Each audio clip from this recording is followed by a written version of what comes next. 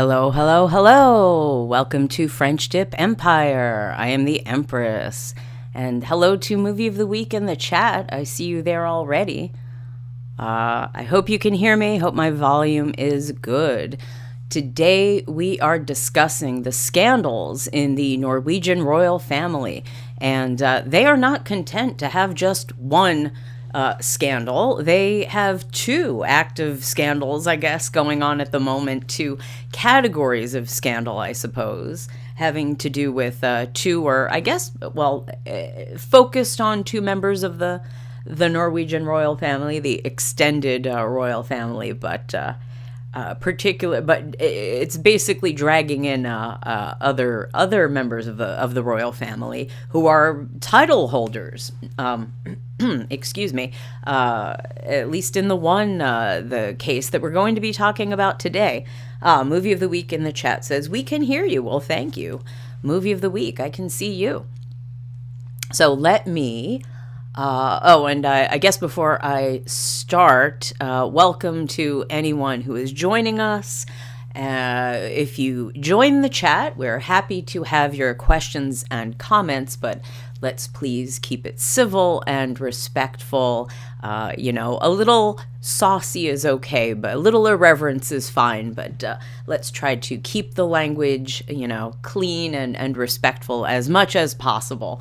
And one warning, I suppose, the language that I choose to use on my streams is modified for both YouTube's standards and practices and also for general listening. So if you happen to be somewhere with mixed company, children, sensitive listeners, I will try to keep the language user-friendly for pretty much anyone. However, because we are talking about scandals today, there is going to be some scandalous talk. And this first scandal, the first of the two Norwegian royal family scandals that we will be covering, brings up two very sensitive topics, one of which is the use of things that are harmful to one's health in the form of substances, things that people both use and abuse. And speaking of abuse, the other topic that is going to be covered in today's scandal involves, let's say, inappropriate expressions of aggression. YouTube is not super friendly to language that is super clear on these issues. So I will be talking around it a bit.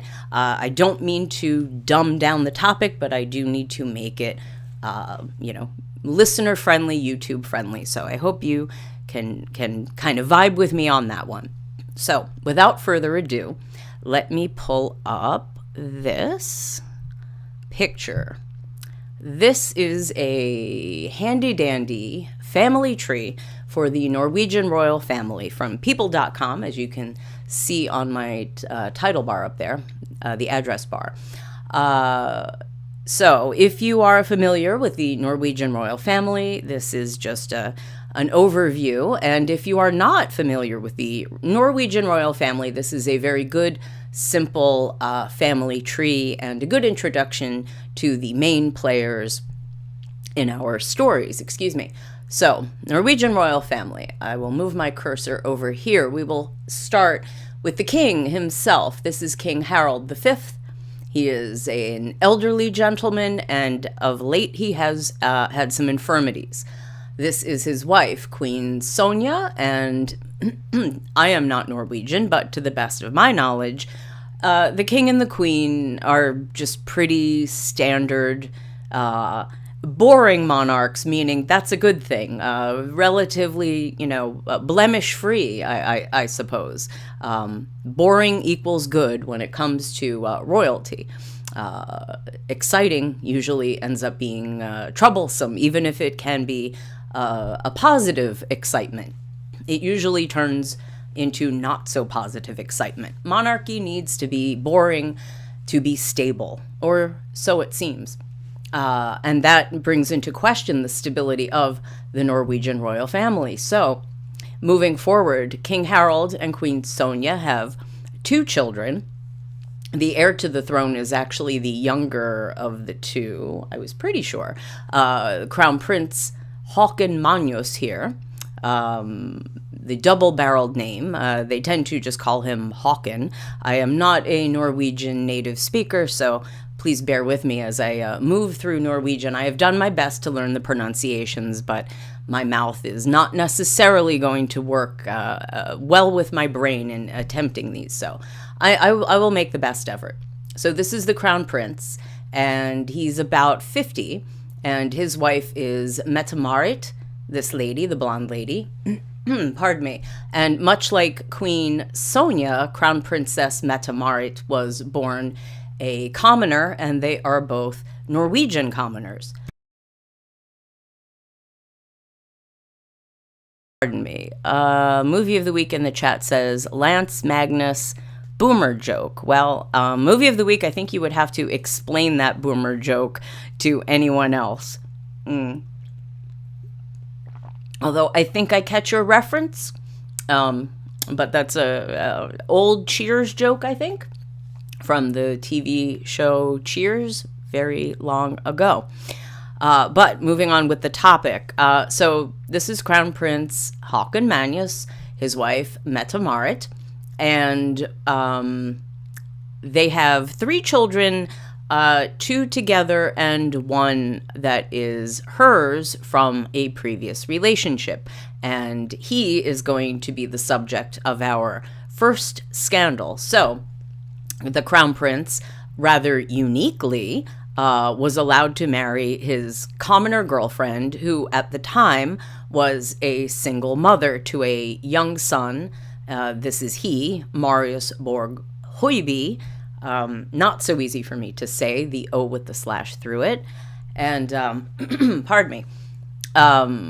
So he was, I think, about 3 when Mette-Marit married Crown Prince Håkon, and this was rather talked about at the time. It was unique that he was marrying a single mother, and by single mother I do not mean a divorced mother. I mean a woman who, she was not married to her partner when she had a child with him, and not such an unusual thing now, definitely not as unusual, perhaps a little more unusual at the time. Obviously, single motherhood, not a unique or new thing, but this being, 25 or so years ago when the Crown Prince and Crown Princess got married, it was controversial at the time, as I imagine it would be even now if an heir to the throne were engaged to a single parent. But anyway, and more controversial, obviously, because not a woman who had a child from a marriage. So maybe this doesn't seem like a big deal now, but even within a royal family, it would be, kind of a thing. And this being a while back, it was more of a thing. But nonetheless, they, maintained their romance. They managed to win the approval of the king and the queen, and they got married. And then after their marriage, they had 2 children together. And the first is this girl, Princess Ingrid Alexandra, who is the presumed heiress to the throne. They changed, I believe it was in 1990, I think, Norway changed their, constitution. That would usually how they do these things, and allowed for women to succeed to the throne, which, although you can look in the great past, like medieval times, I believe, when they did actually have, women on the throne, that stopped and they went with men only. And that lasted, as I said, I believe it was until 1990 when they changed the law and allowed women to succeed to the throne. And Ingrid being the firstborn of the 2 children of the Crown Prince, she is the heiress. Now, if they had gone with the previous law that was in effect when Håkon and his sister Martha were born, her younger brother, this guy, Prince Sverre Magnus, he would be the heir and future king. But no, they have changed things, and so All things being, the normal progression of events after King Harald dies, probably not too far into the future, theoretically, Håkon will become king, and then when he meets his maker or chooses to abdicate, whichever comes first, his daughter Ingrid will become the queen. And I believe an article is about that we are going to read in a moment will tell us that she will be the first queen of Norway in 600 years or something to that effect. So, as I mentioned, there's the second son, Marius, and Håkon has one sister, Martha Louise. That is this lady here. She is a former equestrian and current, I guess, spiritualist would be, maybe, I don't mean spiritualism as in the, old-timey belief system, but she is into what I guess is fair to say New Age, and that's sort of her identity and what she does now. As a career, in addition to being a princess who sometimes uses her title and sometimes does not, and that will be a topic for another stream when we get into our second scandal of the Norwegian royal family, which is Princess Martha Louise's controversial marriage to her second husband. Now, this is her second husband here, Durek Verrett, better known perhaps as Shaman Durek, because he also is into the spiritual realm and he is a self-professed shaman. And it's funny that so many articles say, self-proclaimed or self-professed. I think even Princess Martha Louise's Wikipedia page says something about that she's like a self-proclaimed clairvoyant or something like that. It's such a diss.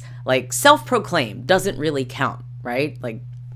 Who would proclaim you a shaman if you're not self-proclaimed? I guess maybe if you belong to a culture or maybe a group of people, maybe that would be a thing. You're already in a culture group that has shaman or something like that. But no, Durek Verrett, despite these somewhat exotic sounding or looking name, he's a guy from America, and he's an American shaman. And no, we don't have a group there's no group in the United States, to the best of my knowledge, that can appoint one a shaman. So I suppose one has to be self-appointed. But again, this is her second husband, and we'll get into why they're controversial on a future stream. But this guy was her first husband, Ari Ben, and he was a writer. She had 3 daughters with Ari, Maud, Leah, and Emma. They are not princesses. They are not members of the royal house, even though they are members of, it's one of those weird things where you can be you're part of the royal family, but you're not officially a member of the royal family, because you don't have the title, you don't have the style, you're not HRH, you don't get called a princess, or in the case of a male, a prince, and you don't have to perform official duties, but being, well, in this case, the grandchildren of the king and queen, you will definitely see Princess Martha Louise's daughters at certain official events where it would be appropriate for, say, all of the extended family to appear. But they are going to have to, they have jobs of their own and live normal lives and support themselves, with jobs, not with, taxpayer money. And that's really the hard distinction between these sort of official members of the royal family and not, but that's probably a longer discussion for another time, perhaps. Oh, and looking in the chat, I see Movie of the Week. More unusual, who her baby daddy was. Yes, you're referring to Crown Princess Mette-Marit and who the baby daddy was of her son Marius. And we're going to get into that, because it's quite relevant to his little scandal. And Movie of the Week also says in the chat, the culture group is Rich LA, well, I'll just say DBs to try to keep it clean. Okay, yes, I see what you're saying, that the culture group is Rich LA DBs who have proclaimed Shaman Durek to be a shaman. Yes, he is a celebrity shaman in the sense that he is a shaman who is a celebrity, and also he is a shaman 2 celebrities, including Gwyneth Paltrow is, I think, the one that people like to mention. I think because she's all goopy and whatnot. So it's fun to tie in the flaky LA goop lady with the self-proclaimed shaman who was now married to a princess. But again, that is scandal number 2, and we will cover that in the future. So I have an article from the Daily Mail, which is a good summary of what's going on. And I will read this quickly, and then we will get into what is going on with Marius, the stepson of the Crown Prince, the son of the Crown Princess, and he's in some big boy trouble. And there's what he did, and then there's what's connected to him, and how all of this trouble is coming down on not only his head, but on his mother's head and his father's head, and this could cause a really big problem for the monarchy in Norway, I would assume, if they cannot get it under control.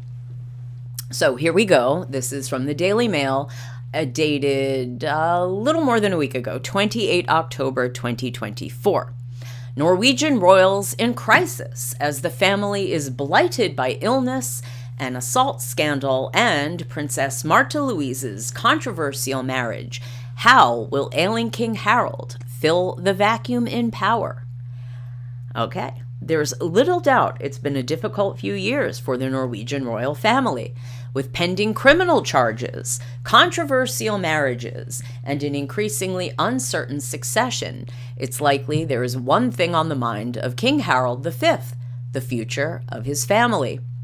King Harald is preparing to celebrate his 88th birthday in February, holding firmly to his title as Europe's oldest monarch after facing a spate of ill health at the start of the year. Attention has gradually shifted to his succession, but rather than pass to his eldest child, as tradition now dictates, the future of the Norwegian crown feels far less certain. Ahead of marrying American, quote, shaman, unquote, Durek Verrett this year. See, even the Daily Mail is shading him by putting shaman in quotes. They didn't have to do that. Princess Martha Louise of Norway, King Harald's eldest child, decided to step back from royal duties. And here is, oh goodness, I did not mean to do that. Here is Martha Louise looking lovely in her pink dress. What a pretty color. And here's a picture. That's Crown Prince Haakon. That's Crown Princess Mette-Marit with, well, I don't know who those 2 other people are. They're not labeled in the picture. Probably some dignitaries. Continuing the article, but it is her younger brother, Crown Prince Haakon, who is likely to feel the heavy burden of royal life after his wife, Crown Princess Mette-Marit, fell ill and stepped back temporarily. Though he remains the heir with his wife out of action and his worries about the, quote, uncertainty unquote, her condition causes, there is a possibility that his 20-year-old daughter, Princess Ingrid Alexandra, could become queen decades before she had expected to. And as you see, the Daily Mail is also wondering about the future of the Norwegian royal house. Moving on. But the family's controversy isn't only around the succession, with Crown Princess Mette-Marit's eldest son, Marius Borg Hoiby, facing assault charges brought against him by 2 of his ex-girlfriends. He denies the allegations. Well, I know that actually 3 of his ex-girlfriends have made allegations. I don't know that all 3 have actually pressed charges, but there have definitely been 3 now that have come forward and complained about him. And we're going to cover that in just a minute. And this is King Harald. You can see he is elderly. He has 2 crutches to support him. And if we actually zoomed in on his face, he would be. It's a little scary. Old age and poor health is not a good combination, and one must feel for a man if we would all get to the age of 88. I suppose every day is a miracle, but having to deal with ill health and a lot of work and a lot of scandals must be, well, exhausting, I imagine, even with all of the help and support that one gets by being a king. So, moving on. Assault charges against Crown Prince's stepson, often called the black sheep of the Norwegian royal family, Marius Borg Hoiby, who we see right here in this picture, has found himself in headlines again as he continues to deny allegations of assault. Now, pardon me, this article is a little old, and as a matter of fact, he admitted that he did do what he was accused of doing, and we'll read more about that in a moment. Borg Hoiby, who is the son of Crown Princess Mette-Marit from a previous relationship, has denied criminal liability for abuse in close relationships against two women, Nora Haukland and Juliana Snekkestad, and claims himself to be a victim. Well, I think he claims to be just a troubled man, not per se a victim, like, not that he's been victimized by them. The 27-year-old has reportedly been questioned over the allegations in 8 police interviews and was taken into custody earlier in October after breaching a restraining order. The restraining order was for the protection of Rebecca Helberg Arntzen, whom Borg Hoiby admitted to assaulting in a booze and substance-fueled attack on the 4th of August, which saw him arrested for the first time and held in a police cell overnight. And this is Marius with his mother, Crown Princess Mette-Marit. The order was not made immediately after the attack, but after Borg Hoiby reportedly contacted the victim on several occasions following the assault. Meanwhile, assault charges against the royal have recently expanded to include 3 more alleged victims, 2 of whom have been named as his ex-girlfriends Juliana Snekkestad and Nora Haukland. However, Borg Hoiby has denied the charges. Well, again, this is an old article. I don't know about all of the charges, but he definitely admitted that he was, that he did it. Maybe not to all of these ladies, but to the first lady in question where he was arrested for the assault. Okay. Okay. However, Borg Hoiby has denied the charges, with his defense lawyer claiming the 27-year-old had faced abuse in a past relationship himself. Okay, then I guess I didn't read that, but I guess he did do that, but that is not going to be enough to excuse what he's been accused of. That's not going to cut it. And it may even be true, considering the substances involved and the level of, let's say, mutual agitation that could have arisen from the consumption of certain substances.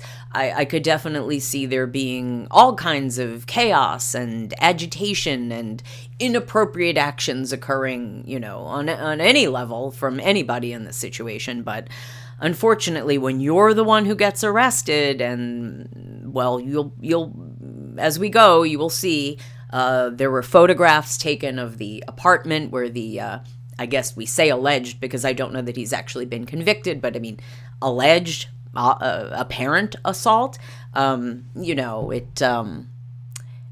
You're not really going to get away with it if you say, well, I had a bad relationship in the past, and she was inappropriate as well. Well, but she didn't get arrested, and you did, and now this is the problem. So, even if true, it's not enough to, it's not going to cut it. It's not going to make the problem go away. Oh, and movie of the week is being rude in the chat to Marius. Yes, Marius has a few more problems on his plate than the size of his forehead. Movie of the week. Really, indeed, he does. Okay, so continuing with the article, the scandal comes at a difficult time for his immediate family, as his mother, Crown Princess Mette-Marit, was last week placed on sick leave due to side effects of her chronic lung disease. Now, they're about to launch into, after we move past this photograph of Marius looking fierce in his tux at some official event, Mette-Marit and her chronic lung disease. Now, I will say I have no idea what her medical situation actually is. What I can say is that royal watchers have definitely pegged Mette-Marit as work shy from a long time ago. They did not feel that she was really pulling her weight as a royal, that perhaps she wasn't that into doing the official business of being a royal, showing up for, the boring events and whatnot, and that perhaps she used health as an excuse to avoid public, responsibilities, having to show up and do the boring stuff. So I know that there are people that doubt if her chronic lung disease is real, and if this is an excuse so that she can get out of, work she doesn't want to do. I have no idea if she has a chronic lung disease or not. It is my understanding, after having looked into it, that this is something, and the article may even explain this. It's the kind of thing that, let's say, it will shorten life expectancy. And if she does have this disease, then she is probably, obviously, she would be receiving the best medical care that royal money can buy, and that would give her the best chance at an extended life.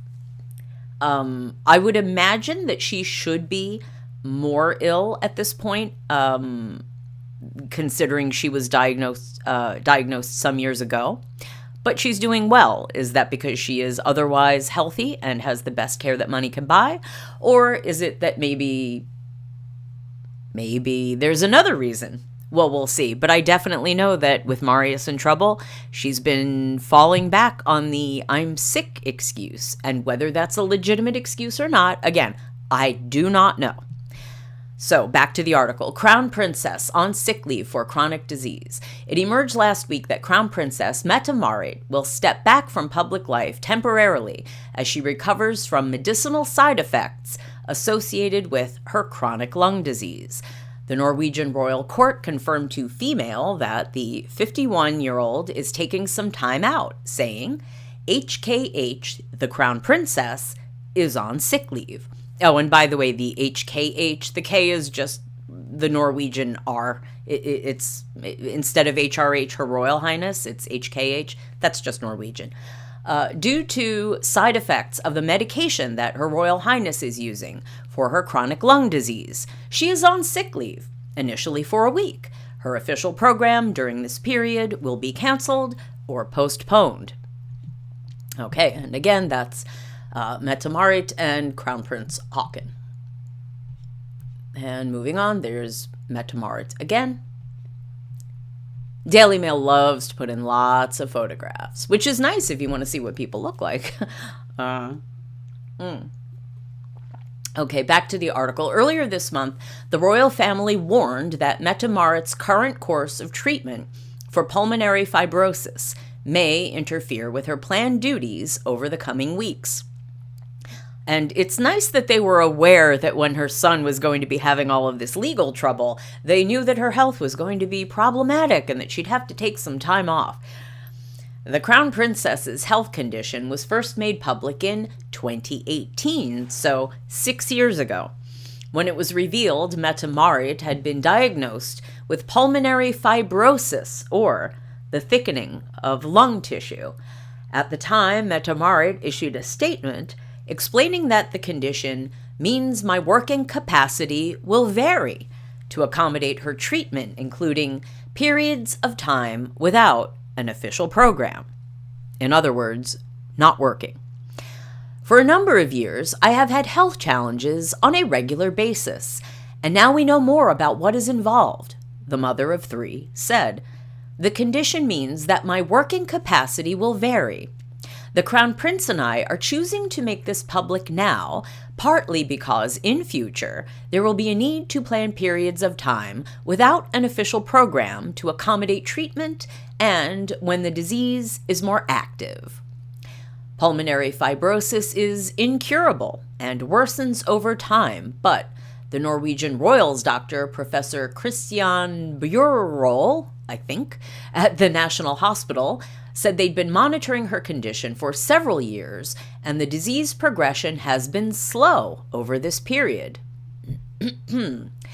Not much is known about the unusual variant of fibrosis that was detected in Mette-Marit's lung, but according to the royal house, there is broad consensus that, unlike other more common types of pulmonary fibrosis, it is not related to environmental or lifestyle factors. So it sounds like they're trying to say, well, just because she may have done something in the past, it did not cause her to have lung problems. Well, I don't know. She was probably, I'm guessing, a former, hopefully not current cigarette smoker, because obviously that could bother one's lungs. And, well, let's just say that I suppose that if one was taking in anything that could potentially end up in one's lungs or irritate one's lungs, I suppose that could possibly be a factor, which may be why the royal house is quick to point out that this was not related to environmental or lifestyle factors. I mean, she wasn't working cutting granite countertops, so I don't believe she would have inhaled, say, particulates that would have gotten into her lungs and caused a reaction, you know, like what is that disease that they're always, if you've inhaled asbestos, mesothelioma, you inhale dust, powder dust, and it irritates your lungs, and it could cause a disease. I suppose we can't make assumptions that, like her son Marius, that Mette-Marit's extracurricular activities at some point in her life may have caused lung damage. We don't know. Her doctors, the royal house, I guess they say no. But pulmonary fibrosis is one of those things that could just happen. Like anything, you know, sometimes you've never smoked a cigarette a day in your life, but you get diagnosed with lung cancer. Things happen. Yes, mesothelioma movie of the week. Thank you. Yes, movie of the week. Very expensive dust. Yes, I don't know if that is a thing.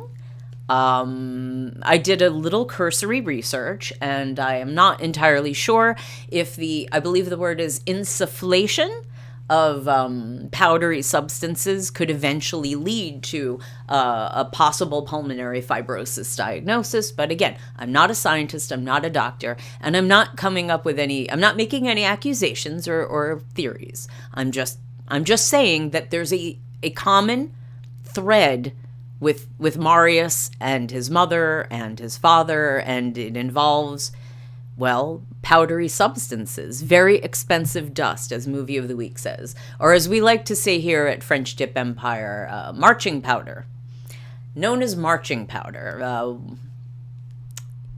commonly known. I hope you get what I'm getting at, because YouTube would not prefer me to say the actual term. I hope we're all adults here. We all should be adults here, and I think we all get it. So, moving on with the article. Okay, Crown Prince Haakon has previously spoken of uncertainty in his life due to Crown Princess Mette-Marit's chronic illness, with her condition affecting Mette-Marit's royal duties, requiring her to lighten her load or cancel engagements.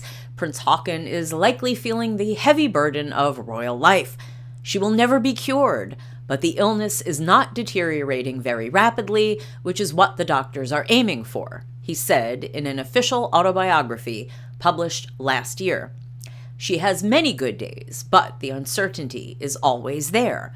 Do we have to cancel? We never know. Illness is also a part of life, as is addressing challenges together.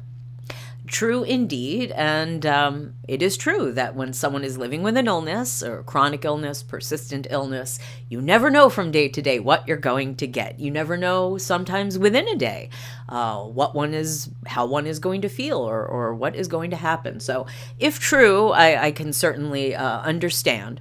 And the challenges that they need to address together have certainly multiplied with what's going on with Marius, which we will talk a little bit more about in just a minute. But very quickly, I'd like to blow through the rest of this article because it is a good summation of the general picture of what is going on in the royal house right now, if you're not up to date on that. So King Harold has permanent pacemaker fitted, and this is King Harold, and you can kind of see he looks a little tired, a bit of a tired boy. 87 now, looking forward to 88. But Mette-Marit isn't the only Norwegian royal to face health troubles this year. Back in March, 87-year-old King Harold was admitted to the Rikshospitalet Hospital in I think that's redundant, in Oslo to have a permanent pacemaker fitted. The royal family said the monarch was doing well, but he was placed on sick leave for around 3 weeks until 8 April. At the time, 50-year-old Crown Prince Haakon had taken over his duties. Movie of the Week in the chat says, he looks rough. Yes, I would actually argue that that's a good photo of him and that generally he has looked way, way worse than that. I mean, you know, he looks ill. He looks like a man who needs to be resting, not actively reigning, shall we say. And if I may go off on a tangent, I am one of those people that thinks that if you're going to have a monarch or a pope or what have you, you have to reign, and it's the king is dead, long live the king. I think they should stay on the throne, and if you have to have a regent, that's fine. That's what you do. That you're the king or the queen or the pope or what have you, or the empress, like me, and you are for life, and that life means life, and that the end of life is the true end of life. You don't get to retire like an insurance salesman. That's for common people. Retirement is for mere mortals. The crowned heads should reign until they pass into the other realm. But they're old, they're human, you might say. They need a break. Right. That's why you have the concept of a regency. You let the old guy go chill, and the 50-year-old dude who's been sitting there twiddling his thumbs saying, when do I get to do the job? When do I get to do the job? Rather than ending up pathetic like King Charles of the UK, who had to wait until he was practically, 1 foot in the grave himself before he gets to be, the king and do the job. Well, here, 50-year-old Haakon, I mean, 50 is definitely an age when you should have your career well in full swing, I would imagine. He can be the regent, and the king can be the king, and he can go chill and show up when he can, if he can, and let Haakon just do he'll show up, shake the hands. If Mette-Marit is there, cool. If she's not, well, she's not Crown Princess yet, at least as far as I know, unless something's happened since I've been broadcasting. I think Ingrid Alexandra can step in. She's 20. Is she going to go to university? I mean, maybe, but she could take some time off. I'm sure they could work with her, right? I don't know if anyone's with me on this. It seems like the new thing is to have kings and queens abdicate and go into retirement, as has done, let's see, that happened with the kings in Spain, that happened with the queen in the kings of Spain and Belgium, and the queen of Denmark. I don't like it. I personally don't like it. I don't want to torture these elderly monarchs, but I don't like abdication unless it's absolutely required. Anyway, that's just me. Regency is a thing, ladies and gentlemen. So here we go. King Harold, who looks, like Weekend at Bernie's, unfortunately, very elderly. Mette-Marit and Haakon, who look perfectly lively and capable of handling things, I'm sure. Continuing with the article, the king underwent the procedure after falling ill during a private holiday with his wife, Queen Sonja, last February. The couple had been visiting the Malaysian resort island of Langkawi. King Harold underwent surgery on the island and received a temporary pacemaker due to a low heart rate. He returned to Norway aboard a medical airplane and was immediately transferred to an Oslo hospital. The king's doctor, Bjørn Bentz, said later that he had contracted an undetermined infection in Malaysia. That sounds very dangerous for an elderly man. Well, I mean, dangerous for anyone, but, especially for the elderly and already infirm. The monarch had been in frail health in recent years with numerous hospital stays. He had an operation to replace a heart valve in October 2020 after being hospitalized with breathing difficulties. Despite suffering from various health concerns, King Harold has repeatedly said that he has no plans to abdicate, unlike his second cousin, Queen Margrethe II of Denmark, who stepped down at the start of 2024. Actually, that was shocking because Queen Margrethe was always one of those monarchs who seemed like she would absolutely die in the saddle. And it was rather surprising that she ended up stepping down, although I think I might have an idea why, but that we're not talking about the Danes right now. Okay, and continuing the article, and now we are going to get into the topic of the second scandal in the Norwegian royal house, one that we are not going to be going into depth today. We are going to do the deep dive on a future stream. I am hoping later this week if my empire can stay calm enough to allow me to have the time. It is so busy being an empress, let me tell you. And an empress with no emperor, so I'm running my French dip empire single-handedly, more or less.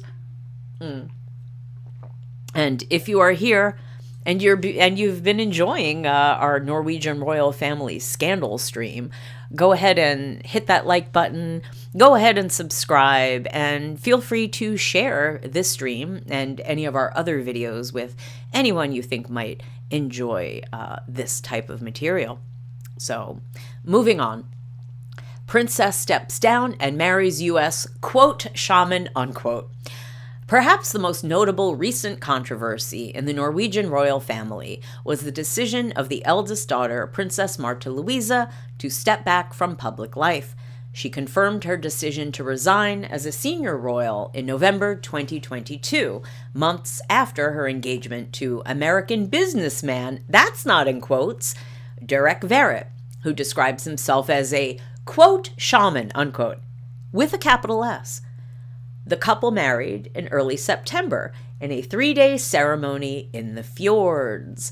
Speaking last year, Martha Louise addressed her decision to step back for the first time, claiming the moment was filled with turmoil. And scrolling down, here is Martha Louise looking lovely in her lavender dress with her amethyst and diamond tiara, and I believe the earrings and necklace that's amethyst and aquamarine, I believe.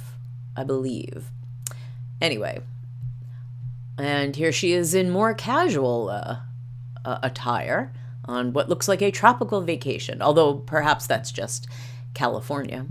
And here is Martha Louise with the shaman. This is Shaman Durek Verrett, and there's Martha Louise looking very California, I have to say. The princess, 53, who describes herself as spiritual, quote, spiritual, unquote, with no capital S, claims to be a clairvoyant, and no quotes around that. A clairvoyant. Also spoke about being able to, quote, see things, unquote, a gift she believes she has had from being a young child. Her resignation from public life is often compared to that of Prince Harry and Meghan Markle, who stepped back as senior British royals and moved abroad in January 2020. There are many parallels here. A princess and a prince who married Americans and Californians, both. Other similarities, too. The princess was only formally included in the line of succession in 1990, when it was updated to include women. As a consequence, she is fourth in line to the Norwegian throne. Her brother Crown Prince Haakon remains next in line to inherit the throne. Had the princess and her brother been born after 1990, Martha Louise would be first in line. Martha Louise has alleged that her now husband's controversial views had contributed to how the public viewed her position in the royal family. She said, "The Norwegian people, I guess, have decided it's best for me to step down because of his views about things."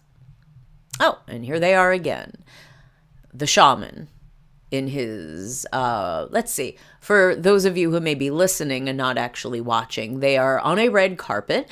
The shaman is wearing a black embroidered or brocade blazer with lovely fuchsia, magenta, pink flowers on it, and a white shirt, which is a little wrinkled, doing him no favors there. Maybe linen wrinkles, mercilessly, I mean. And a chain necklace with golden medallions or coins on it. And, and lovely shiny gold sneakers. And Martha Louise is coordinated with a gold and white dress and some aviator sunglasses. Movie of the week in the chat, things, yes. That's some lovely drapery he's wearing. Oh, well, you know, sometimes we must take our curtains down and make clothing out of them. Scarlett O'Hara was very industrious in that regard, and perhaps, I don't believe the shaman is making his own clothing, but yes. I actually like the print. I don't know that I would want it on a man's blazer, but I enjoy it nonetheless. And they're lovely coordinated with their shiny gold shoes. And, you know, they're a couple that matches their red carpet outfit together, is a couple that likes to be photographed, I guess.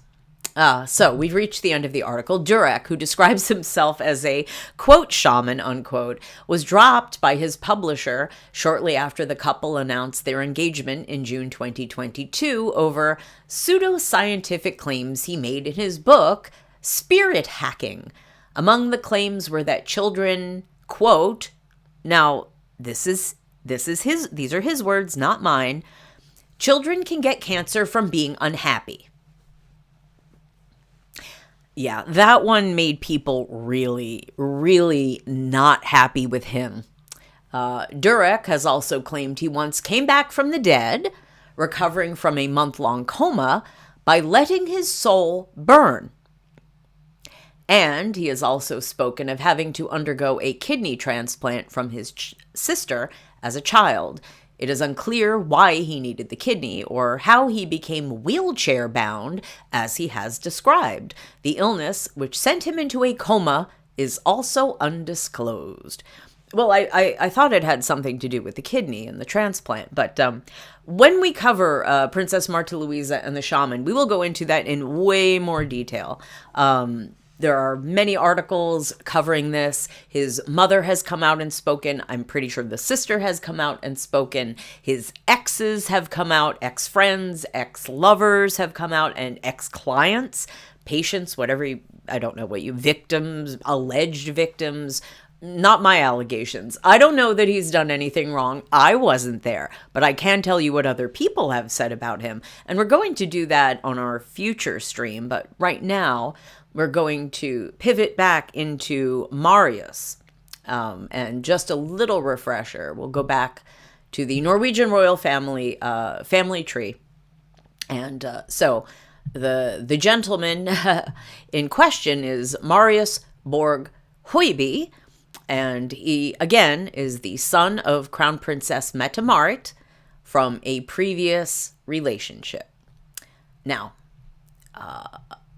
this is a story that has been going on for a few months now. And I had to print out a timeline. Oh, movie of the week in the chat. I'm sorry, I did not see you. It's a lovely brocade, but it's drapes or maybe a bathrobe. I don't know about a bathrobe. You're talking about the shaman's lovely jacket. I think maybe a smoking jacket would be nice. But I don't think a bathrobe, but a smoking jacket I would go with. Okay, so I have a, not on screen, but printed out for myself, the timeline of what is known as the Marius case. And yes, it all began on August 4th with the police being called to the scene of the, it's alleged, but I guess it's not alleged. I mean, it happened. The assault, I think everyone has agreed to this. I will continue to say alleged just to cover my bases, but anyway, so this article is from the 6th of August, but it was updated on the 15th. And you see police confirm charged with bodily harm, thrown in a plain cell.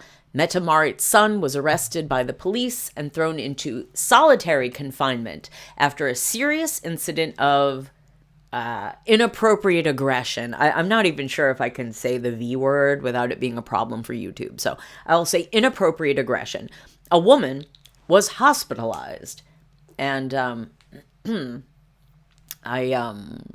so just so we're clear, they originally did not report on the name of the girlfriend, but it has been reported. It was mentioned in that Daily Mail article, and it's pretty well known that his most recent girlfriend is this lady, Rebecca. She was mentioned in the Daily Mail article, as I said. So when we're talking about this incident that occurred, this is Marius and the most recent girlfriend, now ex-girlfriend, Rebecca. There is also a Nora and a Juliana who are going to come up in this discussion, and they're all like influencers, and they're kind of interchangeable in terms of what they do, and even to a certain extent what they look like. So that might be a little confusing, but there are 3 of these ladies.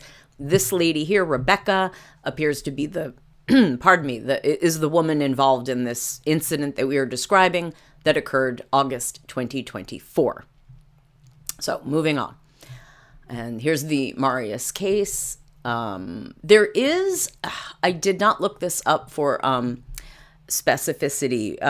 There, I believe, is a Norwegian law that they passed either, I want to say, I believe it was around the time of Mette-Marit and Håkon's wedding, maybe before, maybe after, I'm not sure, that basically it's like they're not supposed to report on Marius because he needs privacy. He did not ask to be, he's not royal. He was not born royal. He was not made royal when his mother married the Crown Prince. He has no title. He has no official royal, place, which has been a weird thing because he's being raised with his half siblings who have the titles, they have the styles, they have the privileges and the responsibilities. Obviously, in his position, it seems like it's maybe not a lot of responsibility and maybe a lot too much privilege, and not a lot of guidance. Clearly not a lot of guidance here.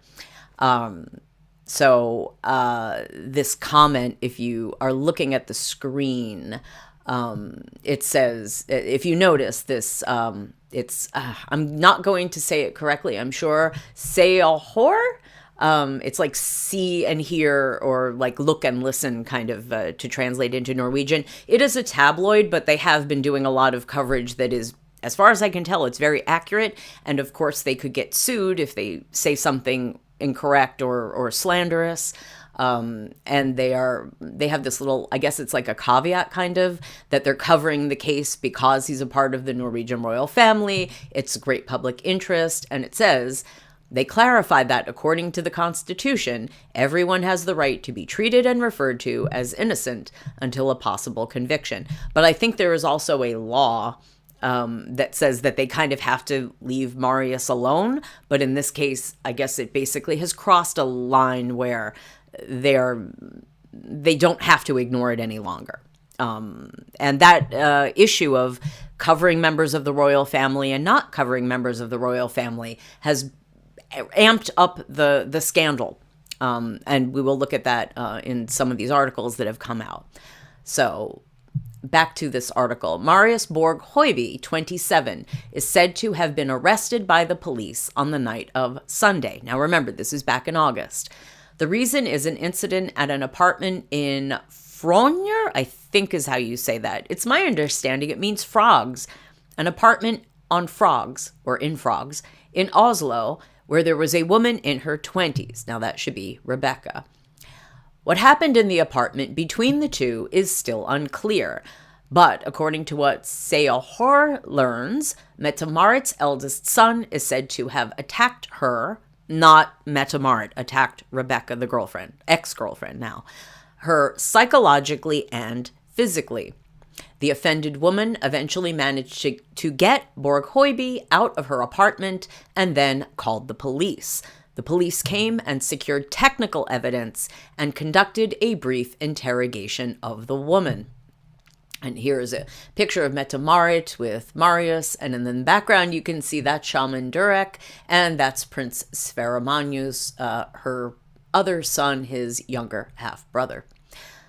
The woman is said to have then been admitted to hospital for investigation. I assume that means examination, she's not being investigated, she was being examined medically. She should have been discharged early Monday morning after she was diagnosed with a concussion. Oh no, that means she hit her head or someone hit her head for her. That's really not good. Borg Hoiby was arrested sometime after the incident at another address. Okay, translation, because this is being translated automatically from Norwegian. Not an incident at another address. He was arrested at another address after the incident. That makes more sense. And I think it was at Skaugum, the royal residence where he was arrested, because the Frogner, however it's pronounced in Norwegian, that's her apartment. Rebecca's, the ex-girlfriend, the victim in this case. Okay, he was then taken to the police station in Oslo, where, according to Se og Hør, he was put in solitary confinement. According to what Se og Hør learns, he was released on Monday afternoon after more than 30 hours in police custody. As a matter of routine, a blood test was taken from Borg Hoiby to find out if he was under the influence of substances. And spoiler alert, he was. And here is another photograph of the extended Norwegian royal family from left to right. That is Marius. This is Marit Tjessem, the mother of Mette-Marit and the maternal grandmother of Marius. That's Queen Sonja. That's Crown Prince Haakon. That is King Harold. King Olav was King Harold's father, and he's been deceased for quite some time. Prince Sverre, Crown Princess Mette-Marit, and Princess Ingrid. And look at the lovely outfits, the national Norwegian costume on the ladies. It's really pretty, really lovely. It's always nice, the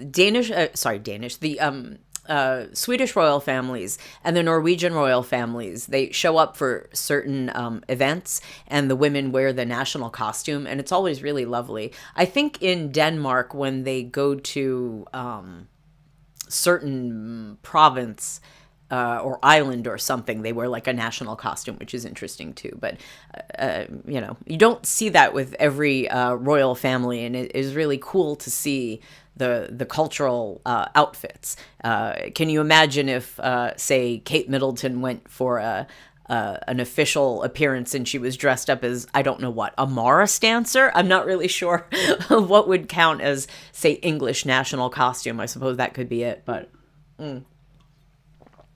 The men generally don't do it, though. The women do. They look lovely. And then the men just wear suits. Okay. Moving on. The incident is not listed in the police log of the Oslo police. I wonder why, because this certainly became not a secret. The police confirmed to Se og Hør that they went to an address in Frogner on Sunday morning following a report of a inappropriately aggressive incident that must have happened during the night. A person was arrested and charged with assault. and later released from custody. There is no appointed defender or legal counsel in the case. Seahor is informed by the Oslo Police District. And this is a picture. Look at how young Håkon looks. I swear he looks like a teenager. And Mette-Marit, and this is little Marius with his little bowl cut when he was just a little baby boy about to be sucked into this crazy situation, from one crazy situation to another. And when we look at where Mette-Marit came from and where her baby daddy came from, you will see that what has happened with Marius is maybe not so shocking after all. So this was back in the day. Poor little Marius. He was so cute as a little kid, and look what happened. According to Seahor, Marius Borg Hoiby will now be at Skaugum with his mother, Crown Princess Mette-Marit, 50. On Tuesday, Crown Prince Håkon, 51, and Crown Princess Mette-Marit were to make a comeback after the summer holidays by cheering on the Norwegian athletes during the Olympics in Paris. This is how old this article is. Seahor could then tell that Håkon came alone and that Mette-Marit had stayed at home. And I remember when that article, when that was in the press, and it was noteworthy that, yeah, Håkon was all by himself because, well, things were going on. This was later confirmed by the palace's communications advisor, Simen Lovberg Sund. The Crown Princess has temporarily postponed her departure and hopes to travel down later, he wrote in a text message to Seahor. The Crown Prince's family must have received the news of the incident with shock and disbelief. According to what Seahor learns, charges have been brought against Borg Hoiby for bodily harm. We are referring to Marius Borg Hoiby's lawyer in this case, says the Royal House's communications manager, Guri Varpe, to Dagbladet, which is another Scandinavian publication. So that's our first article from August. So this is, we're doing a sort of as it happened kind of thing. We're moving through the various articles that were published in Norway as the situation. So you can see it developing and how things came out to the public. So moving on, our next article, which again is being automatically translated for me from English. I know a little, very little Norwegian, but not enough to read it fluently. And if anyone is actually looking at the screen, you might want to follow along and and look at the article yourself. And I presume, since I'm speaking in English, you probably would prefer to read it in English and not Norwegian. But hey, if you can read Norwegian, God bless you. I wish you could come help me go through these articles and help me with my pronunciation. So this article is now 9th August, updated on the 15th. So this is just a few days after the event. I will catch up, not with the article, but I have this printed out timeline. So what has been going on in the meantime, because this is, here, let's see, the 9th, right, of August. So on the 4th, that's when the police went to the apartment, because that's when the incident happened. Then on the 6th, Marius was arrested, and this was publicized. I guess that's when it was first made, the public was made aware that the arrest had happened. And then there was more publicity of this on the 7th, and on the 8th, there was an attorney was appointed for the victim, Rebecca, and now we are at, this says, well, my timeline says the 11th was when Seahor announced that Marius had been arrested, but as you can see, it was a little bit earlier than that. So here we go with arrested at home near Skaugum.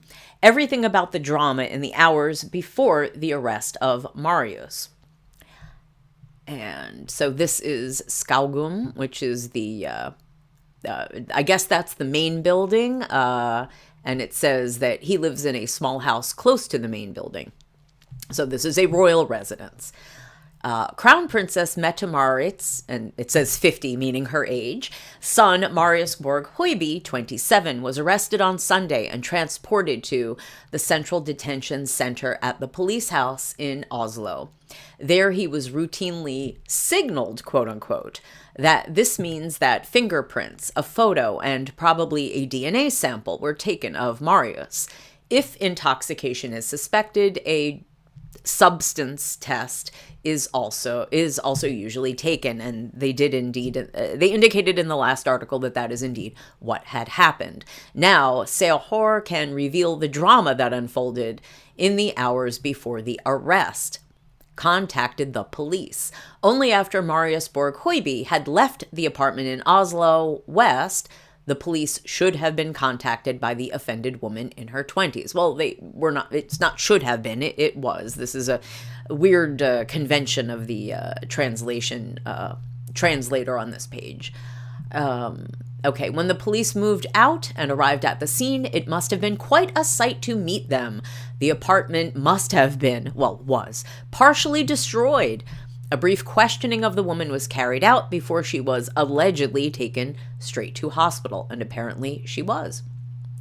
The police secured several photos of the apartment and seized, among other things, and I'm going to put this in certain terms for YouTube, a bladed weapon.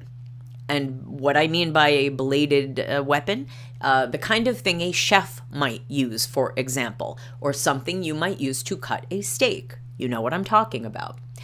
And that, okay, so according to TV2, and I don't believe they have it in this article, but I think maybe in the next article, there were actually photographs published of the bladed weapon stuck into a wall and a broken items in the apartment. It wasn't, say, the worst thing that I have ever seen, but it certainly wasn't good. And the item that was stuck into the wall, really incredibly not good, and I can only imagine how frightened this woman must have been with this going on in the apartment. And here we have another photo of the family. Clearly, this is an older photo. The children look younger. And you can see King Harold, even then, looking, a bit haggard. The Queen, Sonja, Håkon, Mette-Marit, Marius, Ingrid, Sverre. The police then moved out to Skaugum in Asker, where Marius was staying. He lives in a small house owned by Crown Prince Håkon, 51, close to the main building on the property. What happened in the hours after Marius left the apartment in Oslo and until the police arrested him at home near Skaugum is not yet known. At the police house, it was quickly decided to charge Marius Borg Hoiby with, quote, bodily violation, unquote.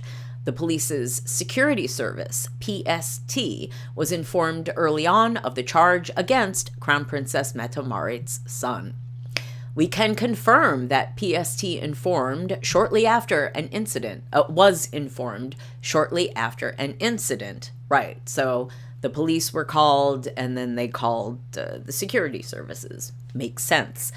But we do not want to comment on the case further, as we refer the Oslo Police District for statements, stated senior advisor in PST, Martin Berntsen, to Nettavisen, or however you say that, another Norwegian news outlet. The PST is responsible for the Crown Prince's family's bodyguards, and it probably did not take long before also Crown Princess Mette-Marit, 50, and Crown Prince Håkon, 51, were informed of Marius' accusation. Well, of course. But whether it happened before or just after the police moved in is not known, according to Aftenposten's sources, and that's, I thought that was a Swedish, I guess they have a Norwegian, I thought Aftenposten was Swedish, but maybe they have a Norwegian side of it, or maybe it's Norwegian and I'm just confusing. But anyway, that's another, magazine online news outlet. According to their sources, Marius should have been arrested at the school, which is on the other side of the road from the main gate. That's where he started first grade. Oh, okay. So, does it say this? The school the Jansloka, if I'm saying that correctly, school. Apparently the school that Marius attended, and here he is as a little boy with his mom going to the school, is across the street from the Skaugum estate. So he walked across the street to the school to be arrested there. I assume so that he would not be arrested at the actual royal estate, because I guess that would have looked worse, correct? Moving forward, the police have so far been very tight-lipped in the matter, and details of the arrest have not been made known, apart from stating that he was arrested at another address. And here is a very meme-worthy photo of Crown Prince Haakon sitting at the Olympic final when he knows that Marius has been arrested. The look on his face is, okay, I don't want to mention it because it is a sensitive subject and I don't want to have a problem with YouTube or anyone else. If the words "my pet goat" mean anything to you, remember the look on that man's face? Remember W's face? That's kind of that look. That, what, oh no, what now? What do we do now? Oh no, that's the look. So, according to Seahor, this is the first time the police have arrested a member of the royal family at Skaugum. Marius is said to have been sitting in the smooth cell at the police house for more than 30 hours. I think they're referring to a solitary, sort of solitary type cell. He was only released from police custody on Monday afternoon. According to what Seahor learns, Marius will later have been looked after by his parents at home in Skaugum. The incident meant that Mette-Marit chose to postpone the Olympic trip to Paris. She is on her way on Friday. The incident was not logged in the police log on the internet and was only confirmed when Seahor asked direct questions to the Oslo Police District about the incident. So they did try to keep it quiet. It is not known how Marius will respond to the charge, but a statement from his lawyer is expected during the weekend. Serious. Seahor's royal house expert, Carolina Valle, I'm not sure how to say that, sorry, believes it is startling that Marius has been arrested at Skaugum. And this is a quote from that lady. This is a very serious case, and it is the first time a member of the royal family has been charged in a case. The fact that the arrest has also taken place at Skaugum is very startling. The historic property that has been the Norwegian royal family's residence for generations. And there's a little, well, that's a video still, but there's Mette-Marit. Okay, Vagle goes on to say that this is a bad case for everyone involved. This is a personal tragedy, and we must by all means not forget who is the victim in this case. There is no doubt, however, that this is also tough for the families of the parties involved. It is not difficult to imagine how painful it must be for Crown Princess Mette-Marit to stand on the sidelines and watch her son end up in a prison cell and be charged in such a serious case, concludes Valle, however you say that. So, okay, indeed, it is a tragedy for all involved. Ooh, and that just switched me to the wrong tab. So, now, okay, that switched me to the wrong window. Okay, one moment. Okay, now to our next article. So moving forward, and we're still on Seahor, or however you say that. I apologize, Norwegians. I don't mean to butcher your language. I am really trying. So this is 9th September, 9th, 10th. And the Marius scandal continues, and here's how it starts spinning out from just Marius acting like a complete what into dragging the other royals kind of into more trouble and being a bigger thing. It's not just a scandal. Now there's cover-ups. Now there's other stuff, and it gets weird. This gets weirder, and this really goes into like hardcore big time crime territory. This isn't just like a guy acting like a jerk. This goes deep, and it is a little creepy how weird this gets. Although I do have a quick request. Movie of the week, if you are still listening, my chat got disconnected, and if you could just type anything, even hello, into the chat, if I can double check and make sure that is indeed connected, and I can see your chats, that would be appreciated. And if not, well, I guess I'll test my own chat and see if I can at least see my own writing. Let's see. Hello. Oh, movie of the week. Hello. Okay, great. We're back. All right. Okay, so getting back to the article. The Marius scandal continues. The police protected Marius. Oh, movie of the week. And yes, I'm still listening. Well, thank you. I assumed you were when you responded to my request. and very promptly, thank you. I appreciate it. Yes, and what do you think so far of the Marius story? We have not even, honestly, I feel like I've been remiss at presenting this story, because it gets so much deeper and so much weirder, with criminal gangs and odd connections, and what was the deal with Mette-Marit and where she came from that we ended up here. But anyway, I hope I'm doing a good job of presenting this. So, pardon me. We are moving ahead to, if I can get this to respond, the 9th of September, updated on the 10th. Okay, when Marius' friends were suspected of being involved in, and here's where we start getting into the deeper stuff, okay? Involved in large-scale substance dealing. Substances, or one particular substance. Marching powder. We know what that is, yes? The kind of thing that might come from, say, Colombia or Peru. Yes. Helps nothing. Helps you ruin your life. But the kind of thing that might make you inappropriately energized and possibly inappropriately agitated, as probably was the case with Marius. Movie of the week in the chat says, regarding Marius, I think the apple doesn't fall far from the tree. It appears that that this runs in the family, as we will see. It definitely does.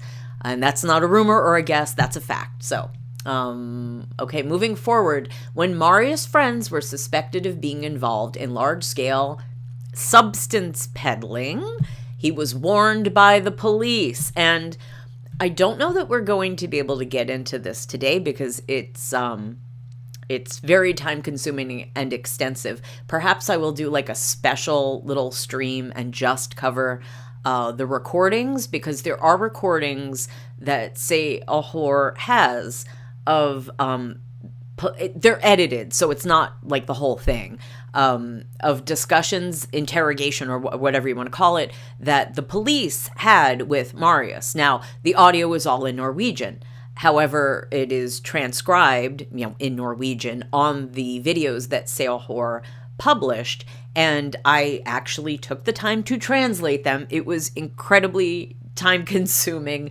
and awkward, but I did it, and because they do not have the published transcripts. They have some quotes from them, but not the actual transcripts.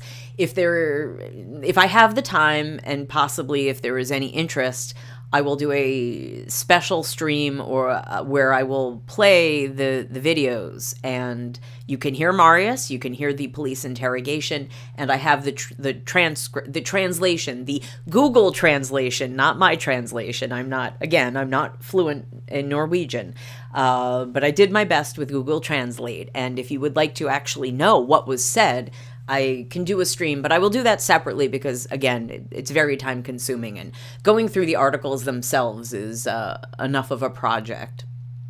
But we could do that. So here's Marius, looking a little more scrubby than the pictures we saw of him in his tux.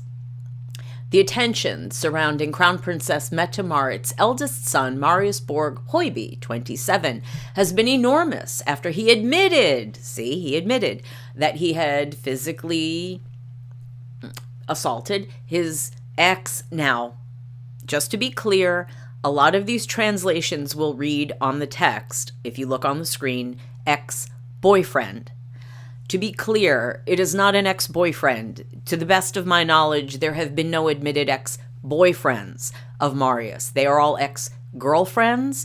I believe the problem is that it is a gender-neutral term, perhaps, for like partner, and it consistently translates it as boyfriend, not girlfriend. I don't know why, but there we go. I'm going to read it as girlfriend because indeed these are women we are referring to. Rebecca is a woman, not a man. It was an ex-girlfriend, not an ex-boyfriend. It's just the way it is. If it was an ex-boyfriend, I would let you know, but it was a girlfriend. They were all ex-girlfriends. Had physically assaulted his ex-girlfriend and destroyed objects in an apartment while under the influence of alcohol and marching powder. You know. Marching powder! That. He also admitted that he has struggled with substance abuse for a long time, something he had been in treatment for in the past. The police became suspicious. Now, documentation Seahor has gained access to shows that the police have been keeping a close eye on Hoiby for a long time and kept a protective hand over him. And here's a cover of the magazine. There's Marius, there he is with Mette-Marit, and there's the Queen Sonia, and there's Martha Louise and Shaman Durek at their wedding. Seahor has documentation that the police, through 2 detectives from the section for organized crime, visited Marius Borg Hoiby at his home in Skaugum last autumn to warn him. They had received tips and information from informants and others, which made them suspect the circle of being involved in the sale of large quantities of substances, or at least one. According to Seahor's information, the police told Marius that they knew he hung out with serious criminals and that he had a major marching powder problem. They stressed that they were not looking to arrest or fine him, just to warn him to stop this activity. And then it says the police gave Marius special treatment.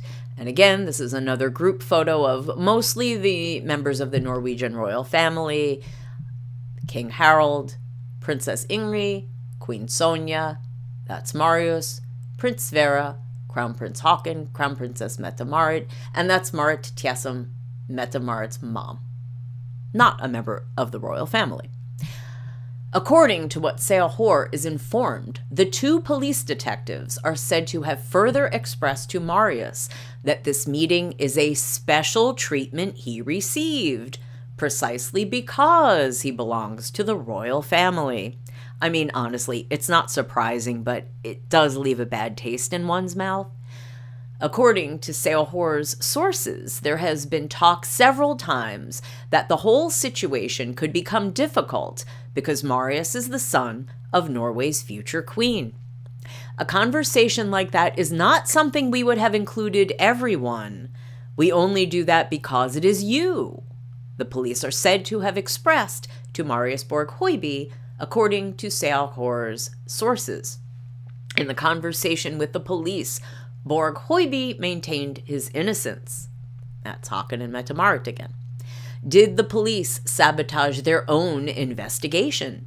This information is startling in several ways.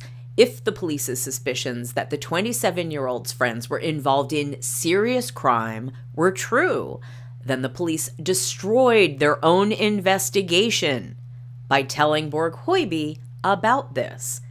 For obvious reasons, it is not common for the police to share inside information about their activities in this way.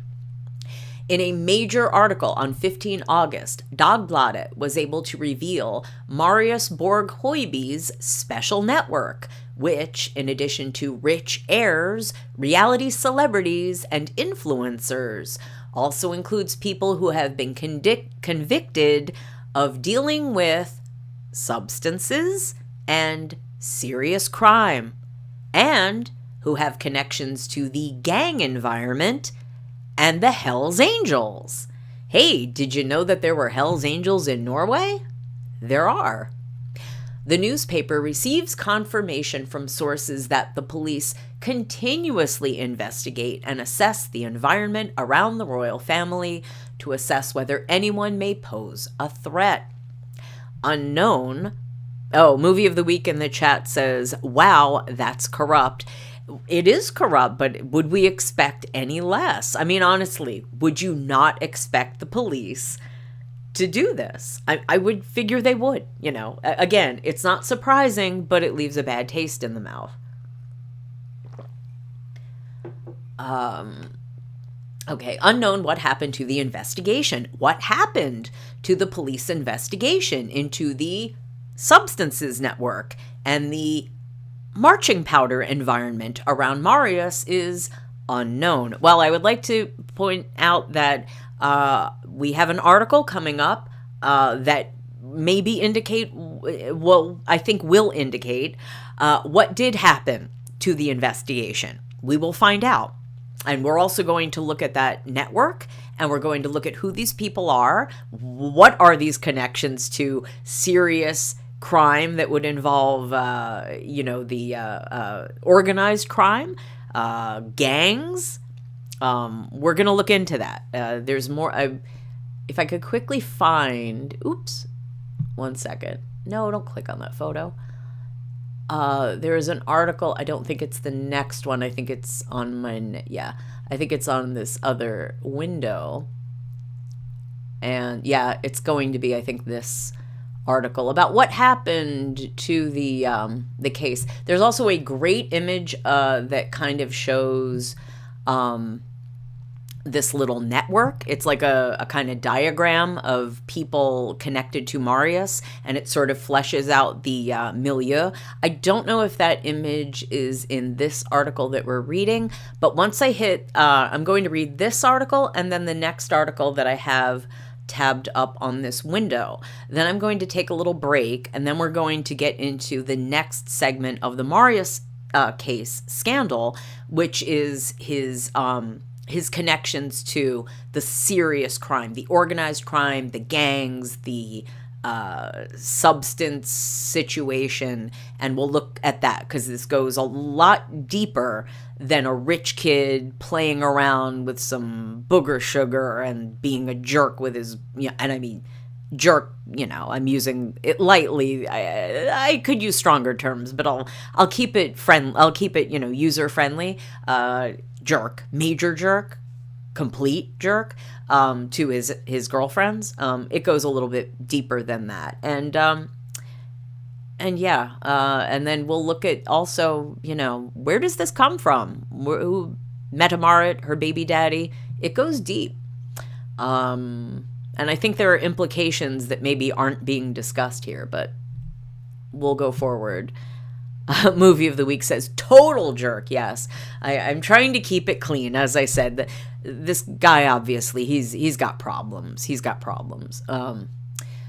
He is a problem, but he's got problems, too. So, continuing. Okay. What is certain is that the party continued for Marius and his friends.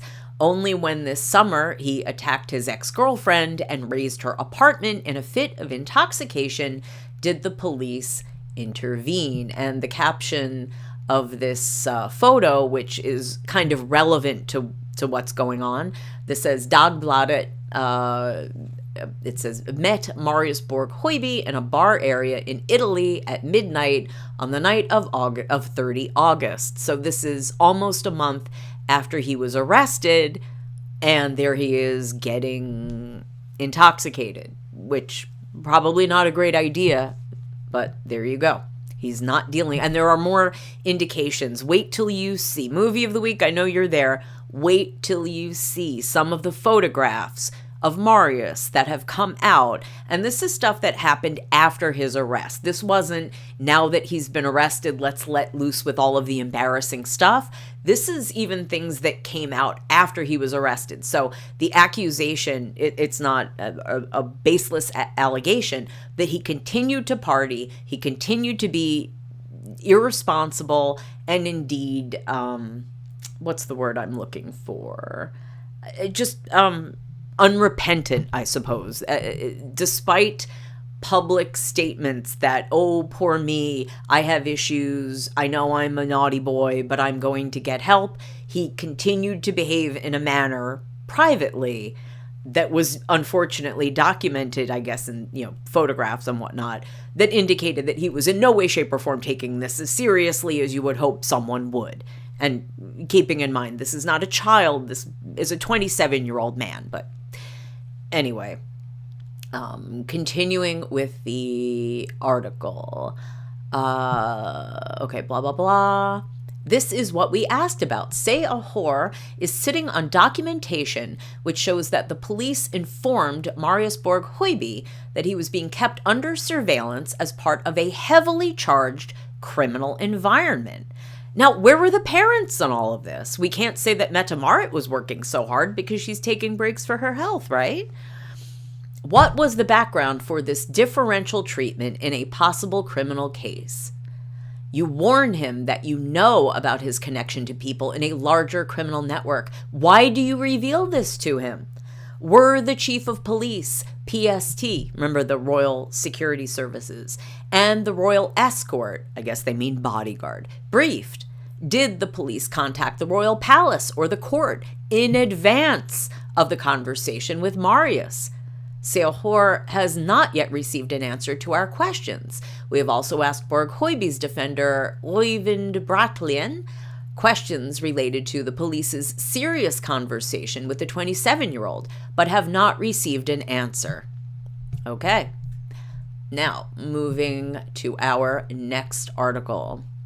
And there you go. The editor, Marius gets special treatment. And I don't think we have to read the whole article here, just so that you get the gist of what's going on in Norway and how this is being reported and what's going, how it's being received by the press and the public. Marius Borg Hoiby has been in trouble ever since Seohor revealed that he had been charged with inappropriate aggression and vandalism and published dramatic photos from the crime scene.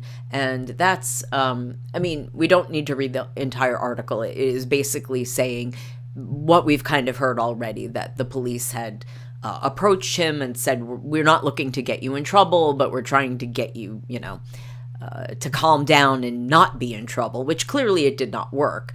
And as you can see, the policeman approached Marius to talk to him about his relationship with a criminal network that was suspected of extensive substance activity, right? So, of course, they're questioning, this is corruption, blah, blah, blah. Now, I'm scrolling down to see if they have the pictures, because I will find the pictures if okay, I don't have it in this article. I'm going to take my break now, and if you've been listening this far, please do me a favor. This is French Dip Empire, and I am the Empress presenting all of this information that I've taken a very long time to research and try to pull together. So if you've been enjoying this and you appreciate the effort, please go ahead and like, share, and subscribe. It really does help other people to be able to find the channel and find these streams. And I would love to get more feedback on this, because that's why I'm presenting this information. I'm hoping to get some discussion going and hear from people and hear what they think. And what do you think about all of this? What do you think about Marius? What do you think? Does the Norwegian royal family have a future with these scandals, with the corruption? Are the police going to get in trouble? What do you think the role of the media is? Should the media be covering it? Should it be covering it up? Should they be exposing it? I know what I think, but I'd love to hear what you think. So go ahead. If you can get in the chat, go ahead. Let me know. If you want to comment on the video itself, go ahead and do that. But I am going to take a little break, stretch my legs, get some water, and we will be back looking into, and here's a little preview, what happened to the case that the police was investigating. And did when they contacted Marius and let him know what was going on, did they ruin the case? Well, may have ruined it. What is that case? This is where we're going to get into the heavy duty connections. What do bananas have to do with it? Well, you'll find out. And I'm going to find that, I'm going to find the pictures, the photographs that were run from the apartment so that you can see what went down in Rebecca, or the images of what supposedly went down in Rebecca's apartment on the night of the August 4th. And I'm also going to find the diagram, because I can't remember which article it was in, the diagram that shows Marius's network. And we will get into the really, really heavy duty, big time crime stuff. And so I'm going to take my little break. I will be back in 5 to 10 minutes, let's say. I will try to make it short, and then we will get back into it. I'll see you in just a few.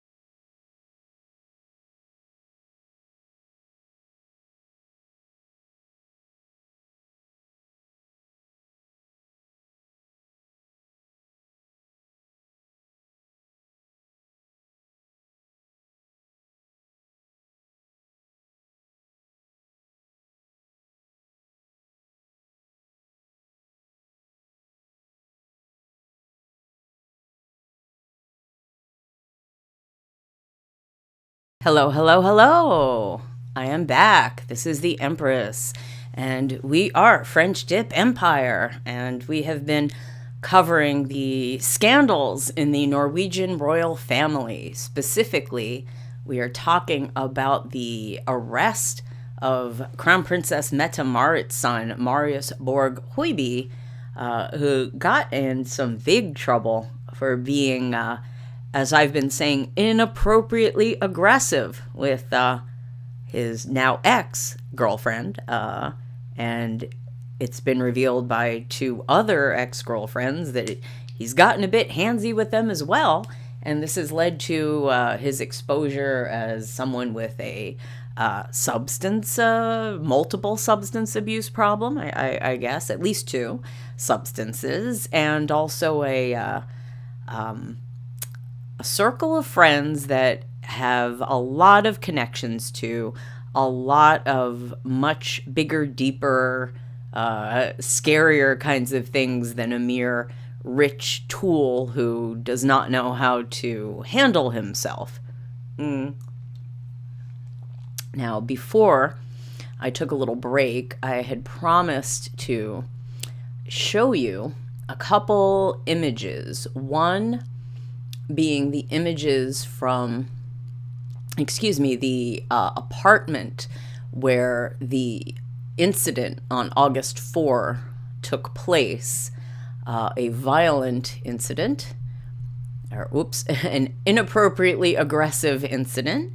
I know the photos. I've been having some technical issues, so unfortunately, it's taking me a little while to try to pull these images up, but I thought it would be better, rather than sit with a stream. Here's one. That's what I was looking for. It would be better to just chat while I try to locate these images. Now, let me find the pictures of the apartment, and then we will be all good. Okay, it was at Frogner. And there we go. That's a good one. Okay, I've got it now. And if I can get the computer to work with me, not against me. Come on, help me out here. There we go. Perfect. Now, I mentioned before the break, I'm going to show you now, these were the, that's not right. Well, that was fun, but that was totally not what I was trying to do. This, what you see on the screen right now, is the cover of Say a Whore, or however you pronounce that. I know my pronunciation is not excellent. I apologize for that. But these are the photos that were run, that were photos from inside the apartment at Frogner. Rebecca, the ex-girlfriend who was assaulted, allegedly. She had a concussion. It was reported after this incident. This is the bladed instrument that you can see. It is stuck into a wall. It is a little difficult to tell because the photo is either very zoomed in or it's cropped. I'm not sure. You can't quite tell the size of the implement, let's say. It looks like something that would be in your kitchen. It looks like the handle part is as long as the bladed part, roughly. I don't know. It could be 6 to 8 inches, perhaps, possibly even longer. It's next to impossible to tell because there is nothing for any frame of reference, for scale in this photograph. Movie of the Week in the chat writes, "Oof, that looks bad." Indeed, it does. And this, the other photograph over here, I don't know if you can tell because it is so small, but that is a chandelier that is on the floor of the room here. You can see the legs of a chair and some fabric, clothing, or drapery, it's really hard to tell. And obviously, we have no idea how clean, how tidy the room would be on an ordinary day. So perhaps the clothing on the floor, I don't know if that's a sign that the room was trashed, or if that's simply a sign that someone, took off an item of clothing and dropped it on the floor, or perhaps it slipped off of the chair. But you can see a chandelier should not be on the floor. It should not be broken. You can see broken glass or mirror well, mirrors are glass, but broken what looks like glass mirror pieces. It looks like the chandelier, you can see sort of the pattern. It looks like the chandelier came down here and then somehow got moved here, perhaps. I don't know if you agree with my assessment, but anyway, you could see bits and stuff on the floor, and obviously this bladed handled implement stuck into the wall, one assumes in a fit of rage, and that's pretty horrifying to think that could have landed in something, not a wall, but possibly a human.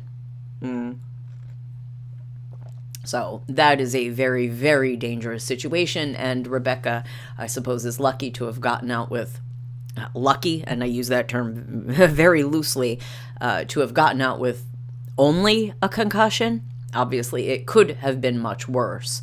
But anyway, so that was that was one or two of the photographs that I wanted to show. This is from the apartment, and then this.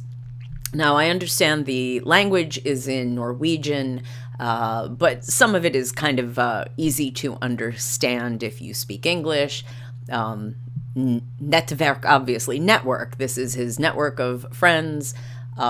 So to try to make this clear, I don't remember I did translate it, but that was a few days ago. I will do my best to remember. And in the articles we are about to read, the individuals and some of them, which are their identities are obscured, will become clear as we go through the articles. So obviously this is Marius, and the people that are connected from these little circles are his pals. This guy, Luca Moratti. Let me look at this. Okay. I believe, and I'm not making any accusations, that it's arrested or convicted, I can't remember, for, I believe the first term is money laundering, and I believe the second term is fraud. I am not making these accusations against Luca. As far as I know, he's innocent of everything and guilty of nothing. But we will be looking at who that man is in an article coming up. Now, he is connected to this line. You can see this very long word here, and I'm pretty sure that's about money laundering. I think sack means case, so I believe this is money laundering. I could look it up, but it'll become clear as we read the articles, and I think my translations, if they're not exactly correct, they're accurate enough. Okay. Now, there are 3 lines coming off of this long word, which I believe is money laundering, but you know what? I hate giving out inaccurate information, so I'm going to do a very quick translation. If I can get my computer to work with me, which it does not want to do. Tech issues have abounded today. I apologize. Okay. But if you look at the diagram, if you look at the 3 lines that are coming off of that incredibly long word, you might recognize, or you might notice this one here, Kinahan. If you're familiar with the Irish, what can I say? Organization. That's one. Foxtrot. That word is Swedish. That's British. So the Kinahans are actually Irish, not British, but Foxtrot is a Swedish investigation into certain activities that the Kinahans have also been accused of being involved in. And some of the articles we're about to read will make it a little more clear. I know I'm being vague, and possibly that's annoying or infuriating. Yes, this word here, it means money laundering case. So this is the Swedish Foxtrot organization, the British, actually Irish, Kinahan organization. The kinds of organizations that they're talking about are the kinds that then get like organized. The other word that comes with organized often, crime.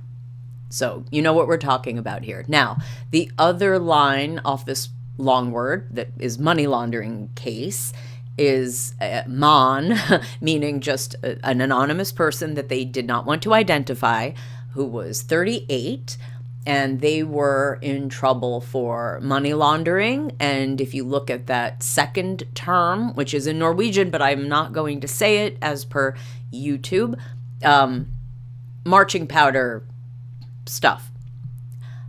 This 38-year-old man is connected to this 34-year-old man who, as you can see, he's been in trouble for, again, marching powder. He, the 34-year-old man, is connected to, as you can see, Hell's Angels. That's English, and that is exactly what it means, what you think it means. It's the biker gang, the motorcycle gang. And the other line, this is, it says the Albanian Mafia. So Hell's Angels motorcycle group, the Albanian Mafia, connected to the 34-year-old man, who's connected to the 38-year-old man, who, in addition to being connected to the money laundering case that also involves the Kinahans and Foxtrot, is connected to Marius. Indeed. And the 38-year-old man, unidentified in this image, diagram, is connected to this guy over here, who is called Foloman. I can't remember exactly. I don't know if that was, I don't think it was like businessman. I forget what it was. But anyway, the 36-year-old man who is in trouble for, and again, I believe that Norwegian word means fraud. And you can see what that word is. The second word is smuggler. The first word is reference to substances.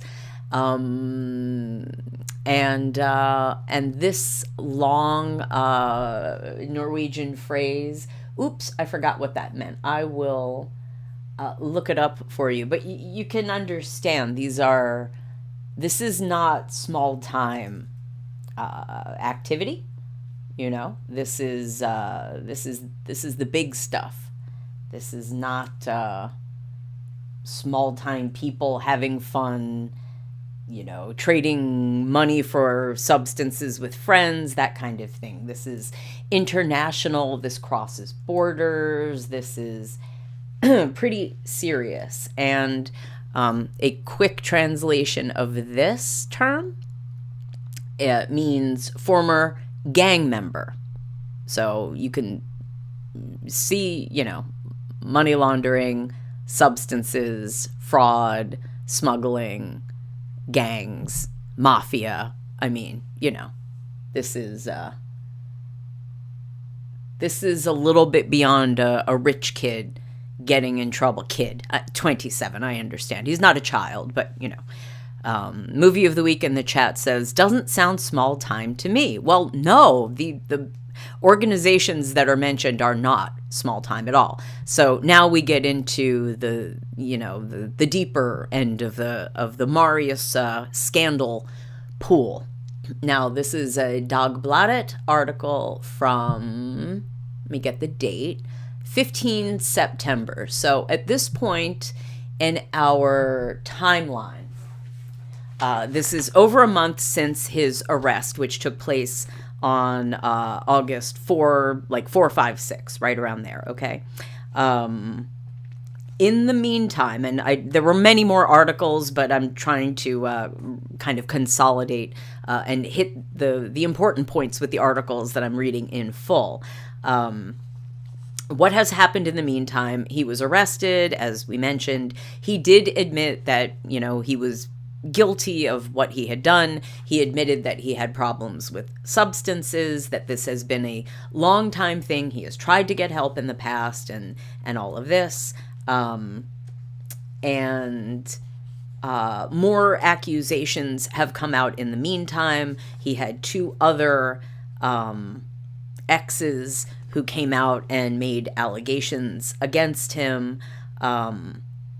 One of whom, actually both of whom, were questioned by the police. And just going back over here, just so you can, oops, didn't mean to do that, keep up with who we're talking about. So this was Rebecca. This is the girlfriend, I forget her last names, who was involved in the incident on August 4th, where we have the blade in the wall and the chandelier on the floor, that caused Marius to get arrested. Subsequent to that, 2 other exes, this lady here, who, despite the pose, is wearing a national costume, I assume, and this lady, who you could be forgiven for maybe thinking these might be the same person, but no, they are not. They're fairly interchangeable to me. One of these is Nora Haukland, and the other one is Juliana Snekkestad. I believe this is Juliana, and I believe this is Nora. But again, these women are like influencers. They appear on reality television shows. Anyway. And Rebecca. So these ladies, Nora, I believe, and Juliana, also came out and made allegations, and they spoke to the police. So that was what was going on through August. Excuse me. And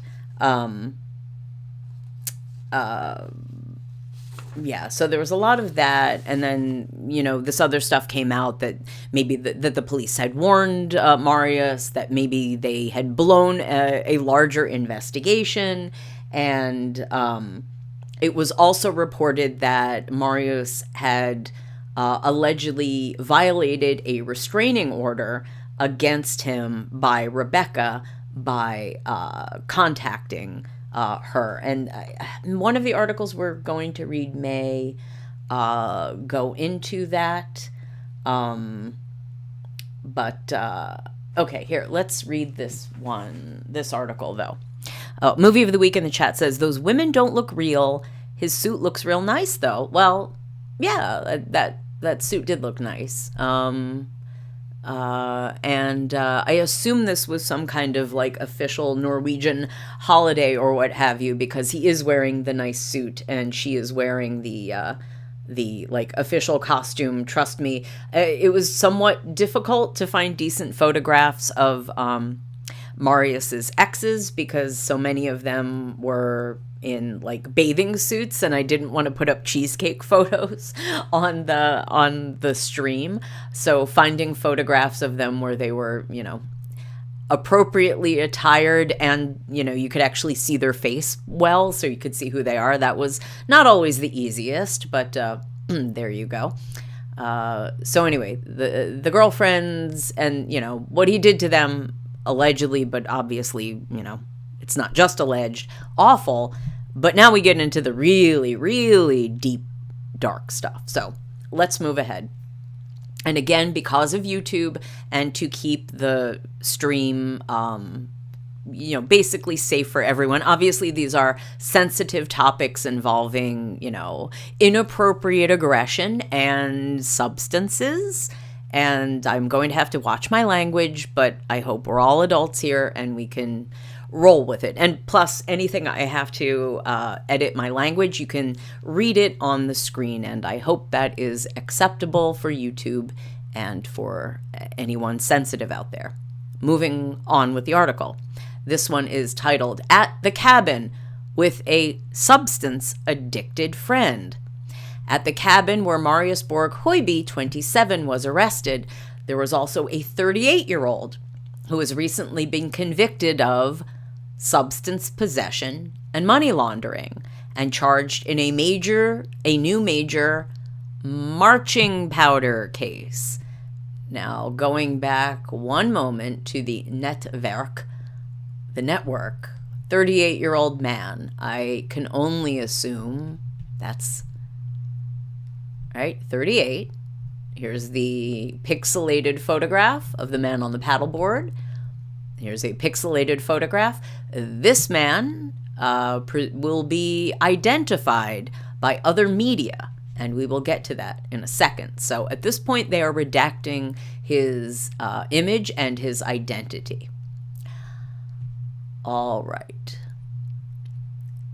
Yes, and in short, so this is the TLDR, Marius Borg Hoiby, 27, was arrested on Friday on a cabin trip in Innlandet for breaching a restraining order. So this is now his second arrest. The first arrest was for the assault, and now a second arrest for violating the restraining order.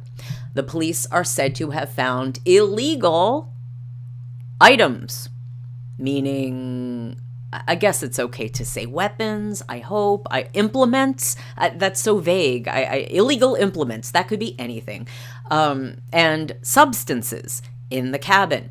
Hoiby was with a 38-year-old who has previously been convicted of substance possession and money laundering. The man is also charged in a new substance case. Hoiby denies criminal guilt for the charge that led to his arrest. Late on Friday evening, the Crown Princess's son, Marius Borg Hoiby, was arrested again by the police during a cabin trip in Innlandet. The police believe he has broken the restraining order against the woman who has the status of offended after the incident at Frogner on 4th August. So that would be Rebecca. Dagbladet knows that Hoiby was met by a large police contingent when he was arrested. During the search of the cabin, the police discovered a weapon, which they seized, Dagbladet is informed. According to TV2's sources, the weapon was illegal, in addition to the discovery of substances. Hoiby's defender, lawyer Øyvind Brattelian, denies that the weapon belongs to the 27-year-old. It is unknown to me, but it was a hunting trip. Hoiby did not have a weapon with him. Hoiby has neither been reported nor charged for this, nor am I aware that others are, says the lawyer. And then this is the hunting cabin or what? Hunting cabin, I guess, in Landet where Marius was arrested. Moving on, cabin trip with friends. Dagbladet is aware that Hoiby was on a hunting trip with several friends, including a convicted 38-year-old whom Dagbladet has previously mentioned. And that article may be the next one we're looking at. Not that one, okay, but it's coming up. The man was recently charged in an extensive substance case where a former footballer in the Elite Series was arrested in the Netherlands with over 10 kilograms of marching powder in his car. They are not identifying the footballer in this article, but he has been identified, and this is not even like a rumor or a tabloid. The New York Times has an article about who this man is, and I will show you who he is. We are not going to read the entire article, but I just wanted to, clear up that these aren't vague allegations. Some of this is very well documented, and I'll just show you. This is the environment that Marius is operating in. And as much as it is very easy to look at Marius as this wayward son, this isn't, again, just a rich kid dabbling in substances and getting handsy with the girls. This is way bigger, and it really does, I would imagine, make the Norwegian population question what exactly is going on with this family that they are allowing things to get this deep. And it goes deep. It goes weird. I mean, Marius had friends stealing stuff from royal residences. The people he's associated with, it's nuts. Anyway, let's go. The 38-year-old who was now that's not the footballer, that's this other guy, the guy who was at the hunting cabin with him, with Marius. The 38-year-old who was an acquaintance of the footballer. Connections. Denies any wrongdoing. The man's defender, lawyer Øystein Storvik, confirms that his client was at the cabin with Hoiby on Friday evening. It was a cabin trip with friends. He is not attached to this weapon at all, nor is he connected to the substances that were found, says Storvik to Dagbladet. Pardon me. Several experts on organized crime and security have previously sounded the alarm and believe Hoiby's circle of friends poses a security risk for the royal house. And I think, just to get a little bit ahead of myself, I really think that they're going to set up Marius for a bit of a fall.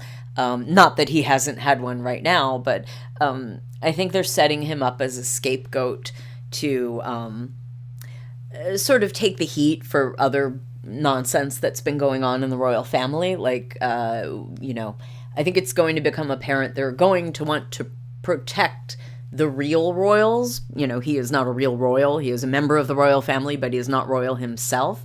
The line that must be protected is, of course, the king, the crown prince, and Princess Ingrid, who is the next in line to the throne. Other people could be expendable in a let's say at least metaphorical sense. We hope it is only in the metaphorical sense. But if one needs a scapegoat, or what is the term?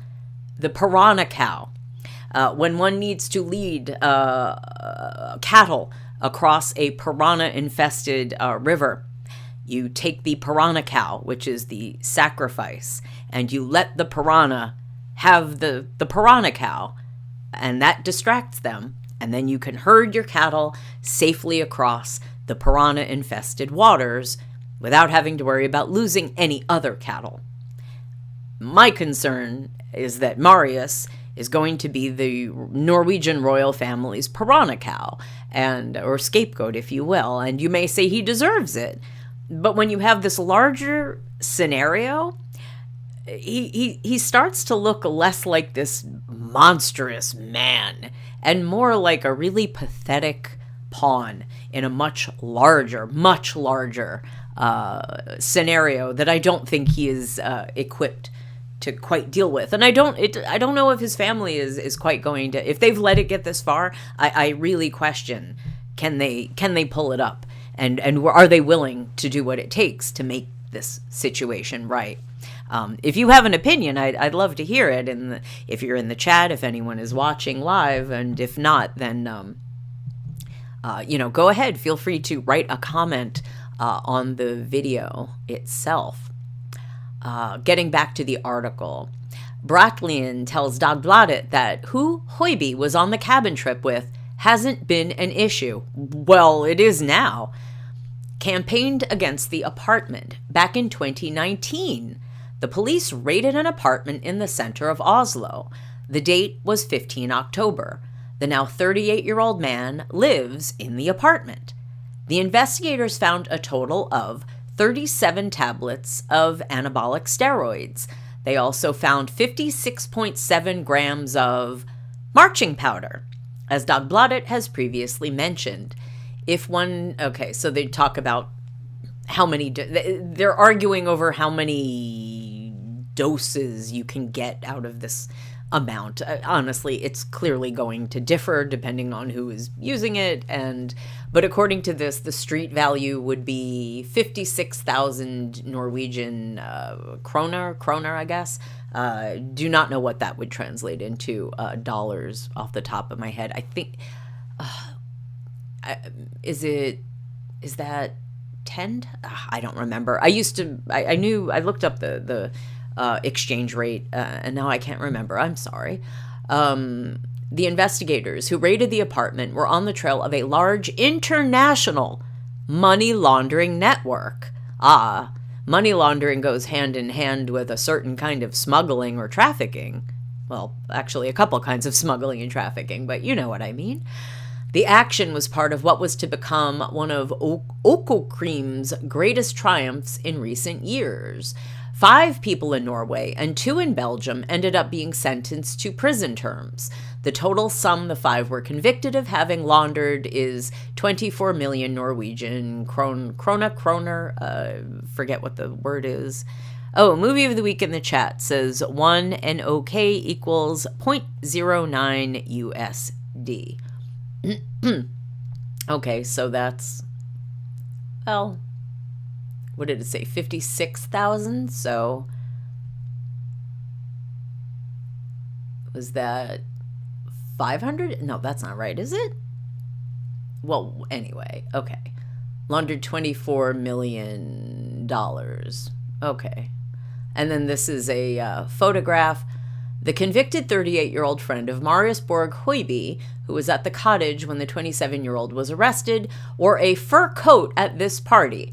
Hoiby is tagged in the picture. Oh, okay. So it looks like they've tagged Marius, and it looks like it's Marius who's the one wearing the fur coat, holding the bottle of beer, I guess. But I suppose this is his friend. And if it's the friend that's been outed by these other publications, we're going to find out who that is in just a minute. It looks like a pimps and hoes party, quite frankly. Well, I mean, the outfit looks like a pimp. Okay. On holiday together. Oh. Movie of the week says, yeah, it's krona and about $5,000. Okay. On holiday together. In several articles, Dagbladet has revealed that the money laundering case has links to several heavily criminal circles. Among other things, there is a branch to the infamous Swedish Foxtrot network and to the Kinahan cartel from Ireland, which, according to British police, sells marching powder and what we here at French Dip Empire call nodding powder. Because when you take it, you can nod out or nod off. It's the opposite of marching powder. You probably know what I mean. Marching powder and nodding powder. Worth billions. Oh, krona. Okay, thank you, movie of the week. It is krona with an E. All right. The 38-year-old was convicted in both the district court and the court of appeal on all counts: money laundering, possession of the marching powder, and possession of the anabolic steroids. I hope I can say that term. Do I have to say what? Mighty Mouse pills? I don't even know what bigging powder? I don't know what you would call it. Well, they were pills, not powder. So I don't even know what I would use as a code word for anabolic steroids. Sammy Sosa pills? I don't... horsey powder. Okay. Horsey powder instead of nodding powder? Is that what you're suggesting, movie of the week? Well, I was trying to balance it out. If it's marching powder, I wanted something that kind of matched. It's an activity. It's the ing. What does one do when one is on that other substance? Well, they're known for nodding off, nodding out. So those are our terms here, movie of the week. We're going with marching powder and nodding powder, just so we all know. Okay? Those are our terms. Back to the article. The prosecutor in the case, First State Prosecutor Håvard Kampen in Økokrim, I'm having a heck of a time with these words, I'm sorry, informs Dagbladet that the man has not appealed the recent Court of Appeal sentence in 11 months unconditional imprisonment, which is therefore legally binding. Dagbladet has been confirmed by several sources that the 38-year-old is a good friend of Marius Borg Hoiby. The source information is supported by social media, where the two are pictured together a number of times over several years. The two have been to London watching Arsenal play football together. They've been on holiday together, and they've partied together on the town and privately. It shows pictures that the two themselves and friends of theirs have posted on Instagram. And here they have a photo from Instagram this is Marius at a, football/soccer game with the stadium behind him. It's Emirates Stadium. So United Arab Emirates. Oh, okay. Well, it says Arsenal in London, but it says Emirates Stadium. Are you kidding me? Is Emirates Stadium in London? No. Really? Okay. Warned by police. Earlier this week, it became known that 2 police detectives visited Hoiby at his home in Skaugum last year. And we read about that. And yeah, yes, according to Sehor, which has published audio recordings of the conversation, the aim was to warn him against associating with criminals. Well, that worked. Unit leader in the Oslo Police District, Frode Larsen, told Aftenposten on Tuesday that the police regularly carry out preventive talks with individuals who may stay or be in a criminal environment. Such conversations are referred to as early preventive measures. The police had concerns about Marius Hoiby based on the environment he was in, and we therefore chose to have a preventive conversation with him, said press chief in the Oslo Police District, Uni Turid Gurndal, to Dagbladet earlier this year. Breached a restraining order after the incident at Frogner. On 4 August, Hoiby was charged with bodily harm, damage, and threats against his former girlfriend. That's Rebecca. At the beginning of September, the police received information that he had made unwanted contact with her on several occasions. Based on this, the police lodged a report for reckless behavior, and Hoiby imposed a restraining order against the offended woman. Okay, that's an error in the translation. It really is that the restraining order was placed against him on behalf of the woman, so not against her for him, the other way around. Movie of the week in the chat says, if it's Emirates Airways, that makes sense. Yes, indeed it does, but the idea that the soccer or football stadium in London would be named after another country is shameful. And the fact that London has been purchased by so many, London is really not London owned. It's not British owned anymore. And I don't mean that in like a weird, like racial way. I just mean that in I hear this from Brits that London is full of wealthy Russians and like Emiratis and Saudis and whatnot. That you used to have just a bunch of rich, I guess, British and Euro trash running around owning everything in London, and now it's rich Russians and people from Central Asia, Western Asia. I'm not exactly sure how to specifically refer. I know in England they call it like Near Asia. What do they call it? They have weird terms that it's different. They have different like terms than what people in this side of the world tend to refer to. Asia. They have different like regional terms. I don't want to get into it. I don't want to get weird about it. With their velvet Lambos. Yes. Lamborghini covered in velvet. Not the most practical, but if you have the money, I guess go for it. Okay, back to the article. Let's see. After the incident at Frogner on 4 August, Hoiby was charged with bodily harm, damage, and threats against his former girlfriend. At the beginning of September, the police received information that he had made unwanted contact with her on several occasions. And he isn't the only one who did this and is getting some trouble for it, as we're going to find out in a little bit. Based on this, the police lodged a report for reckless behavior, and Hoiby, I said that. He got a restraining order imposed on him on behalf of Rebecca. So stop talking to Rebecca, the girl whose apartment you trashed on August 4. The police recently received information that Hoiby had breached the restraining order. It was decided that he should be arrested on the basis of the risk of recidivism, meaning he could do it again, and probably would, said police attorney Andreas Kruszewski in the Oslo Police District on Saturday about the arrest. The breach of the restraining order will concern a phone call from Hoiby to the woman from a hidden number on Saturday, 7 September. Hoiby disputes this and does not plead guilty, defender Bratlin has stated. Was warned by the police. Hoiby was released on Saturday and after his arrest was warned against breaking the contact ban again, the police told Dagbladet. Okay, so, right. Okay, so the police attorney said the police considered detaining him, but said, we won't bother. Okay.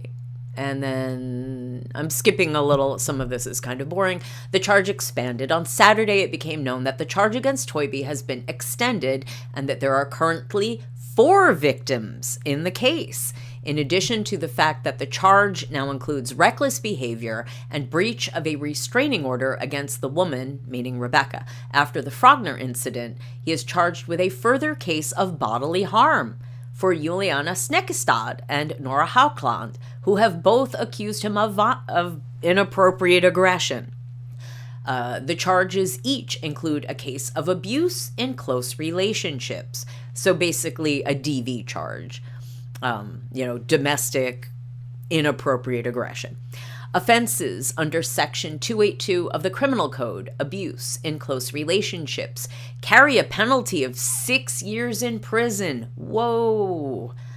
Is that a maximum? Is that a mandatory? I'm not sure. If anyone out there is more familiar with the Norwegian legal system than I am, which is pretty much not at all, let me know. Is it mandatory? Is it or not? Pardon me, I am sipping my tea. Hoiby is also charged with threats directed at a further person. He has not formally taken a position on criminal guilt for any of this. It will be when the questioning is done, says Bratlin. Okay. Now, moving forward with his... So this is the image with the diagram that I showed before about his netwerk. And so this article, this goes, again, more into the issue of Marius being a security risk. And this is from the 15th of August. I'm not sure how much of this, because I feel it's going to be a lot of rehashing things that we have already read. But, okay, so just to show how important this is and that this is not just gossip. The person commenting on this is a member of the Storting, which is the Norwegian Parliament, Congress type thing. He is a conservative member, a conservative party member of the Storting, and he is Mahmoud Farahmand. And he has a problem with Marius's friends and social circle. He is asserting that this does indeed create a security risk. And in addition to being a sitting politician in the Storting, Mr. Farahmand is also a former intelligence officer in the Norwegian Armed Forces and a manager in security and emergency services at a consulting firm. So not just a politician, but apparently a security expert. And so, yes, he is saying he is a big supporter of the royal house. But nonetheless, his quote is, "There is little doubt that this can be used to expose Marius and possibly the royal house to pressure, not least because there is a reputational risk with such cases." And he makes a good point that someone could leverage, bad information about Marius. Hey, Marius, you're hanging out with these people, you're doing this. Maybe we have photos, maybe we have videos of you doing XYZ. Now you need to do this for us. That could be a thing, who knows? And you must do this for us. What could that be? Well, we can see what these people are involved in and the trouble that they get involved in. Has Marius been involved in any of that higher level activity? We don't know. What does this mean? What with these kind of people, mafia, cartel, what does that mean? I guess it remains to be seen. So most of the rest of this article, and that is Mr. Faramond, Mahmoud Faramond right here, the Storting member, he goes on to say, based on what I have previously heard about links to party environments, which is a nice way of putting it, the security risks are well known. This is something that many in the police are involved in and perceive as problematic. I don't know what the police, possibly PST, that's the security services, will concretely do with this. It would surprise me if they haven't taken a look at this matter. Well, you know that they would have, of course. And, it sort of it goes on and talks about the security of the royal family and, all of that. Oh, and there you go. I think that's Juliana Hoiby's ex-girlfriend opens up. And, I suppose anyone in the position of the ex-girlfriends might be willing to speak to the press or make public comments on social media. I suppose that's natural. But when one dates women who, their job is, say, influencer, reality show personality, model, they are the kind of people who might be more willing to leverage a difficult situation for press. And so in addition to Marius having bad behaviors that would allow them to do that, he has picked people who perhaps are less likely to be discreet about that sort of thing. And that's going to complicate matters, which makes one wonder why the Crown Prince and Crown Princess were so tolerant of Marius making so many difficult associations in his private life. Did they not sit him down? The police had to sit him down and say, nose up, buddy, cool your jets, you gotta get it together. Did mommy and daddy not do that? Did they and he just wouldn't listen? Was there no way to require more of the boy? A young man, I don't know. But anyway, now, to reveal some of the identities of the people that we've been discussing here, I'll scroll back down to this, the Netwerk image, and we've got Mon 38, the 38-year-old man here with his convictions, and the person who was arrested with him at the hunting cabin with the substances and the guns, and the man on the paddleboard here with the redacted face, okay? Now, this man was revealed, and, oh, you know what? This is the tab, so I'll go back a little bit, and I apologize. Yes, movie of the week in the chat says, pull up, yes. Marius has been getting the pull up, warning for quite some time now. It seems like years, and nothing has been done, which, again, you would think that they would. It's pretty obvious. The Norwegian Royal Family was willing to let it slide as long as it didn't hit the press, and now that everything's hit the press, it's time to cover up, and we're getting to what has been happening lately.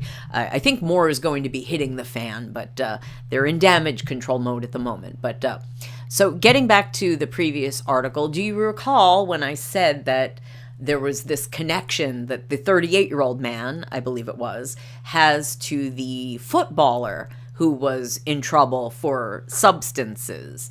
Well, that, okay, this is not the New York Times article. There was a New York Times article about that, but this is a CNN article, and I would hope that CNN is about as, official as it can get. It's pretty mainstream, not super gossipy or conspiracy oriented. This is the obviously you can read Quincy Promes. I am not a football soccer fan, so I'm not familiar with this man. I am afraid I don't know how to properly pronounce his name. His first name is Quincy, and you can see he is a football player, a soccer player, and if you can see the name on his jersey, Luke Oil, you can, and the caption, he currently plays for a Moscow team. And this is from March 2024. Dutch soccer star convicted in absentia for substance trafficking is arrested in Dubai. Now, I'm not going to read this article. It is long. And if you look into this man, he's had a very troubled past. He's been in trouble for inappropriate aggression. He's been in trouble for substances, and not just the use of substances, but he is a, moving substances from one place to another. And I will just mention what it says here: convicted in absentia to 6 years in prison after Dutch prosecutors successfully argued he was central to a trafficking operation involving in smuggling some 1,360 kilograms of marching powder from Brazil to the Netherlands in 2020 in 2 separate incidents. And, obviously there is more to this, but we're not talking about a soccer player, a footballer. But this is a man who's connected to the 38-year-old man who is connected to Marius in he's paddleboarding with him. Okay, now moving on. So that's one. Okay. It's a little tricky. I apologize. I'm not entirely sure the best way to present all of this information, because it is in this, there isn't like a great order. Like there isn't really a timeline to follow with these people. So we'll just take a look at this. Now, if you notice here on the network page, that's Luca Maratti, and it says he's been in trouble for laundering, and I believe that's fraud. So who is Luca Maratti? Now, let me make sure I get the right, okay. And let me translate it. One moment. I will switch from Norwegian to English. And so this is Dagbladet, exclusive, admits everything. The mysterious financier Luca Maratti was singled out as a key person in one of last year's most talked about Økokrim cases. Now he speaks out in Dagbladet. So here's this guy. And notice his lovely, he's got his little suit on here with crowns on his lapels, and his shirt unbuttoned down a little bit far. And there he is. So Luca Maratti is now doing his first interview. Now, again, who is Luca Maratti and why do we care? This is from April 2024. Luca Maratti is this man who is connected immediately right here to Marius, supposedly his pal. And then he's connected to what this says is the money laundering case, which connects to the Swedish Foxtrot organization, the Irish Kinahan organization, and this 38-year-old man, the paddleboard guy, who is also friends with Marius, who will be identified in just a moment. So, I don't know that I want to read this entire article, but I want to give you enough of it to give a sense of who is Luca Maratti, who is this person in Marius's network. So the author talks about being in Kensington in London in 2023. We were looking for British-Albanian businessman Luca Maratti. Now, you might, Albanian, where have we heard that? Well, down here, it says Albanian Mafia on the network chart. Not connected to Luca Maratti, however, to this 34-year-old man. But anyway, back to Luca. He had previously been convicted of fraud. Now he was relevant as one of a total of 7 people who were sentenced in a major Norwegian money laundering case.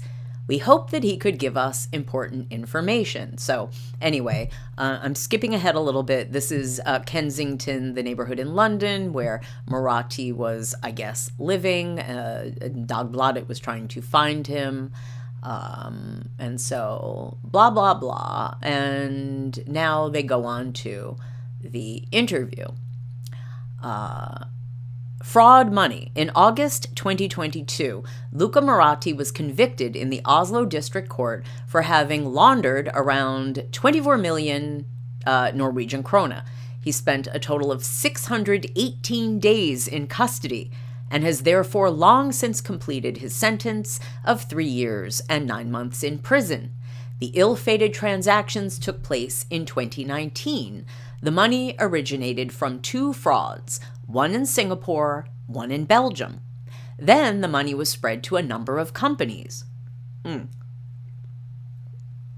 So Dagbladet asks, who asked you to distribute the money? And Marathi answers, it was a Nigerian who asked me to handle the money. The circumstances I did not realize the extent of at the time. That I was not vigilant enough does not excuse my participation, but I tried to explain that I did not know everything. Okay, is he trying to blame this on, is he using the I got scammed by a Nigerian prince excuse? Because I really think that a businessman who's living in Kensington should know better than to be scammed by an email from a Nigerian prince who has won the lottery or some such, right? It sounds like a bit of a silly excuse. Movie of the week in the chat. Was it a Nigerian prince? Great minds think alike. Movie of the week. That's what I was thinking too.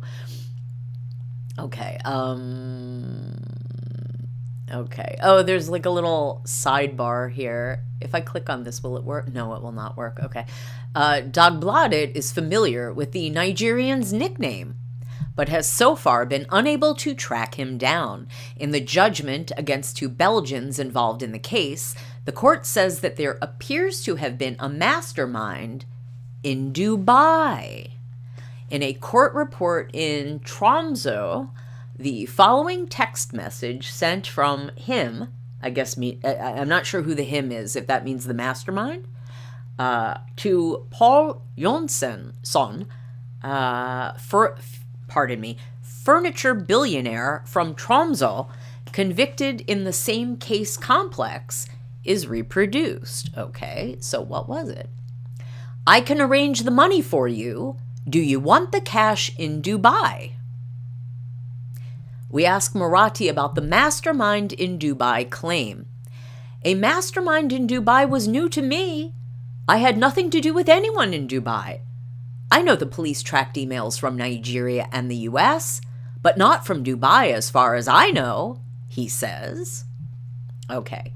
Now, this picture here of this smiling man between the 2 palm trees, well, between 2 palms, it's not Zach Galifianakis. It's Thomas Stray, or Thomas Stray. I'm not sure exactly how we're supposed to be pronouncing this. He is Norwegian.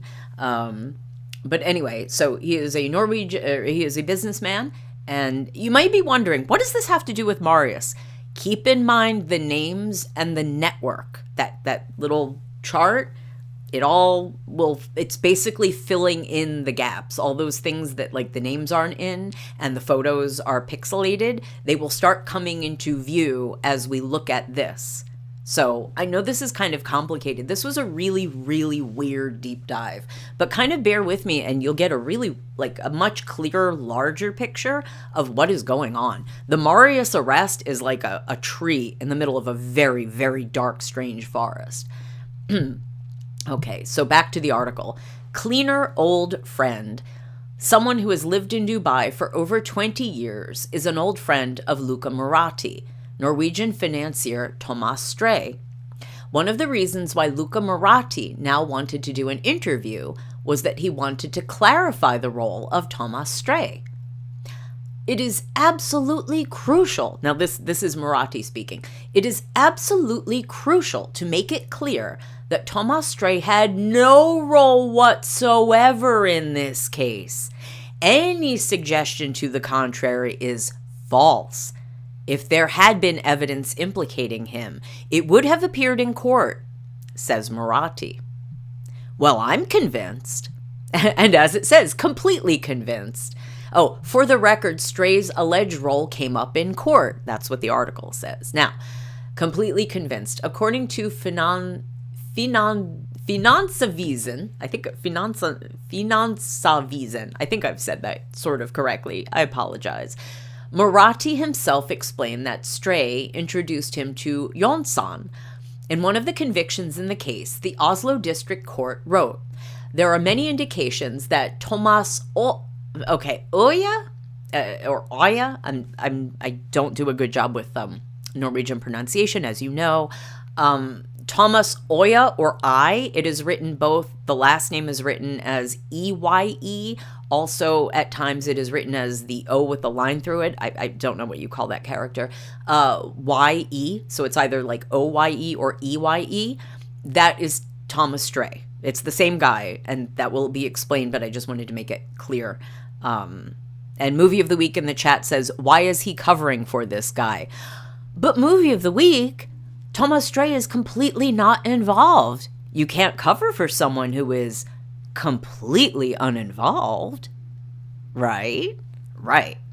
So, back to the article. There are many indications that Thomas Oya also had a role in the case, without the court having grounds to say anything more about how central he has been.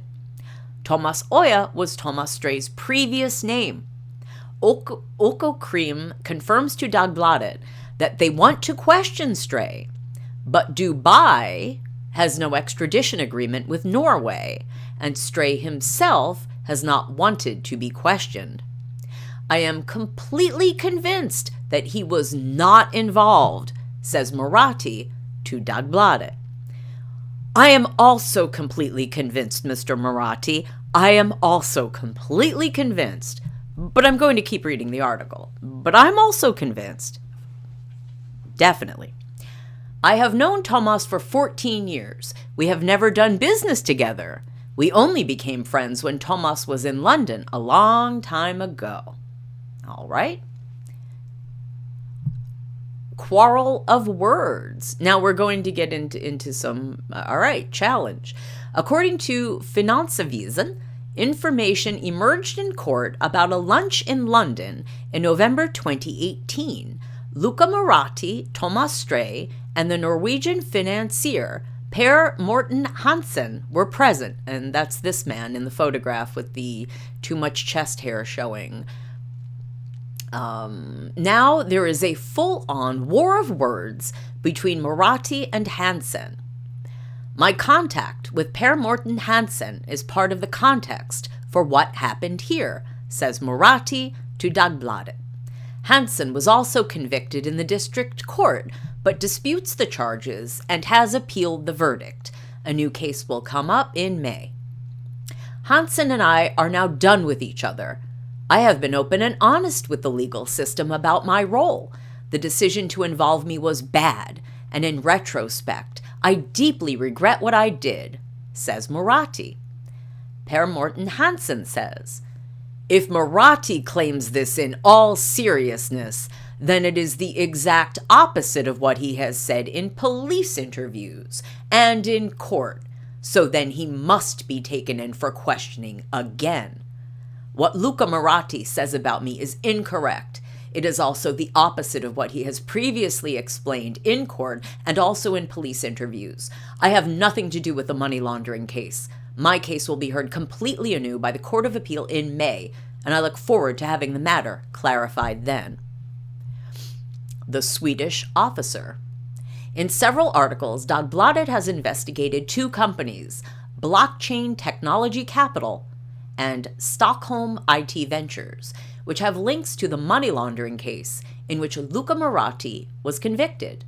The Swedish businessman Anthony Norman is behind both, and the companies link him to both the Kinahan cartel, an Irish substance cartel that has sold huge quantities of marching powder, and the Swedish Foxtrot network.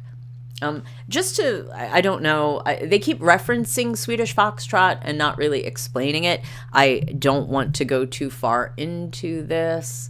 Let's pull up Wikipedia. Wikipedia, not always the best source of information, but, you know, it's okay. So let's look it up. Foxtrot. Okay.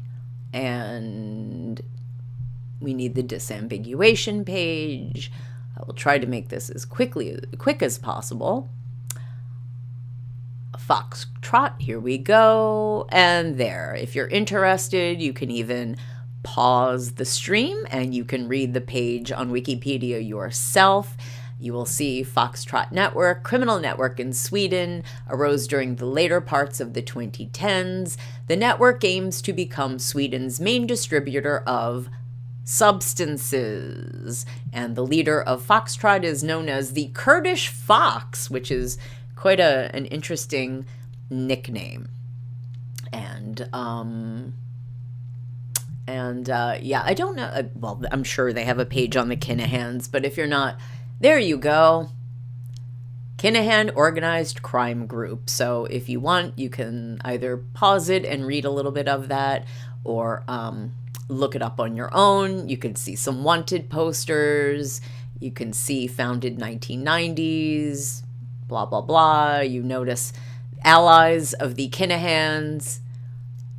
Take a look at some of these names.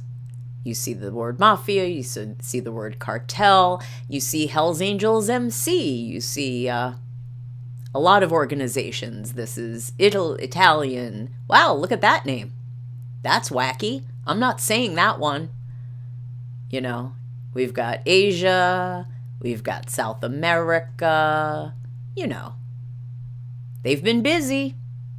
They've been busy. Okay, movie of the week in the chat says, this sounds like something from a Metal Gear game. Sorry, movie of the week, never played them, so I barely know. I know the reference, but that's about it. So when does Kurdish Fox face off with Solid Snake? I don't know. Are they going to make another Metal Gear game? Maybe that's a future one coming up. Okay, so back to our article. Okay, Swedish Foxtrot.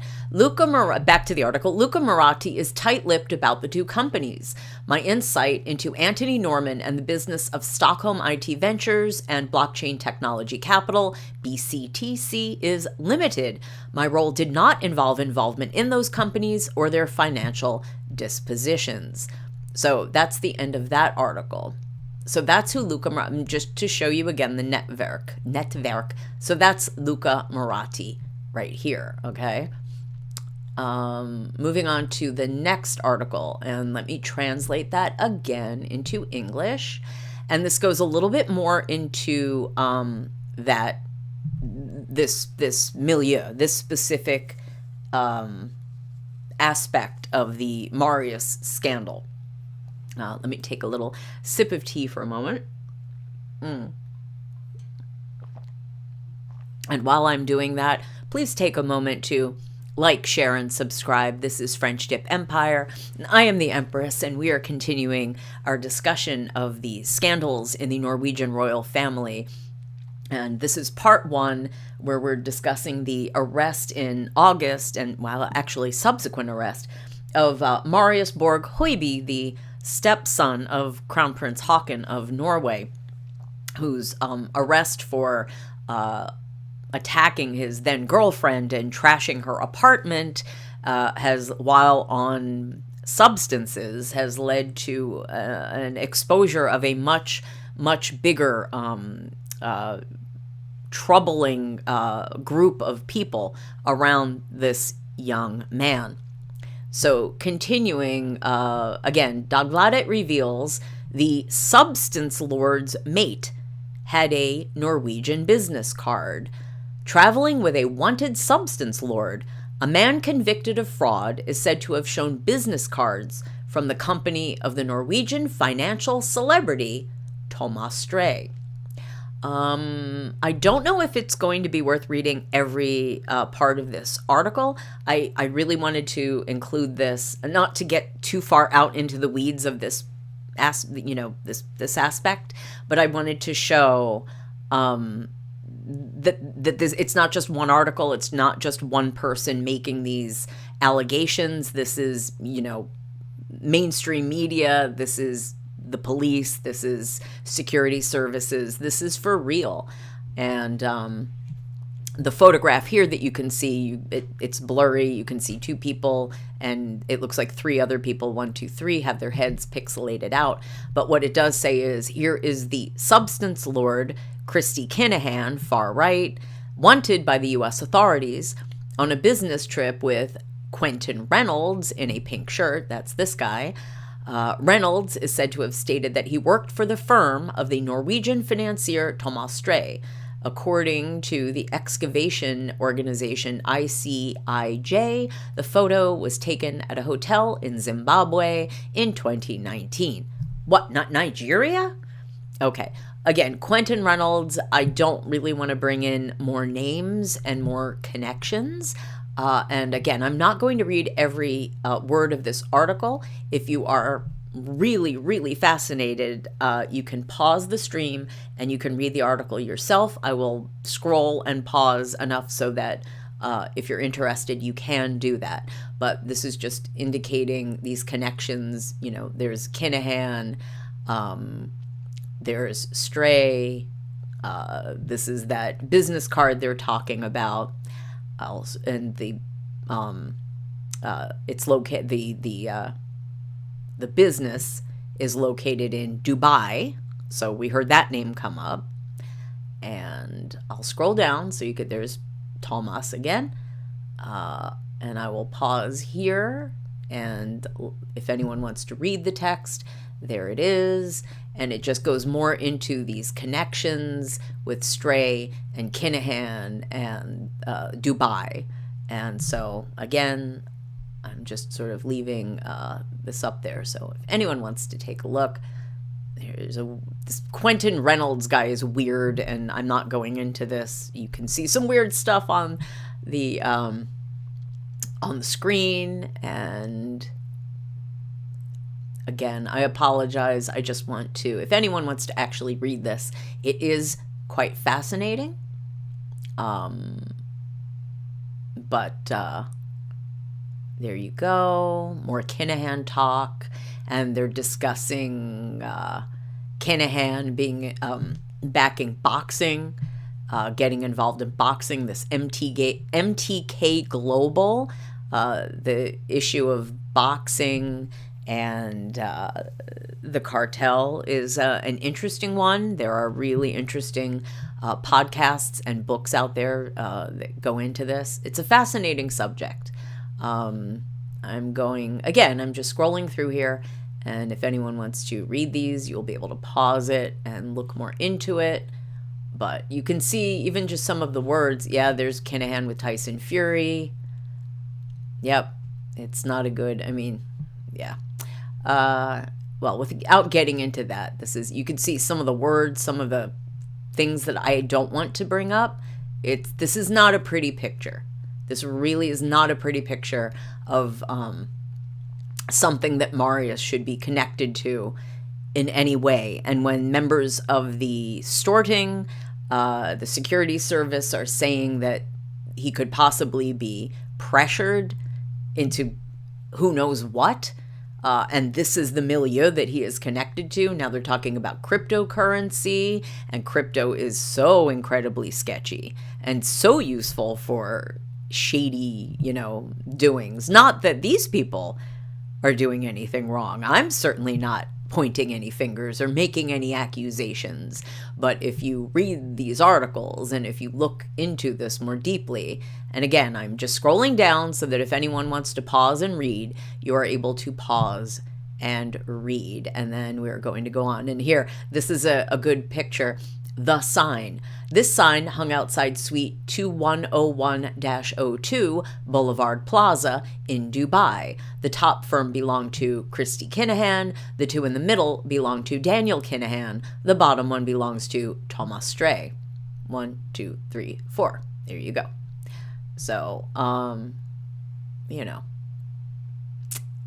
they do say, show me who your friends are, and show me who you are. But anyway, okay, this is quite a long article, and that's the end. So if you really want to read, and look, the Luca Maratti link is right at the bottom. So if you want to read more about that, you can, but we are going to move on to the next article. And this has the paddleboard guy again, who we will reveal in a moment. And boy, that's a large word that I can't say on YouTube, or shouldn't. So it's an older article as far as the timeline of the story. This is from August, but it's worth just taking a look at. Police action against Marius Borg Hoiby's friend found 224 doses of marching powder. Now, Dagbladet can reveal that for a number of years, Marius Borg Hoiby has been holidaying and partying with people who have been convicted of serious crimes. And again, I don't know that we're going to need to read every word of this article, but just to give you an idea, the 38-year-old friend, the paddleboard guy, when police raided the 38-year-old's apartment in Oslo on a money laundering case, they found 224 doses of marching powder. So that's who that guy is. And here, one second. Oh, okay. This gives a quote of what Hoiby, the statement that was released on behalf of Marius after the incident with the girlfriend in the apartment. And I will quote it because it will become, as we look at some of the other articles in terms of what Marius did after the fact, was he legitimately sorry? Was he really taking responsibility? Well, let's see what he said and let's see what he did. So what he said at the time was, quote, "Last weekend something happened that should never have happened. I committed bodily harm and destroyed objects in an apartment in the intoxication of alcohol and marching powder after an argument. I have several mental disorders, which mean that throughout my upbringing and adult life, I have had and still have challenges. I have struggled with substance abuse for a long time, something I have been in treatment for in the past. I will now resume this treatment and take it very seriously," said Marius Borg Hoiby. Very seriously. Keep that in mind for the future. Now, as far as I know, this is the first time that it was ever revealed that Marius had any mental disorders that were needing to be dealt with throughout his life, including his childhood. And as far as I know, it is also the first time that it has been revealed that he had substance abuse issues. While I can understand why they would want to keep that private as a family, and he as an individual, it also is kind of surprising that nothing has ever come out publicly like this before. And I don't think that's a measure of that he has been behaving so well. I have a feeling it's because they've been able to really keep it under wraps. So yes, then they just, reiterate that this has been going on for several years, and reiterating there's the netwerk again. And let's see, is there any images? I guess this is a very lousy picture of the Frogner apartment. And then it goes on to, again, sort of reiterate the connections to, cartels and whatnot. And to go on, again, like Emirates Stadium, about the mysterious 38-year-old. Well, there you go. Here, this is a little more information. Bags of marching powder.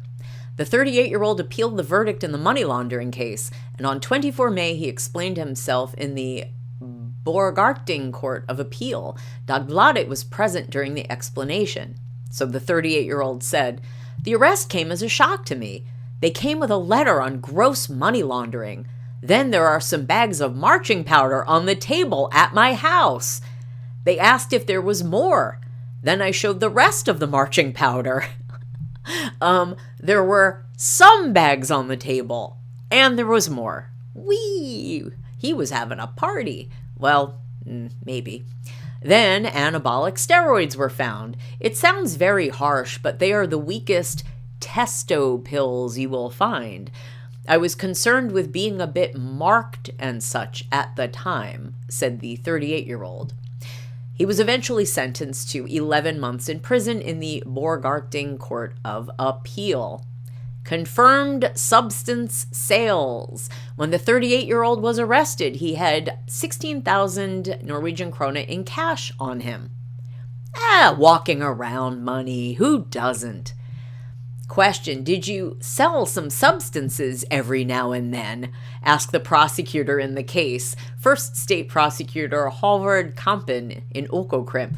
Let me see, you've got 16 grand on you. You've got some bags on the table and then more elsewhere. Yeah, I think you're probably selling some every now and then. You know, kind of like McDonald's sells hamburgers every now and then. That's why they have a bunch of them in the back. Come on now. So he responds, I have covered my own consumption in that way. I have not been a big dealer, but have sold to friends and acquaintances, replied Hoiby's travel companion. And that's part of the problem also with Marius being on substances. Sometimes people who use substances end up selling them in order to help their use of such. And you might say, but Marius has plenty of money. Yes, but sometimes that doesn't matter. Without going into more details, if you know, you know. And Movie of the Week in the chat says, I think you mean I'll bet. All of that is true, and he doesn't mean a word of it. Yes, I assume you were referring to Marius's, I do better, I be good boy in future. Yes, we will find out he didn't mean it, and I will show you the pictures of him acting like a bad boy in just a couple minutes. Movie of the Week, you said the rest of it? Oh, you mean the rest of the stuff, that the substances that 28-year-old had in his place? Yeah. So the 28-year-old says, in the years until I was arrested, I struggled with a lot of marching powder. I was in an environment where there was a lot of partying. It has been daily. Over time, you get a lot of anxiety. I haven't dared to talk about it. You get a little paranoid. Yeah, I would assume so. And then here is a photograph. Central Police Station. The 38-year-old, whose face is redacted in this photograph, and Marius pose in front of a police station in Oslo during a city tour of the capital. Now, you know that the people who are involved in breaking the laws, when they take a selfie, a group selfie outside the police station, you know that this is mocking, right? We know that this is them joking. They're not proud of the police. They're mocking, they're flaunting their law breaking, as it were. Now the follow man, right? Follow. We saw this on the network, right? Follow man 36. Okay. Back to the article. One of the 38-year-old Marius's, okay, look at how poorly translated this is. One of the 38-year-old Marius' friends. No. Okay. One of the friends of Marius's 38-year-old friend is a follow man. Now, I looked this up before, and I'm sorry I forgot. I'm going to auto-translate.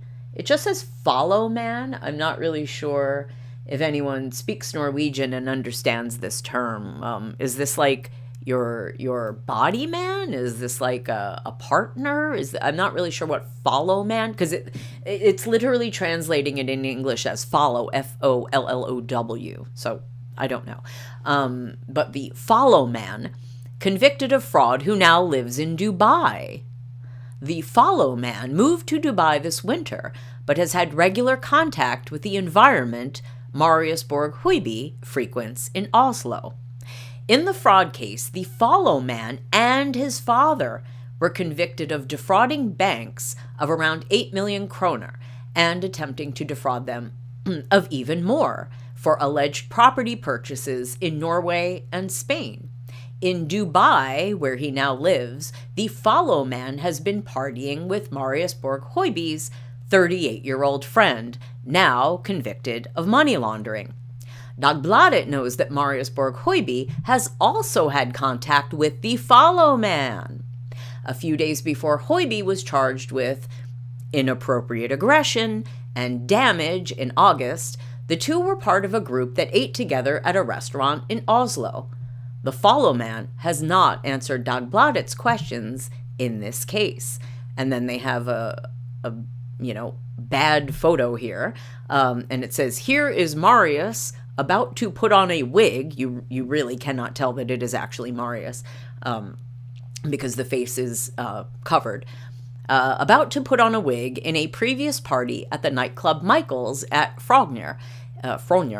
It should be the follow man's index finger that appears at the top of the picture.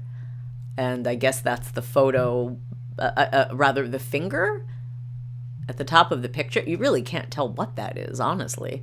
Doesn't look like a finger. It must be a waggly finger? I don't know. Doesn't look like a finger to me, but I have to take it. The photo credit is private, which means that whoever owned this photo, it seems, gave it to Dagbladet with permission to publish, as long as they did not identify that person. But if the finger is in the photo, you would think that it would be the follow man who took the photo, because usually it is the photographer who ends up with their finger in the photo, right? But you wouldn't think he would want to give the photo over to Dagbladet, or would you? I don't know. In the case complex where the follow man was convicted of fraud, another man was also sentenced to prison. This man has been convicted both earlier and later in major, oh boy, what are we going to call this substance? Okay, well, marching powder it's two different kinds of substances, and they were cases of smuggling. One of the substances is marching powder. The other substance is something that acts a lot like marching powder, but is not marching powder. And what can I call that? Well, you probably know what I'm already talking about. Speedy powder? I guess that's the only thing I can think. I mean, marching powder makes you speedy too, but it's the only thing. I don't know. If anyone out there can come up with a better euphemism so that I don't get in trouble with YouTube, you can say stimulant, right? I suppose I can, but that really covers a lot of bases. If you say stimmies, that covers pharmaceutical, non-pharmaceutical, legal, illegal. I mean, this is clearly illegal stimulant trafficking, and it's, the different, yes. A stimulant in a crystal form, yes, but I don't think I want to say crystal powder over and over again. Anyway, it's not that important. I'll figure it out. But we all know, anyone listening, I think we're all adults here, it's marching powder, and it's the other kind of speeding you up powder that can come in things other than powder, but we're not going to get into that. Technicalities, we know what we're talking about. Substances, speedy substances. In court papers reviewed by Dagbladet, it appears that the follow man and the substance trafficker have had contact at least as late as 2022, when they were caught in a car together, speeding. But literally driving too fast. Ironic, but there you go. And then here we go here, and this is a photograph from Instagram. Here is the follow man and Hoiby's 38-year-old travel companion on a trip to Dubai last year. Both are criminals and have been in contact with Marius in Oslo. And their faces are redacted, so you can't see who they are, but aren't they cute? The guy on the left is wearing black pants and a white shirt, and the guy on the right is wearing black shirt and white pants. Isn't that cute? And they're both wearing black shoes with white soles. They are very well coordinated. A lovely couple. I don't mean couple that way. I mean pair.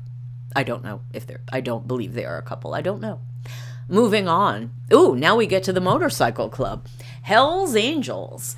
We return to the Økokrim action against the apartment of the 38-year-old in Oslo, the man who has therefore been on holiday and attended a football match with Marius Borg Hoiby. The 38-year-old's lawyer, Alexander Greker, maybe Greker? I apologize, I don't know. From the law firm Greker X, maybe that's and, Storvik, has not answered questions from Dagbladet. Wait, Storvik was one of the other attorneys. They mentioned that attorney's surname. Whose attorney was that? I can't remember now. That name came up in one of the previous articles. When the police raided the 38-year-old's apartment, they didn't just find marching powder and steroids in his apartment. According to Dagbladet's information, the investigators also found a vest and several stickers with the logo of the infamous MC Club Hells Angels. Well, it's Motorcycle Club. MC stands for Motorcycle Club. Isn't that redundant? MC Club? Anyway, that sounds actually pretty serious because I'm not an expert in motorcycle clubs, but it is my understanding that a vest is that's not just something you're not going to buy that off the internet and run around with the vest of a motorcycle club. Anyone who was an actual member would take that's stolen valor on a whole other level of you're going to get in trouble. And by trouble, I mean physical trouble. That's not just a fun accessory that anyone can wear, like a Yankees baseball cap. That's some serious business. So I assume that that's a serious connection there. Continuing the article. In the garage under the 38-year-old's apartment, there was a motorcycle. It was registered to a 34-year-old man. He has previously had a registered address in the Hells Angels premises at Stromsveien in Oslo. He has also been convicted of gross, indiscriminate, inappropriate aggression. Dagbladet has asked the man's lawyer, Randulf Schumann Hansen, at the law firm Berg Ditlev Simonsen, for a comment, but has not yet received one. And then there is another photograph here. I had a friend who was in the Hells Angels, confirmed the 38-year-old in court. Here, the two are at a festival together shortly before the Hells Angels man was released from prison after a substance case with ties to the Albanian mafia. And we've heard that come up before in the netwerk. There you go. HA, Albanians, 34-year-old man. Okay, that's the motorcycle owner. And then 38-year-old man. I do know that the 38-year-old man was identified by at least a German tabloid. I don't know about the 34-year-old man, however. Question, do you have links to the Hells Angels? Asked the prosecutor in the money laundering case. First state prosecutor, okay, blah, blah, blah. I had a friend who was in Hells Angels. He is no longer in Hells Angels and left it completely voluntarily, replied the 38-year-old. I have a question. Much like the CIA and the mafia, are you ever really allowed to leave a motorcycle club? I wasn't sure. Maybe special people can get special permission to leave, but it was my understanding once a member, always a member, or else there could be a problem, but I don't know. I don't know for sure. If anyone would like to enlighten me, let me know. I would love to learn. But, by text, thank you. Let's see. Okay, continuing. In an Instagram post from July 2018, we find the 34-year-old and the 38-year-old pictured together. What is not written on Instagram is that the 34-year-old had not long before served time in prison for having bought at least 300 grams of marching powder from people connected to the Albanian mafia. I really hope YouTube doesn't have a problem with that word, mafia, because it indicates inappropriate aggression, I don't know. He was also convicted of having received at least 154,000 Norwegian kroner in proceeds from substance sales. He received the money in the premises of the Hells Angels. And then here's a photograph of the Hells Angels headquarters in Oslo. Not subtle. You can find them quite easily, I guess. There's their name. Very prominent. The Albanian. Oh, and here we get back to Luca Moratti. In the money laundering case, in which the 38-year-old recently stood trial and was convicted, he was sent out to collect 17 million on behalf of the British Albanian main man in the case, Luca Moratti. Except he doesn't appear to be the main man, does he? Not at all. Dagbladet knows that Luca Moratti has also been introduced to Marius Borg Hoiby, and there is the same photo of Luca. we saw before. In an interview with Dagbladet, Mette-Marit has acknowledged that he pulled the strings in the extensive money laundering case. In the Court of Appeal, it emerged that Mette-Marit has also struggled heavily with marching powder addiction. Mette-Marit has admitted to having laundered around 24 million Norwegian kroner. He spent a total of, we heard this already, 618 days in custody.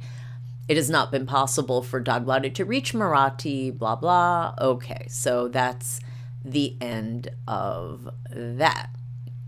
And I hope that this has, I hope that this is kind of giving you an overview of this weird milieu. Like, I feel like we were going off, it feels like going off in the weeds as I was doing this research. I'm looking into these different names, I'm following the links that are appearing in these various articles, and it's just getting like weirder and weirder and darker and stranger. And, I'm just wondering, like, is this, I hope that this is easy enough to follow. If you can let me know, because it is just an odd story, and the article, a lot of the coverage has not kind of, obviously the Norwegian coverage is going into this, but the other coverage I have seen, such as the English language coverage, Daily Mail, I don't know what, Tatler, places like that, it doesn't seem to go into all of this stuff that is actually being covered by the Scandinavian media, but you have to be able to translate the articles in order to get this, bigger picture. And a lot of the royal coverage in the English language is not getting into any of this stuff at all. Now, I didn't want to pull up an article about this and go read the whole thing because it's a lot of redundant information. And I hope that this hasn't been too terribly redundant. But I'm showing you what look like some strange photos maybe right now on this Google image search. But the reason why this has come up, and you can see this is a picture from Dagbladet here of Marius with his extensive tattooage. I mean, I've seen more, but, he has a lot of tats. And with the gentleman here seated toasting to the camera. And this man, you could see his name here. It says Danby Choi. He is a businessman. And if you do not put Marius's name into the search, you could see many pictures of this man. He's a businessman. Plenty of articles that look, like, oh, look, he's a businessman. Looks totally normal, totally, straightforward, and all of that. And then there's that, right? This photo. So if you put Marius in, you see, for example, this. And I know it is cut off, and it is also in German, but this word up here is marching powder.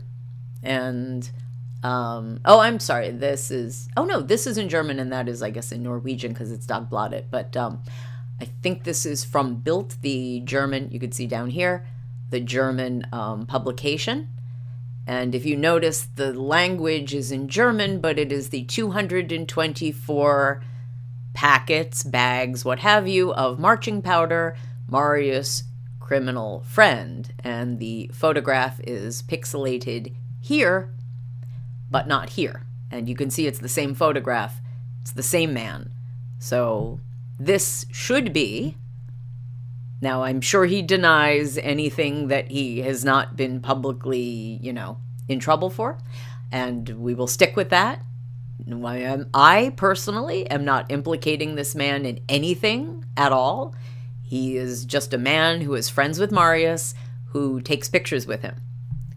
But if you go back to Nettverk, Mon 38, would be Danby. And there is, I was pretty sure that there was actually an unredacted photograph of Danby with Marius, the paddleboard photo. I don't see it here, but you can, kind of do the math in your head, right? Look, here's another lovely photograph. Here's Marius being a little charmer, right? I don't know if that is Danby, but they seem to be indicating that it could be. Anyway, we will not go more into that. Hopefully, if Danby had problems before, hopefully he is okay now. Wish him all the best for a clean, healthy, trouble-free life, as I do for everyone. Oh, movie of the week in the chat says, those are some seriously dubious tattoos. Well, you know, the young man is going through some stuff. I think his choice of ink is probably the least of his troubles, and if he ever decides he's not happy with his tats, he can always get them lasered, I suppose. So just to follow up on the Danby thing, I'm not going to go too far into this, but you can see this is Dagbladet again, and it's from 27 August, so this was, less than a month, almost a month after Marius had been arrested for the first time. And it says, sharing Marius joke, Danby Choi jokes about the news coverage of his, quote, criminal friendship, unquote, with Marius Borg Hoiby. And subject editor, subject I think is like a company name. Danby Choi, well, this is 31, 31, raged yesterday against the German newspaper Bild after they published a picture of him and Marius Borg Hoiby together. Today, Tuesday, the tone is quite different. In a longer case, Bild has written about Borg Hoiby's criminal network.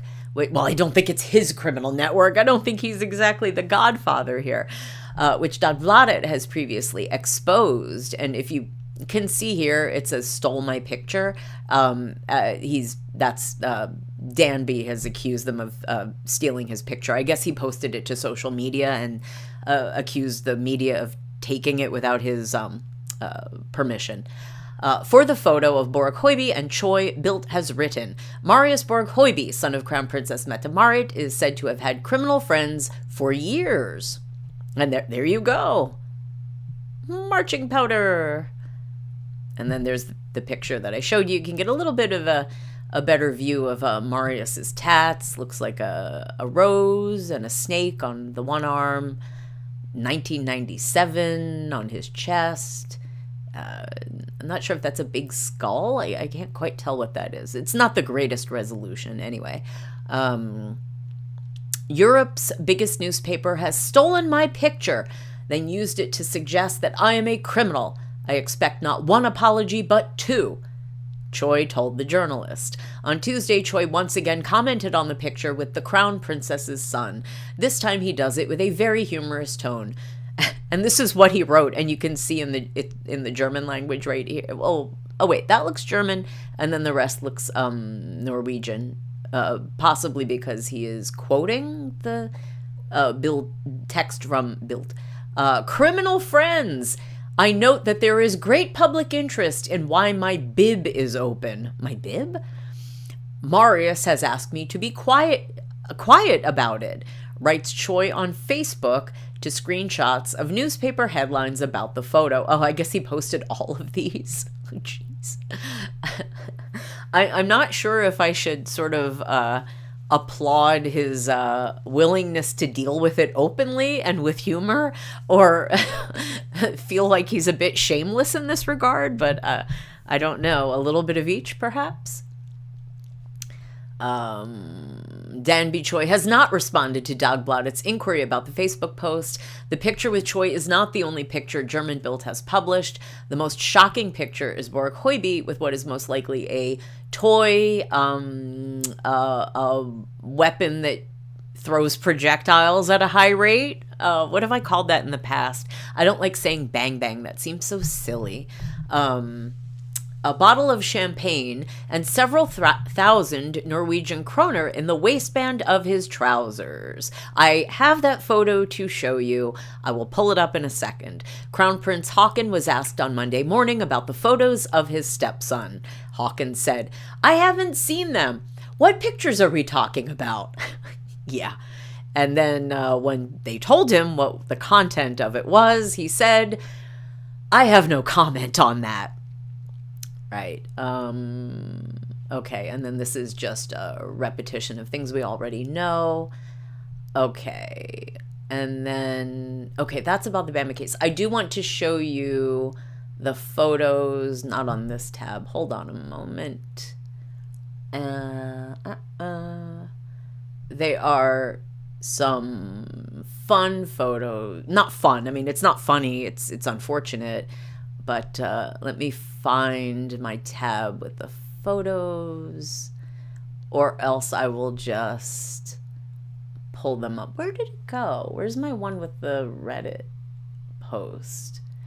I might have to take a quick break again to pull this up. But before we move on to that, let's just finish this one off. So a previous article said that when the police approached Marius and they warned him about, you're involved with some, serious criminal people, the substances, this is not good. You need to, get out of this and straighten up, fly right.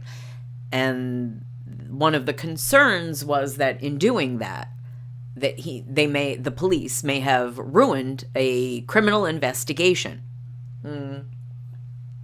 Now, this article follows up on that. And this is from 17 September. And as you can see, if you are looking at your screen, may have ruined the Bama case. The police may have ruined their own investigation when they had a conversation with Marius, says the editor-in-chief of Sayahor. So I'm going, again, to skip over a lot of this because it's redundant for what we've already read. And again, when it auto-translates to ex-boyfriends, it's not boyfriends, it's girlfriends. They're all women. Okay. I'll just read this little bit. Last week, Sayahor could also report that Hoiby, Marius, has received sensitive information from police detectives who said that they had been following him and his friends for a long time due to suspicions of substance activity. And as we've been learning, if you're just joining us, this isn't just substances being used, this is selling, this is trafficking, this is money laundering. This is ties to, deep stuff. Scrub back if you have just come into the stream, if you want to catch up with how deep this goes. We've just been delving into that. Okay, one of the major cases investigated by the police a year ago was the so-called Bama case, or Bama case, B-A-M-A. The conversation between Marius and the police detectives took place in roughly the same time period. Sayahor is, like the police, aware that a known criminal in Marius' circle of friends has sold large quantities of marching powder in Oslo over time. He is said to have moved abroad sometime after the conversation between the police detectives and Marius. Aha. So did Marius tip off his friend? And did he move? We don't know. The same man is said to have also been in contact with the police in the so-called Bama case, where marching powder worth billions had been smuggled into banana crates from South America. And as it says under the picture, the caption under this picture of bananas says, marching powder record. Over 800 kilograms of marching powder were found in fruit crates at a Bama warehouse in Oslo in March last year. This is the largest marching powder seizure in Norwegian history. The investigation may have been ruined when Marius was told later in the year by the police that they were investigating what his criminal friends were up to. Now that's huge. That is really, really huge. And if the royal family messed up a massive investigation into criminal activity because they were trying to keep their precious little troubled child out of the press, or perhaps even out of, prison, I think the public might have a massive problem with that. So, continuing the article, the fact that Hoiby gained access to the police's intelligence information may have given those involved time to adapt and avoid legal liability, says Se og Hør's editor-in-chief, Ulf Andre Andersen. He explains, things may indicate that the police blew their own investigation in a major substance case. The Spaniards informed Marius Borg Hoiby that his criminal network was under surveillance. Wait a minute, the Spaniards? I thought it was the Norwegian police that had talked to Marius. Now another country's police or security services were talking to him too? And they weren't communicating? Are you trying to tell me they were doing this without the royal family knowing? Without the security services knowing? Without the Norwegian government knowing? How? Or maybe not. Maybe they did know. And then who else is covering this up? I mean, if this got blown open, this could get a lot of people in trouble. I mean, they could get the royal family, other members of the royal family. It could get government people in trouble. Who even knows how big this is? Okay. Back to the article, which may have meant that one of the people involved moved from the country. That seems definitive. Although preventive measures may be part of the police's intentions, it seems that with this leak, they may have destroyed an extensive, resource-intensive investigation, says Se og Hør's responsible editor. Andersen explains what consequences the police's conversation with Marius may have had. On the one hand, it can be argued that the police wanted to protect Hoiby from being drawn into criminal activities. By informing him that his friends were under suspicion, they may have tried to prevent him from becoming further involved, and that it was important to get Hoiby out of this environment because of royal security. Well, then again, how good is the royal security if they're not keeping, you know what they're doing, they're not keeping this naughty boy away from trouble, they are keeping naughty boy's trouble from being found out. On the other hand, back to the article, on the other hand, this leak may have jeopardized an important investigation. The fact that Hoiby became aware of the police's surveillance gives those involved an opportunity to evade responsibility and adapt their strategy. This undermines the work of the police, and their credibility is put at risk. The police have a number of measures that can be used to prevent crime. The fact that the police have conversations with people we are concerned about does not affect a possible investigation of other environments or people. Frode Larsen, head of the center in the Oslo Police District, previously told Se og Hør. Andersen is aware that when it comes to a case as serious as the Bama case, such mistakes can have catastrophic consequences. That Hoiby's circle of friends is connected to this case makes the situation even more inflamed. And then here you go again with the bananas. Marching powder seizures at Bama. 2023 was marked by several record seizures, including of marching powder, counterfeit goods, and synthetic depressants. I will say that.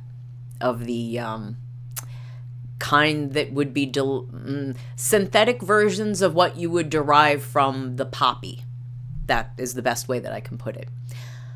This leak raises serious questions about the police's professionalism and possible special treatment of people connected to the royal family.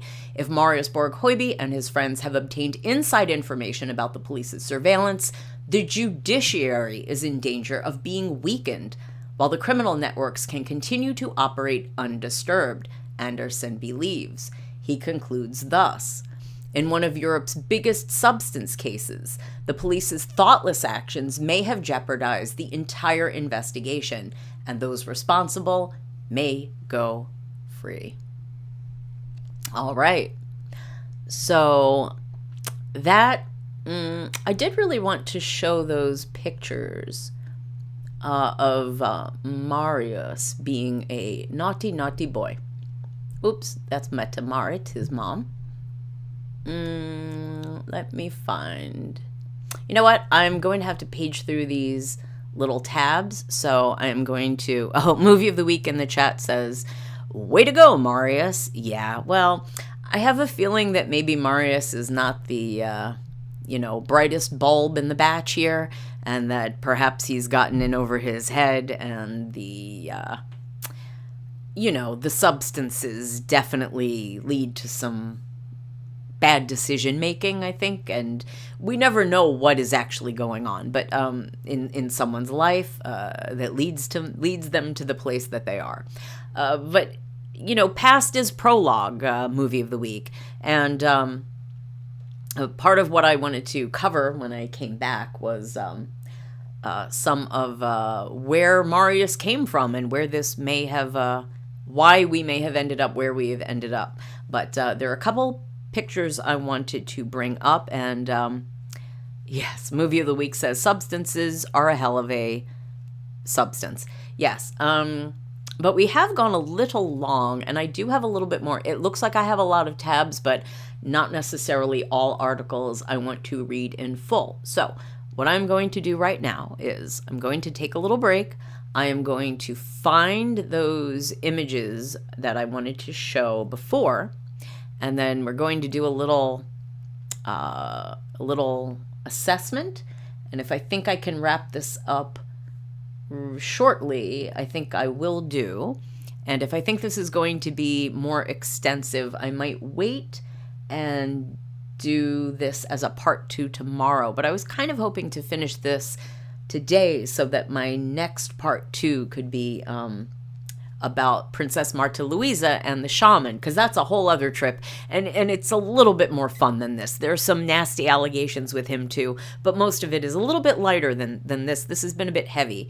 So yeah, I'm going to take a short break, get those images. We'll get to see Marius posing like a bad boy and acting like a tool and disproving the words that he had expressed through his attorney, that he was so sorry for being a bad boy and he would get his act together. Well, not so much, but we will look at that in just a few minutes. I'm going to take a quick break, and we will be back in a moment. This is French Dip Empire.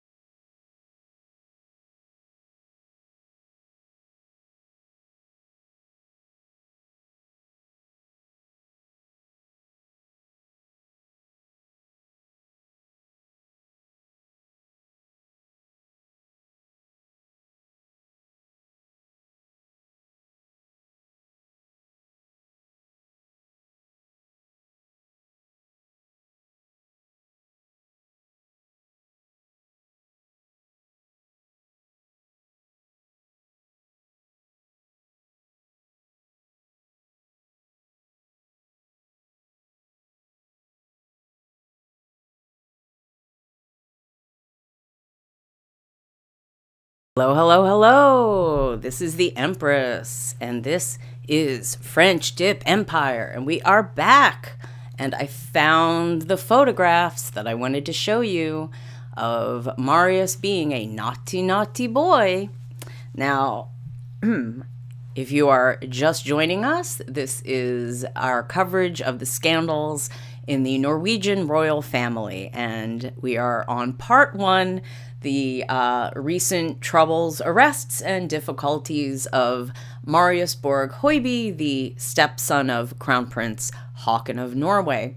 And where we left off, I was promising to show you some photos of Marius that he... now, it's my understanding that these photos were all taken after he was arrested for inappropriate aggression against his then girlfriend, now ex-girlfriend, and having trashed her apartment. Subsequently, he has been arrested for violating a restraining order by contacting her on more than one occasion, and he has been caught with, at the time of his second arrest, he was caught in a hunting cabin with illegal items, including substance and how have I been calling this? Oh, a projectile throwing weapon, if you understand what I I mean by that. So here are some, and then after he got arrested the first time at the beginning of August, Marius, through his attorney, released a statement, which I read right before the break, or part of before the break, saying that he was very sorry. He has mental health difficulties and has since childhood, that he has been dealing with substance issues and has for some time now, and that he has even sought help in the past, and that he would be looking to address his problems going into the future.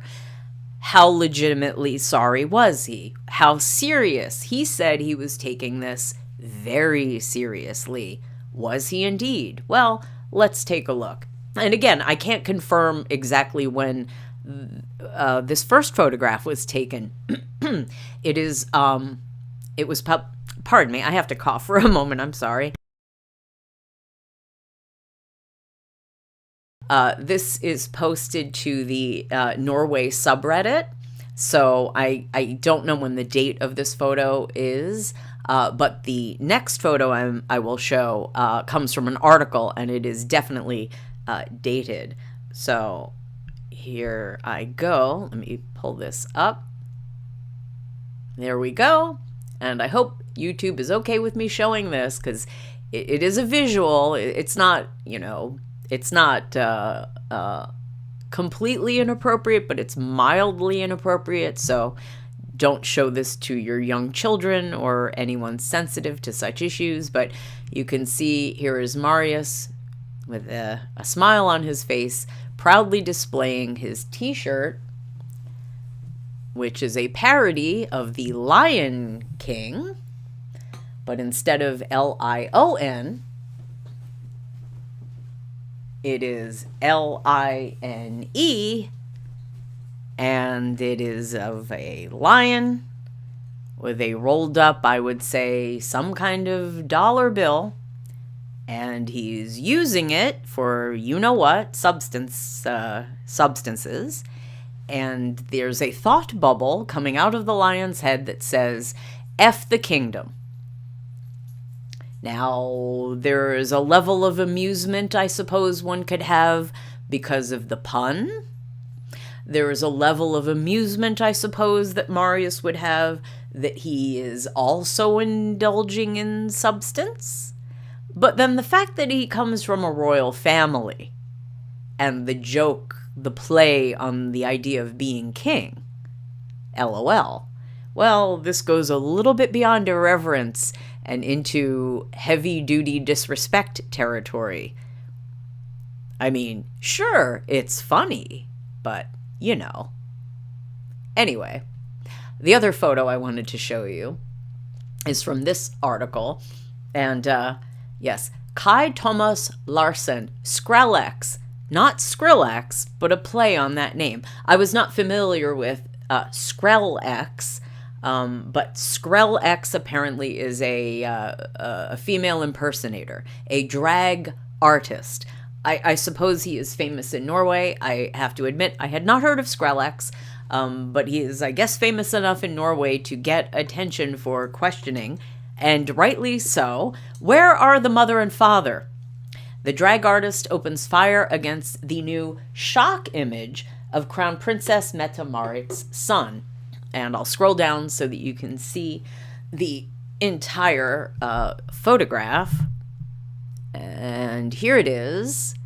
Smiling Marius with his trucker hat, his unbuttoned flannel shirt, his white t-shirt, which it's hard to see, but it may or may not be what Americans would call a spousal abuser shirt. I can't really say what it's called, a WB'er.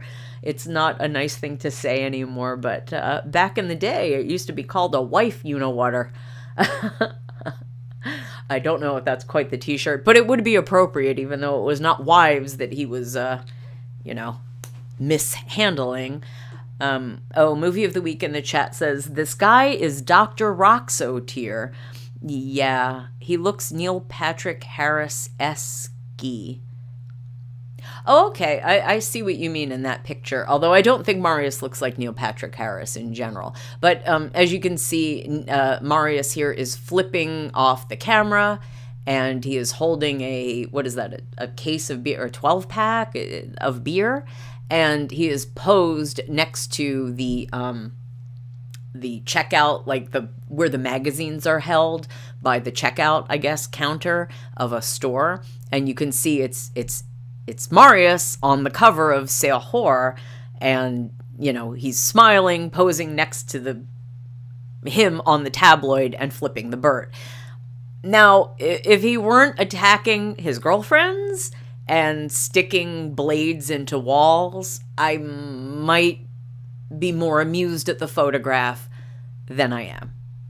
If it were just the bad substances, that would be one thing, but, And remember, this photo apparently was taken, and I think it says so in this article, which is dated 30 October. So remember, he was first arrested at the beginning of August. So this is the end of October.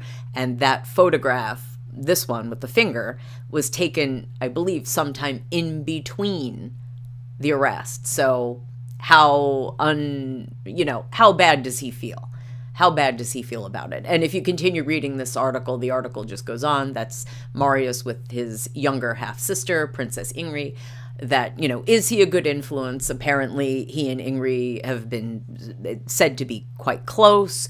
Do you really want to be close with your older half-brother who is hardcore into a very negative substance and surrounded by people who are engaged in massive criminal activity, international? Either your family has a real problem with it or they don't. And it really makes me wonder, maybe they don't. We'll get into why. Okay, so this is just more discussion of the photograph. Yes, on the same day, Norwegian media published a sensational photo of Marius posing with a 10-pack of beer in one hand while he shows his finger with the other hand in front of last week's spread in Sehor with the title, Shows No Regrets. This illustrates once again that Marius Borg Hoiby has not understood the seriousness of the matter. He shows no remorse, but rather chooses to make fun of the media, said editor-in-chief of Sehor, Ulf Anderson, about the photo. And, honestly, if he was younger, maybe I could it would still be utterly obnoxious behavior and really shameful, but perhaps if he were about 10 years younger, I could understand this maybe better, but goodness, 27? It really feels, and to go back to the headline, which was Skrillex questioning, where are the parents? And keep in mind, there are 3 parents involved in this situation. There is the mother, Crown Princess Mette-Marit. There is the stepfather, Crown Prince Haakon, who, from all reports, Haakon is the one who has stepped up and played the role of the actual father. I have seen photographs of Marius with his biological father, Morten Borg, but from everything I've read and heard, Morten Borg, the biological father of Marius, has not really been the active parent. Although, he's alive, he's, as far as I know, healthy. There's no reason why he would not be able to act as a father. Perhaps it was lack of interest, or perhaps the royals decided to take ownership of the child and, give him the, I don't know if you could say, a better life. Probably what I'm kind of getting at here. These things happen sometimes in remarriages, say, where the remarriage leads the child into more money, more, you know what I mean? There can be pressure from the family with more resources against the family without resources. But when you look into who the biological father is, I would say maybe there was a reason why they wanted to keep Marius away from his biological father, but that reason would be the exact thing that Marius has gotten into. And I'll clear that up in just a couple minutes. So again, this, when Marius got in trouble, he released a statement, said he was sorry, and they said, as you can see if you are able to read your screen, his attorney said that he was going to start full-time rehab within a short time. But obviously he had a couple months, and with substances, you really don't have time to waste. The lawyer claimed that the image of Marius flipping the bird was shortly before Marius was going to start rehab. Or, I'm sorry, they asked, Seohor asked the lawyer, what's the deal with this picture? He's supposed to go into rehab, and they got no answer.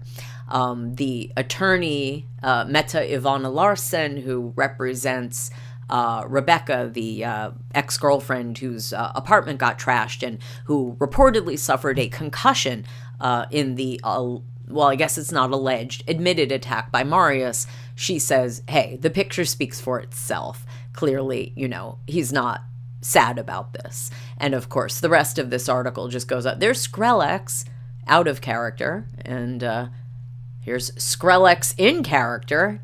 Wow. That's a handsome woman. And and Skrillex here is, understands. It is very clear that this person is struggling and has been struggling for many years. Get that boy help and protect him from himself, because this is dangerous stuff. He's completely out. Completely out. And leave it to Skrillex to be the voice of reason in this situation. And this, again, Skrillex getting some lovely publicity for himself. Nonetheless, he is correct. Marius needs help. And who's going to help him? Well, maybe the parents. We shall see. I wanted to go back a little bit. There was another, just to, I had mentioned this before my last break, and this is an article from the 24th of September. Again, I'm not going to read the entire thing, but just to follow up on the comment I had made that some of Marius's friends had stolen property from the royal residence, and the way they got caught was they tried to sell it online. Movie of the Week in the chat says, that is a really weird voice of reason. Well, I mean, if you can't rely on your drag artist to be the voice of reason in life, who can you rely on? Ow. That wasn't good. So, okay, let's get back to this article. So it says, Marius Borg Hoiby's criminal friends dealt with it at a party. Stole from the Crown Prince couple's residence. I don't know what Verdier, I don't know what that's supposed to mean. It's obviously a mistake in the translation, but nonetheless. Disappeared after his son's wild parties and members of a notorious motorcycle gang were welcomed by Mette-Marit. What? Now the security expert sounds the alarm. And I'm not going to, well, I guess I think I can, I don't know if I'm allowed to play this video. It's not a very good video, but if you can see right here, it's someone on a, oh, what do you call those things? Those little scooters. Here, an acquaintance of Marius takes a driving tour inside Crown Prince Haakon and Crown Princess Mette-Marit's private apartment at Skaugum while filming the journey. And he's on like a little motorized scooter going through the apartment. So I'm not going to read the entire thing. As I've said, this is the cover of the magazine, and I'll show you, because really you want to look at the photographs that prove what happened. It's hoverboard. Thank you, movie of the week. Hoverboard. Those are those things that like blow up and start fires in people's houses, I've heard. Anyway, hoverboard. Yes. I was thinking of, what was that? What was that thing that people were falling off of? It had the big handle. It was like a hoverboard, but it's the wheelie thing with the big handle that was supposed to be the hot, like, new thing that everyone was going to be using, and they cost $1 million, and like nobody used them and no one thinks about them anymore. You know what I'm talking about? It's like a hoverboard, but it had a handle. What are those things called? I don't know. Anyway, so back to the article. I'm going to paraphrase. I'm not going to read it all. That Segway. Yes, you spelled it wrong in the chat, movie of the week, but I know what you mean. Segway. Yes, those things. Anyway, so Sale Horror has documentation that several people with significant records, and of course they mean criminal records, have been at Skaugum, both in Marius's own residence, which we have been told is a house on the property, a separate house, and in the Crown Prince couple's private apartment.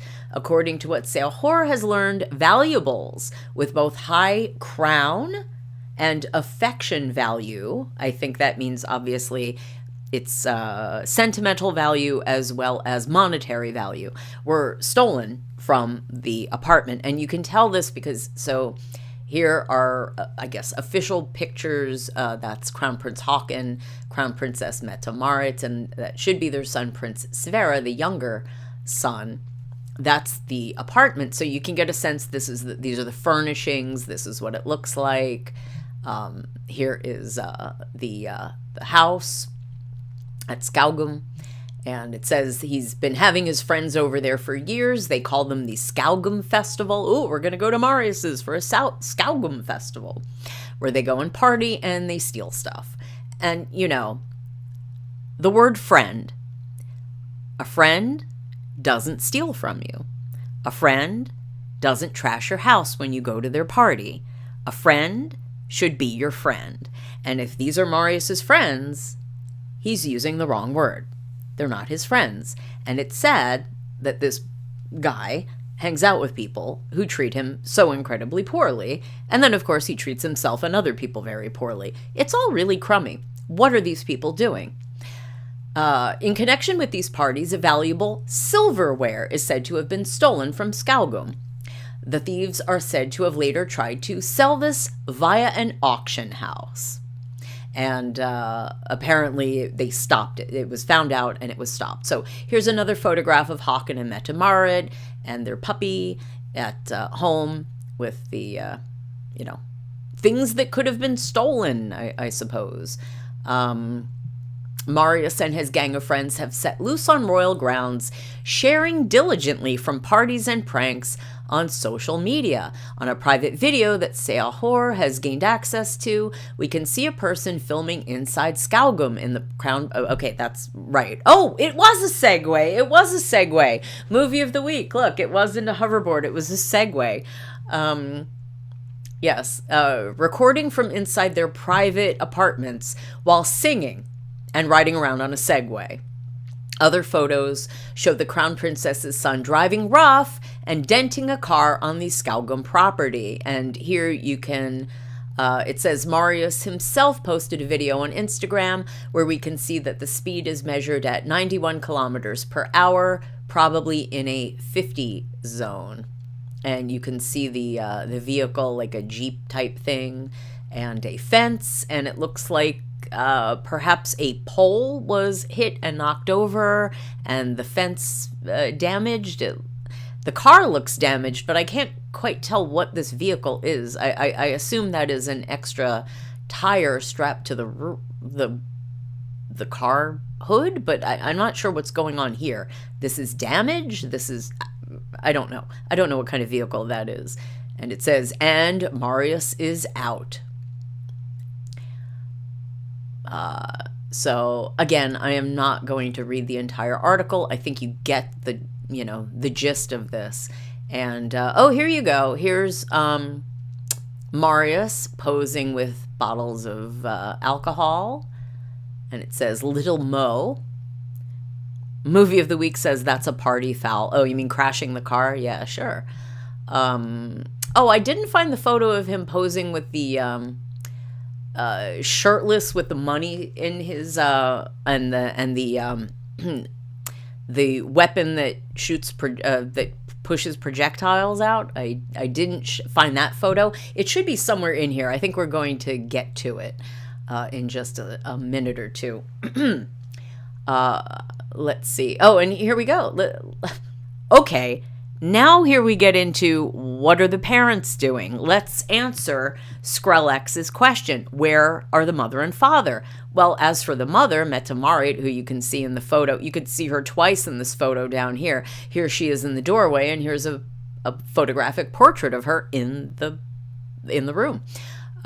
It says, the fact that Mother Mette-Marit is familiar with some of Marius' controversial friends is substantiated, as far as Segahor knows, by a visit while she was at home in Skaugum.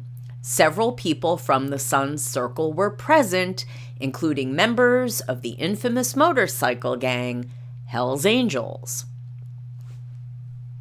Okay, but Mette-Marit might not have a problem with that kind of milieu, considering her background, which we will get to in a moment if I can get my computer to scroll for me.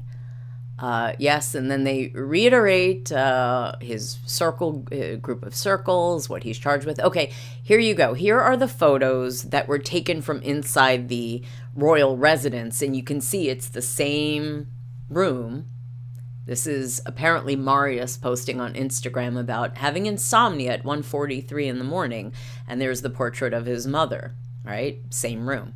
But, I mean, that's not a big deal, but the parties and stuff, were a big deal. Here's another party picture. I don't know if that doesn't look like it was taken inside Skaugum, but who knows? Pretty innocuous, though, that. More party pictures. Not per se incriminating in and of themselves, these photographs. And there's Mette-Marit and Marius.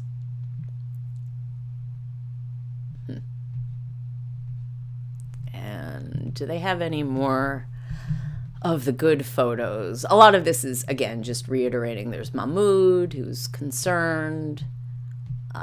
Okay. All right, and then, yeah.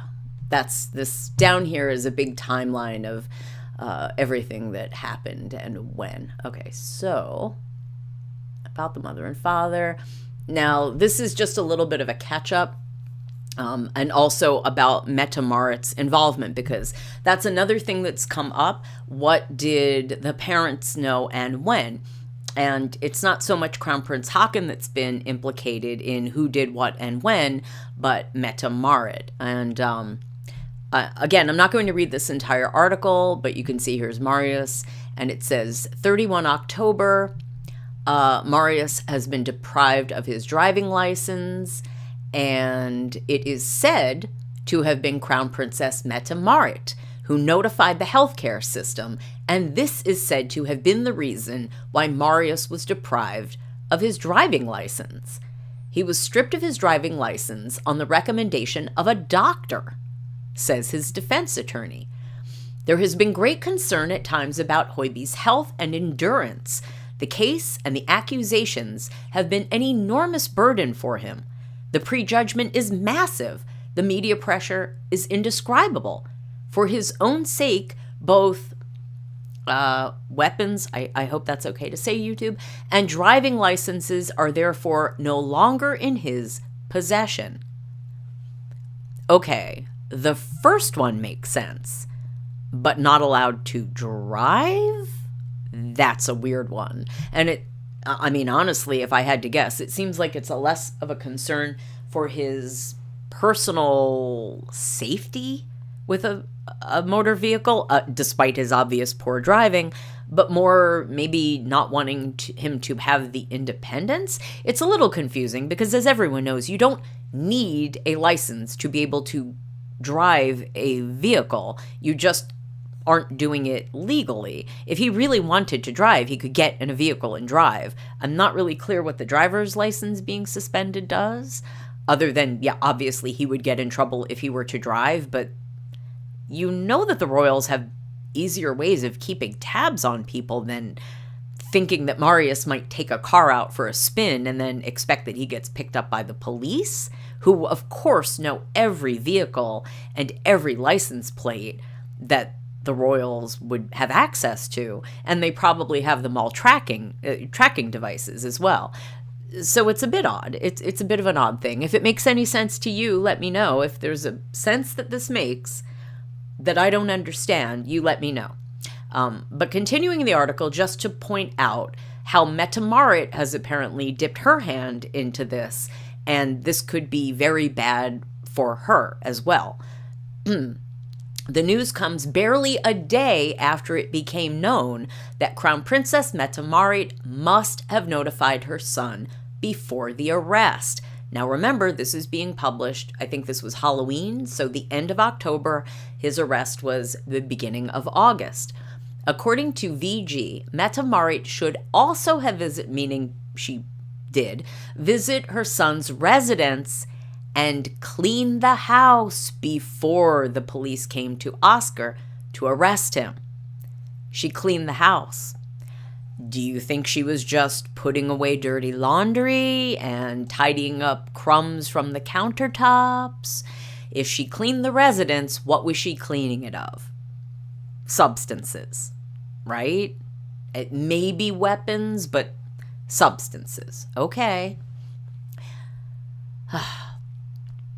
And I'm not going to, I don't think we need to read the rest of this regarding Marius and his driving license. It does not say it in this article, but I know that one of the problems with Mette-Marit was she was accused of having contacted at least one of the exes. I don't know if that was Rebecca or one of the other exes, but there was a report, I thought I had it in one of these articles, but I'm not seeing it, that she had, contacted one of the women who were making complaints against Marius, and obviously that can be anything from, you could say it's just a concerned mother reaching out, possibly trying to cover up for her, cover her son's backside.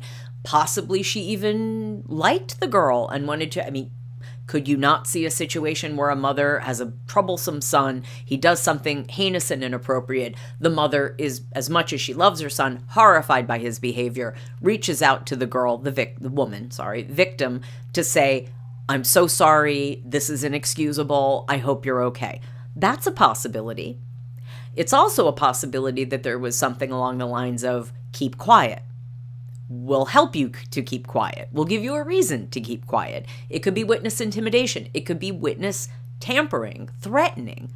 It could be bad, but I don't know if it's been made public who she supposedly contacted and what has been said. But I know if I were these ladies, I would be freaked out and I would probably leave the country if I could for the time being. And leaving the country is apparently what the royals have done for a while, and we'll get to that in a second. That's some of the latest updates. So just looking at this, now it says threw him out in public, and from these headlines are oddly translated and misleading at times. The The headline would make you think, along with the photograph, that Mette-Marit had thrown Marius out. That's not what this article is about. And we're not going to read the whole thing. But again, it reiterates that Mette-Marit tipped off Marius that he was going to be arrested, and that they assume that she came and tidied things up on his behalf. And as you can see in this little segment here, a Swedish commentator says, the more involved the mother becomes, and the entire Norwegian court. So this is not just a Marius scandal. She simply cannot behave like this. It was not yesterday that she became part of this royal play. It's far too late to come now and say you can't stand it. No matter how crap you feel for failing to raise a boy to be a man who doesn't oppress or hurt, even if he can. And there's the promise. That was little Marius on the day that his mommy married the Crown Prince. It should have been a ticket to a better life, and yet here we are. How did we get here? Well, let's continue with this article, and we're going to get a little bit of a clue. As is well known, Mette-Marit married Crown Prince Haakon in 2001. At that time, she brought little Marius with her into the marriage and into the Norwegian royal family, which naturally ensured an unusual upbringing for the blonde boy, who was only 4 years old at the time. Perhaps she feels complicit in her son's substance abuse, which he has presented as the cause of recognized acts of inappropriate aggression. Because she threw him into a life in the public eye, perhaps she has a bad conscience that her son tarnishes the Norwegian royal house with criminal connections and mistreatment of women. Well, honestly, the criminal connections began with his mother, not with little Marius. Now not so little. The royal house expert for the magazine says, Mette-Marit has put the role of mother ahead of the role of crown princess. Some would think that's a good thing, but in this case, I don't actually know that she's putting the role of mother ahead. I don't think this is doing the best job of a mother if you're trying to cover up for your son to the point that he continues to have problems. That's not helping. So, I don't want to belabor that point. Obviously, they go on to say, a royal should be a good role mother, blah, blah, blah. We get that. Here we go. And remember, when it says ex-boyfriend, it's a poor translation. It means ex-girlfriend. We also know that she, meaning Mette-Marit, contacted Marius' ex-girlfriend after the inappropriate aggression incident in the girlfriend's apartment in August. Although the idea may have been good and everything was done in the best sense, I think her understanding of her role here is lacking. People I talk to all around are shocked and don't understand what she has in mind. Okay, so that's the end of that article. Good. Now, when I talk about Mette-Marit, and you go, well, what do you mean, where this all came from? This is an article from Tatler from August of this year. Why Crown Prince Haakon and Crown Princess Mette-Marit of Norway's wedding caused a public backlash. At first considered a controversial union, Crown Prince Haakon and Crown Princess Mette-Marit have lived their royal fairy tale for more than 20 years. Well, let's put a record scratch on that fairy tale. It's not really been a fairy tale. Anyway, this is the photo from the balcony after the wedding ceremony, Mette-Marit, Haakon, and little Marius. I'm not going to read the entire article. Movie of the Week says in the chat, I bet the king and queen are super happy they okayed this marriage. Indeed, I imagine they are mortified at their choice. And again, I'm not going to read the entire article, but the article is explaining that, Mette-Marit was a commoner. And, Okay, I think this is important to read, though. The daughter of, quote, commoners, unquote. I like how they put that in quotes. Like Shaman, Mette-Marit met Crown Prince Haakon for the first time at a music festival, although it is understood romance did not immediately blossom. In the mid-1990s, Mette-Marit had reportedly planned to marry, now, I don't know how exactly you pronounce his name. It's written as though it is John Ognby. Maybe it's Jon, because I guess he's Norwegian. It's John Jon Ognby. A man convicted of substance-related offenses. In 1997, she welcomed a son, Marius Borg Hoiby, with Marius Borg, who was also a convicted felon and one of Ongby's close friends. Mette-Marit was a single mother when when she met Haakon, and, they fell in love and they eventually got married. Now, this awful video, let me make that stop. Okay. And so,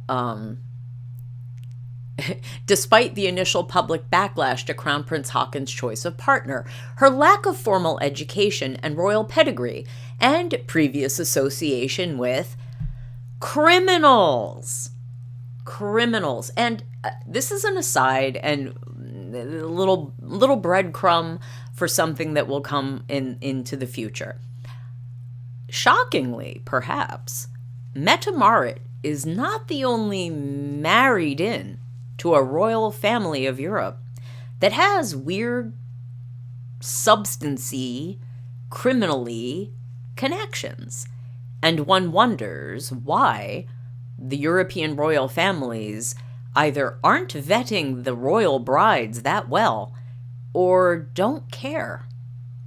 I'll let you be the judge as to what's going on, but let's keep going. So, again, I don't want to read this entire article, but just to summarize and give a little bit of a backstory. Haakon wanted to marry Mette-Marit, and at the time, and I'm speaking from also memory, because I remember at the time, although I was younger, not too young to know this, there was some backlash. And as I said at the beginning of the stream, although the idea of a single mother isn't that, it's not unusual, it's not crazy. This was a single mother who was not single as from a divorce. It was, she just had a child out of wedlock. Scandinavian culture is possibly, considered more liberal than other, say, Western, like British culture or American culture, but nonetheless, in the 1990s, it wasn't the really happening thing to be a completely single mom, and it certainly wasn't the happening thing to be a completely single mom with a substance past marrying into the royal family. Now, why did the king and queen allow this?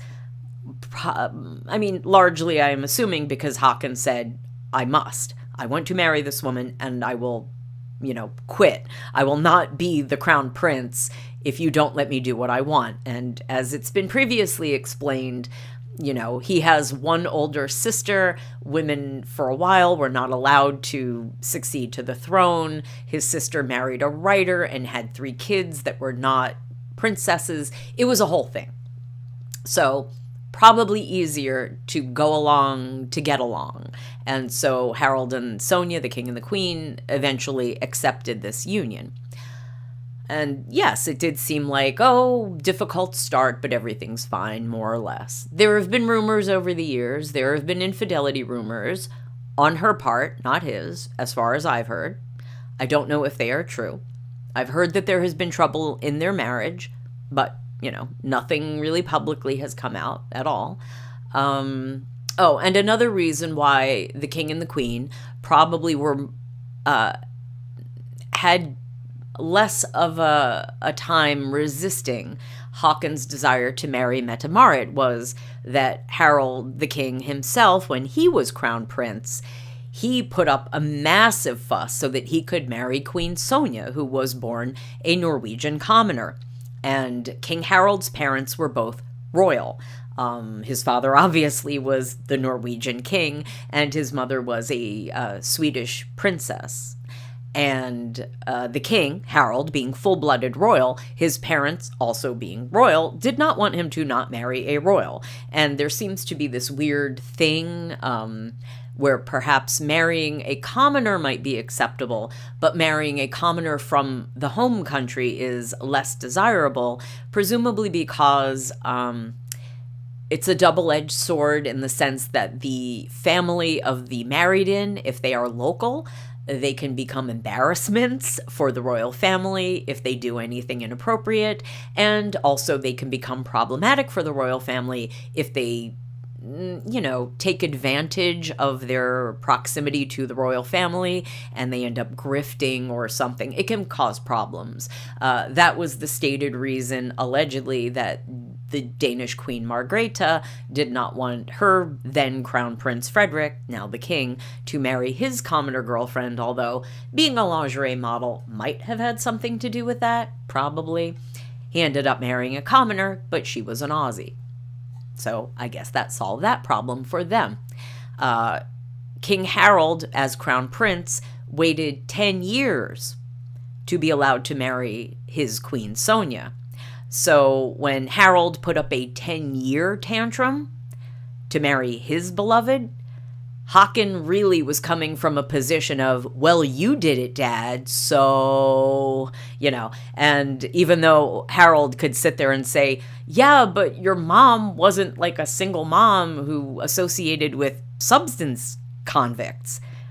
Time had passed. Apparently that was less of an issue. I don't know. That's why, as far as I can tell, they said yes. And at least things looked okay for a while. I mean, sure, there were some low-down infidelity rumors, but nothing really public. And sure, Mette-Marit has been accused of being work-shy, but,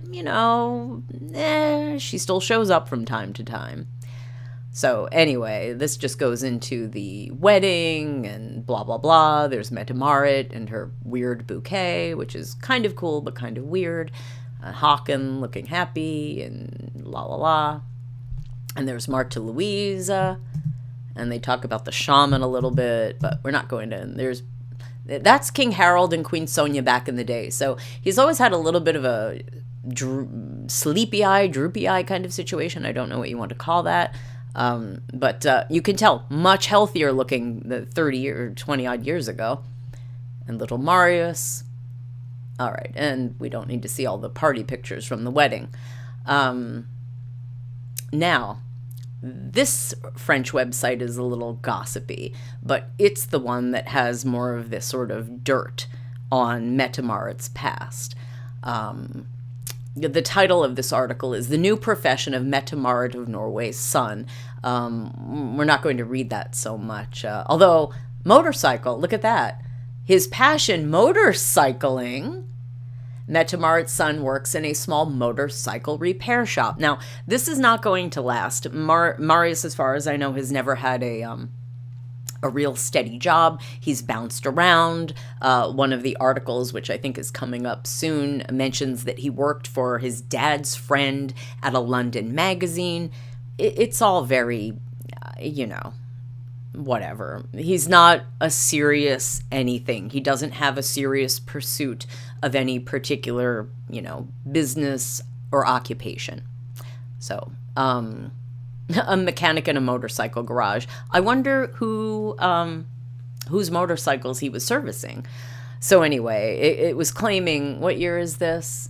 He's 23, so this would have been about 4 years ago that he was working as a mechanic in a motorcycle shop, talking about selling his Harley Davidson.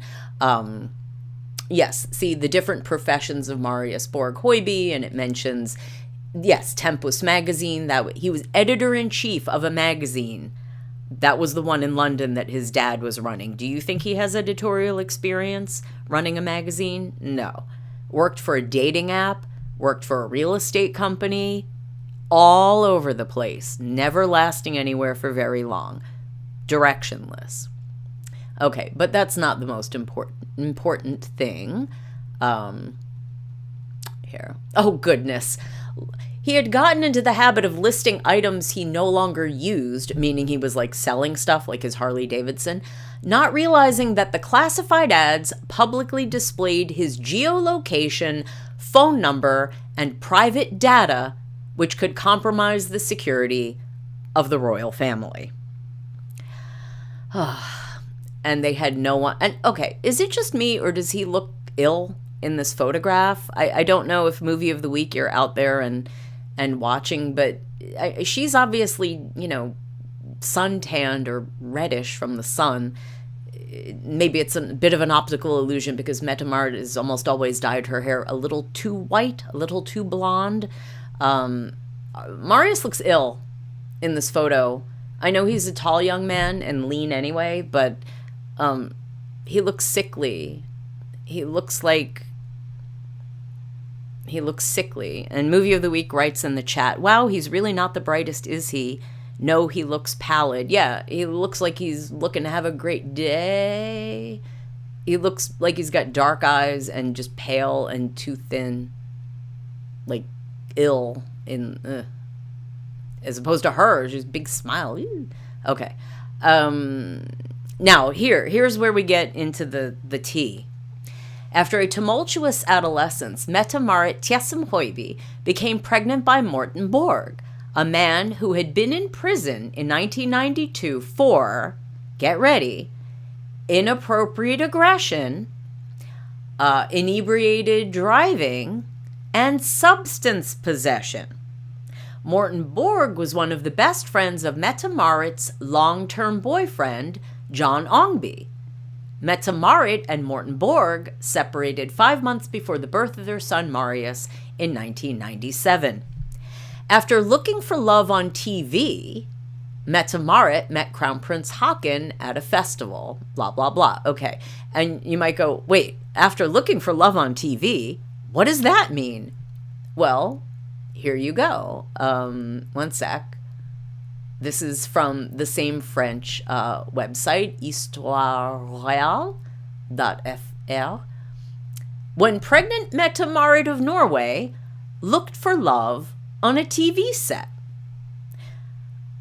So blah, blah, blah. Okay. Always in search of her Prince Charming, she had participated in a dating show while she was pregnant with her first child. So it seems as though her son is following in the footsteps. She was on a reality show. He dates ladies who show up on reality shows. And this is the still from the the dating program. It's like that thing. What was that show with Jenny McCarthy and Chris Hardwick? Singled Out, the dating show on MTV. It looks like that kind of a thing, and probably was, because I guess it was around that time. It feels like the rebellious and troubled youth of Mette-Marit. Mette-Marit Hoiby's past has not always been easy. Divorced parents, an average school career, and an unfinished university career, a rebellious adolescence, and a trip to Australia. She came back changed and shaved her head.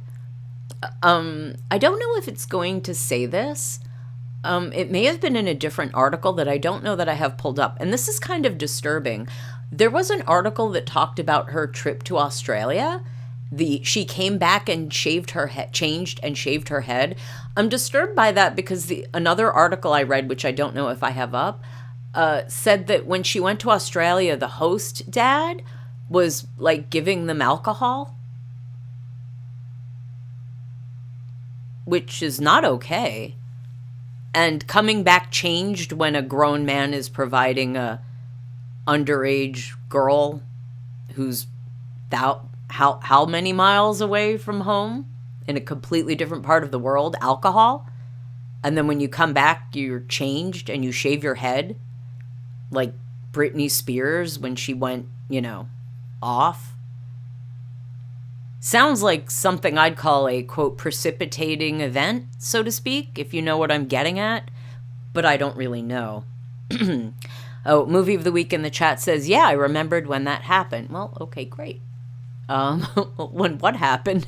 I'm sorry, the chat is behind me and my talking. Okay, but back to the article. Later, there will be talk of parties that were a bit too boozy and recreational substance use, like the time when things ended badly during a trip to India. I have not been able to figure out what that is. The trip to India. So if anybody knows what that is, please tell me. Please write it in a comment under this video, because on this video, because I would really like to know what that is. I've been trying to figure it out and I haven't found any reference to it. Back to the article. In an interview, she will confide in her difficult adolescence and admit to regretting some of her behavior. She goes from party to party and becomes a queen of the nightlife.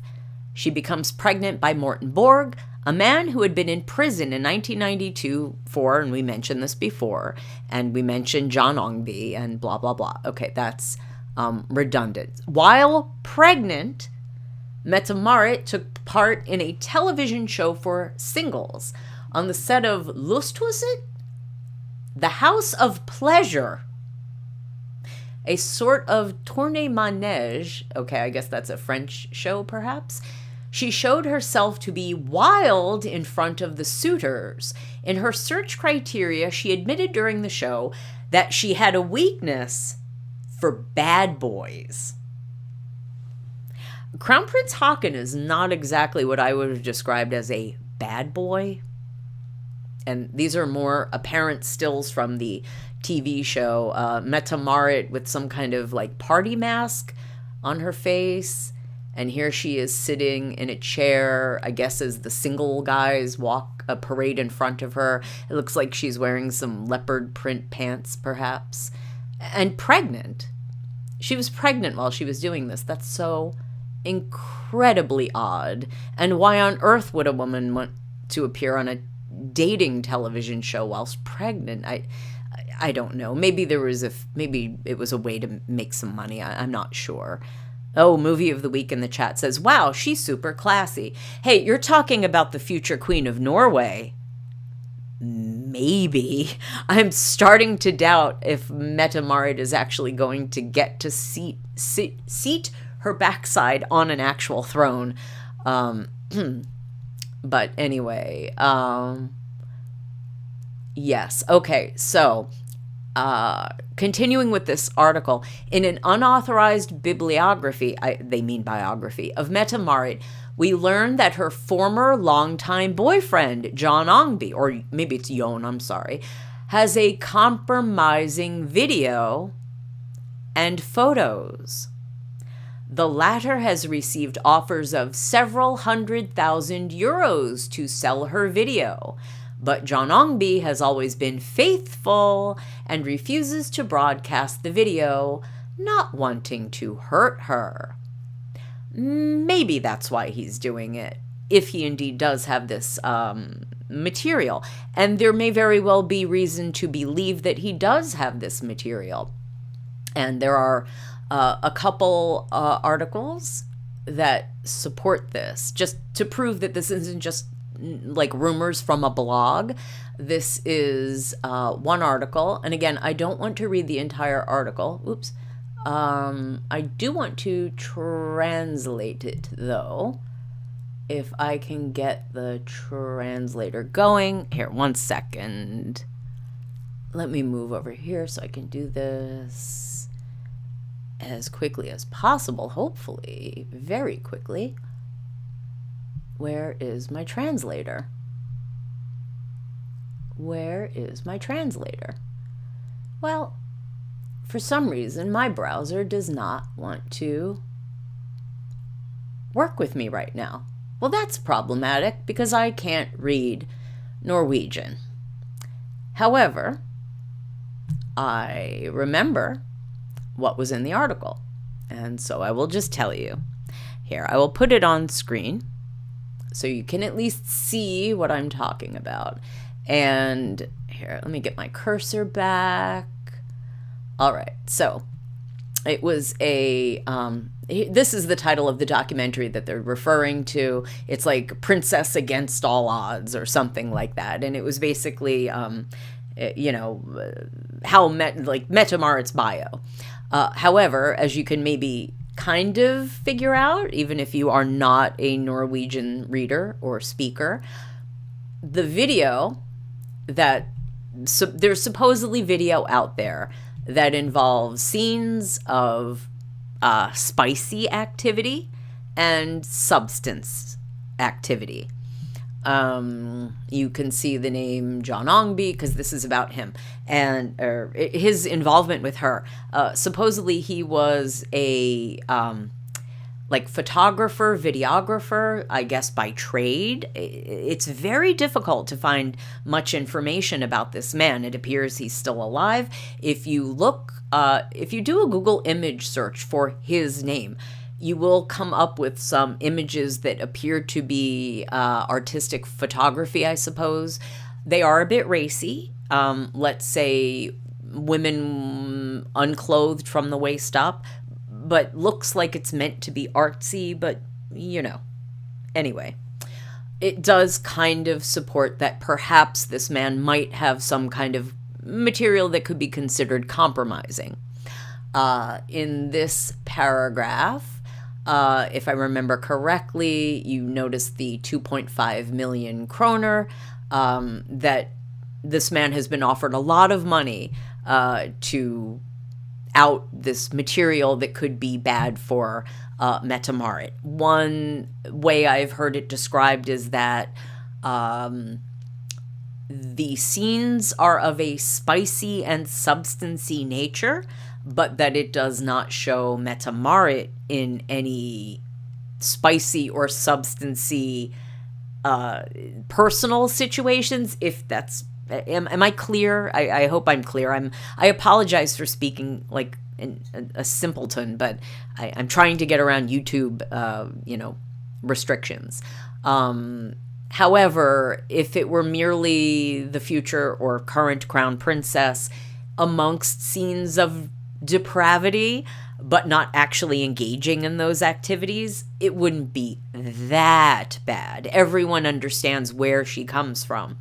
If it is video of the crown princess, the future queen of Norway, actually engaging in spicy behavior, perhaps with unclothedness, if she is engaging in substancy behavior, where she's actually participating, partaking, I don't think it would be so important to hide it. And this other article, which is from the same publication, the fvn.no.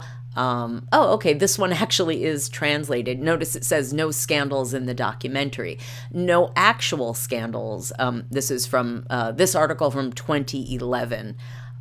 So as you can see, it says there was nothing that was revealed in the actual airing of this television documentary. But here it is. This is what I was referring to before. See this paragraph?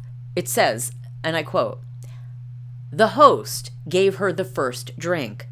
It says, "Furthermore, Mette-Marit's years at school in Tanswell in Australia were described. Here, Mette-Marit's host father, Michael Green, stood out. Among other things, he told about when he took Mette-Marit to the pub. She asked to have her first drink. I asked what she wanted, and she answered, 'Cocktail,' says Green, who thus introduced Mette-Marit to the world of alcohol." Green also stated that Mette-Marit came to Australia as a girl and left as a young woman. Quote, "She was extremely beautiful when she left," unquote. I refer back to the comment in that French blog post that she went to Australia and came back changed and shaved her head. I'm calling shenanigans with Michael Green. I'm not making any specific allegations, but I'm going to say that that sounds incredibly inappropriate, and if that were my daughter, I'd have a massive problem with this man. Massive. And it sounds like there's something that isn't being said here. and it really is concerning. But okay. As you can see, if you continue with this article, very strong scenes both in terms of substances and spiciness. And then it talks about she went after high school, she moved to a different town, fell in love with John Ongby. Supposedly he was her fiance. Supposedly she had even bought a wedding dress. And yes, it says he was the one who introduced Mette-Marit to the house environment. Presumably that they mean house music, like, you know, I guess that's a very old term. Does anyone even remember unless you're old, house music? I don't know if quote unquote kids today know what the house music is, but dance music, it was parties, it was a lot of substances, not everybody involved in dancing and party, you know, like raves. Not everybody was all out of their minds on stuff. A lot of them were. Not everybody. Some people just like to dance and have fun. Some people keep it to the mild substances, and some people go a little more into the, you know, harder core substances. Excuse me, I have to cough again.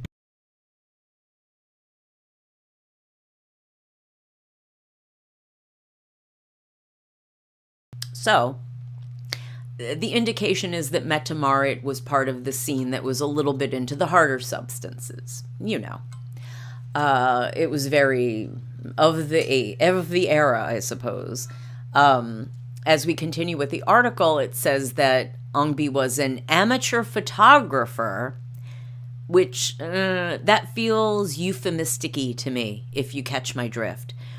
And that is how the, quote, Mette-Marit video, unquote, came about. And I have, I think it was something I read on the Norwegian subreddit, that there is a rumor that there is a very spicy video of Mette-Marit out there. People at the time, this was a long time ago, around, I guess, when file sharing, LimeWire, Kazaa, that kind of thing would have been popular before, like, not now, not the way file sharing is now, but the older days of file sharing. I think it was around there. People claimed that they had seen this video that is purported to be Mette-Marit in an extremely spicy situation, which is also involving substances. How do I say this without saying the actual words? There's a term for behavior, or rather a person who engages in a certain behavior.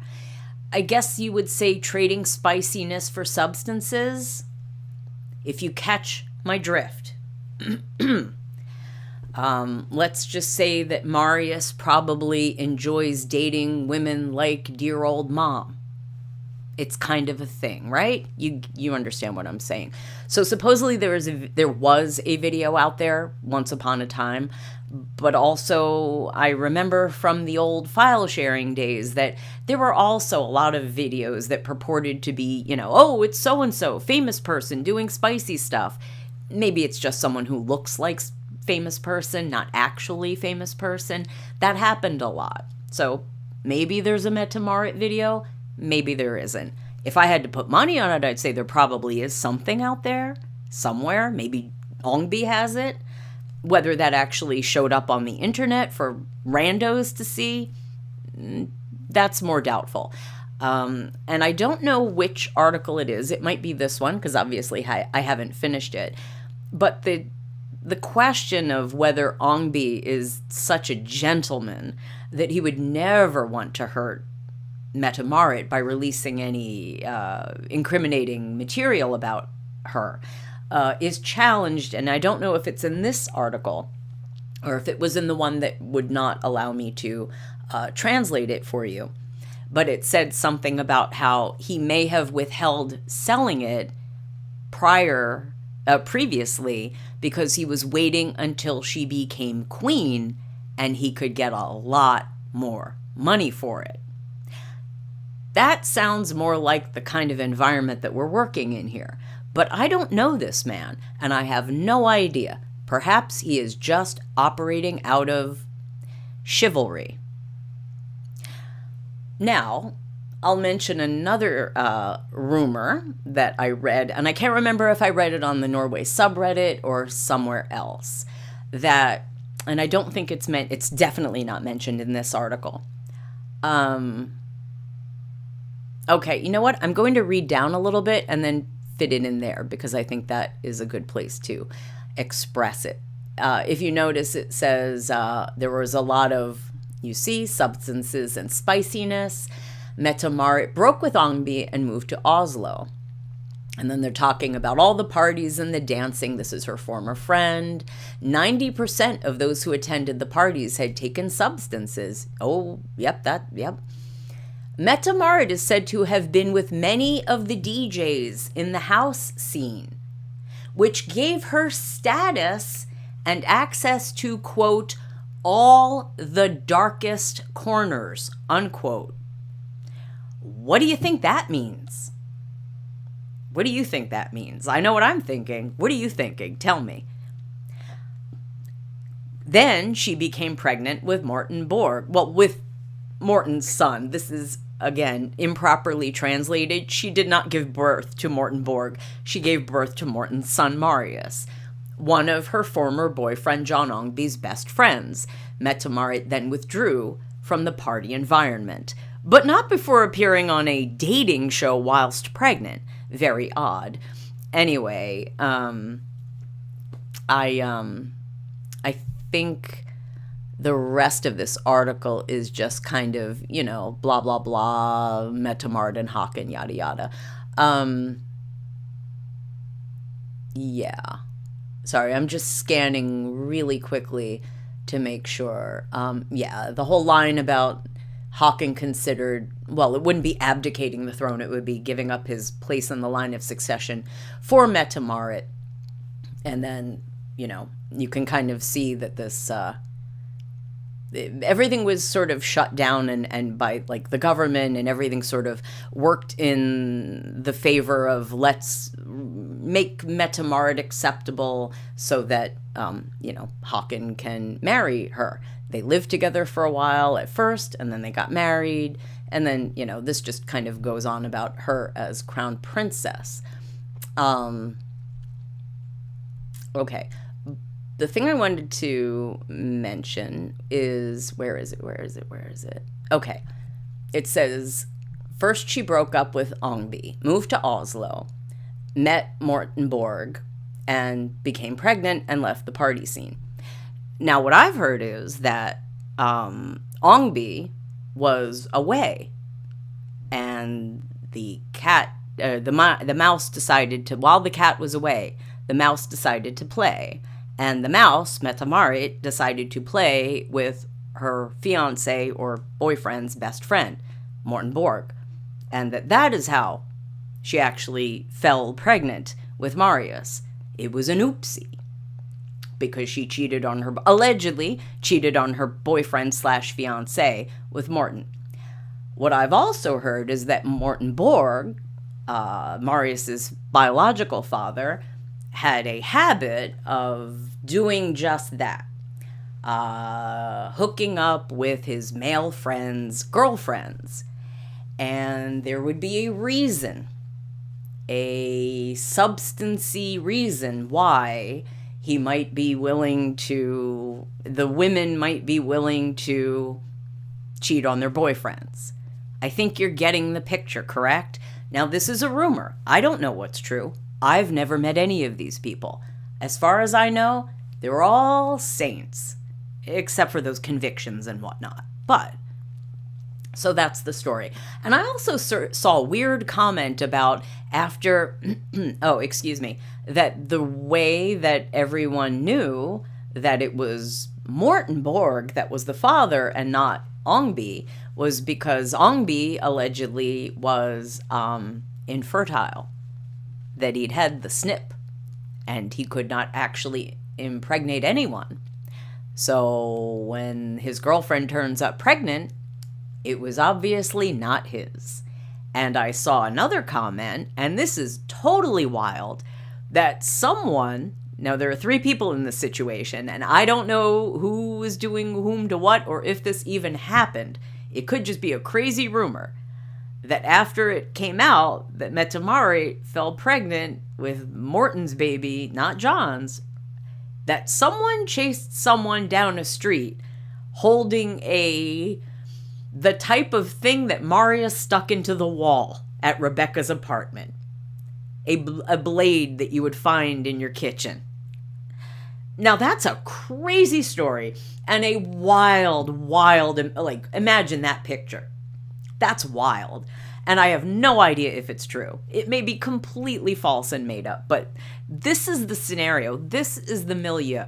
This is where Mette-Marit, the current Crown Princess of Norway, came from and brought this little 4-year-old boy who she accidentally fell pregnant with in this milieu of spiciness and substances, and then married into the Norwegian Royal Family, and they were all cool with this.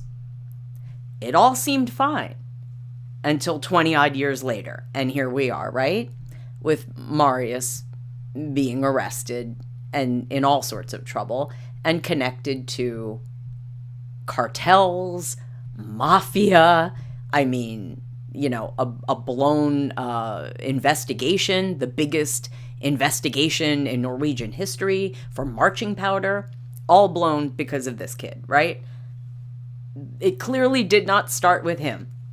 And that's why I am showing you this article. And we're coming up on the end of our stream.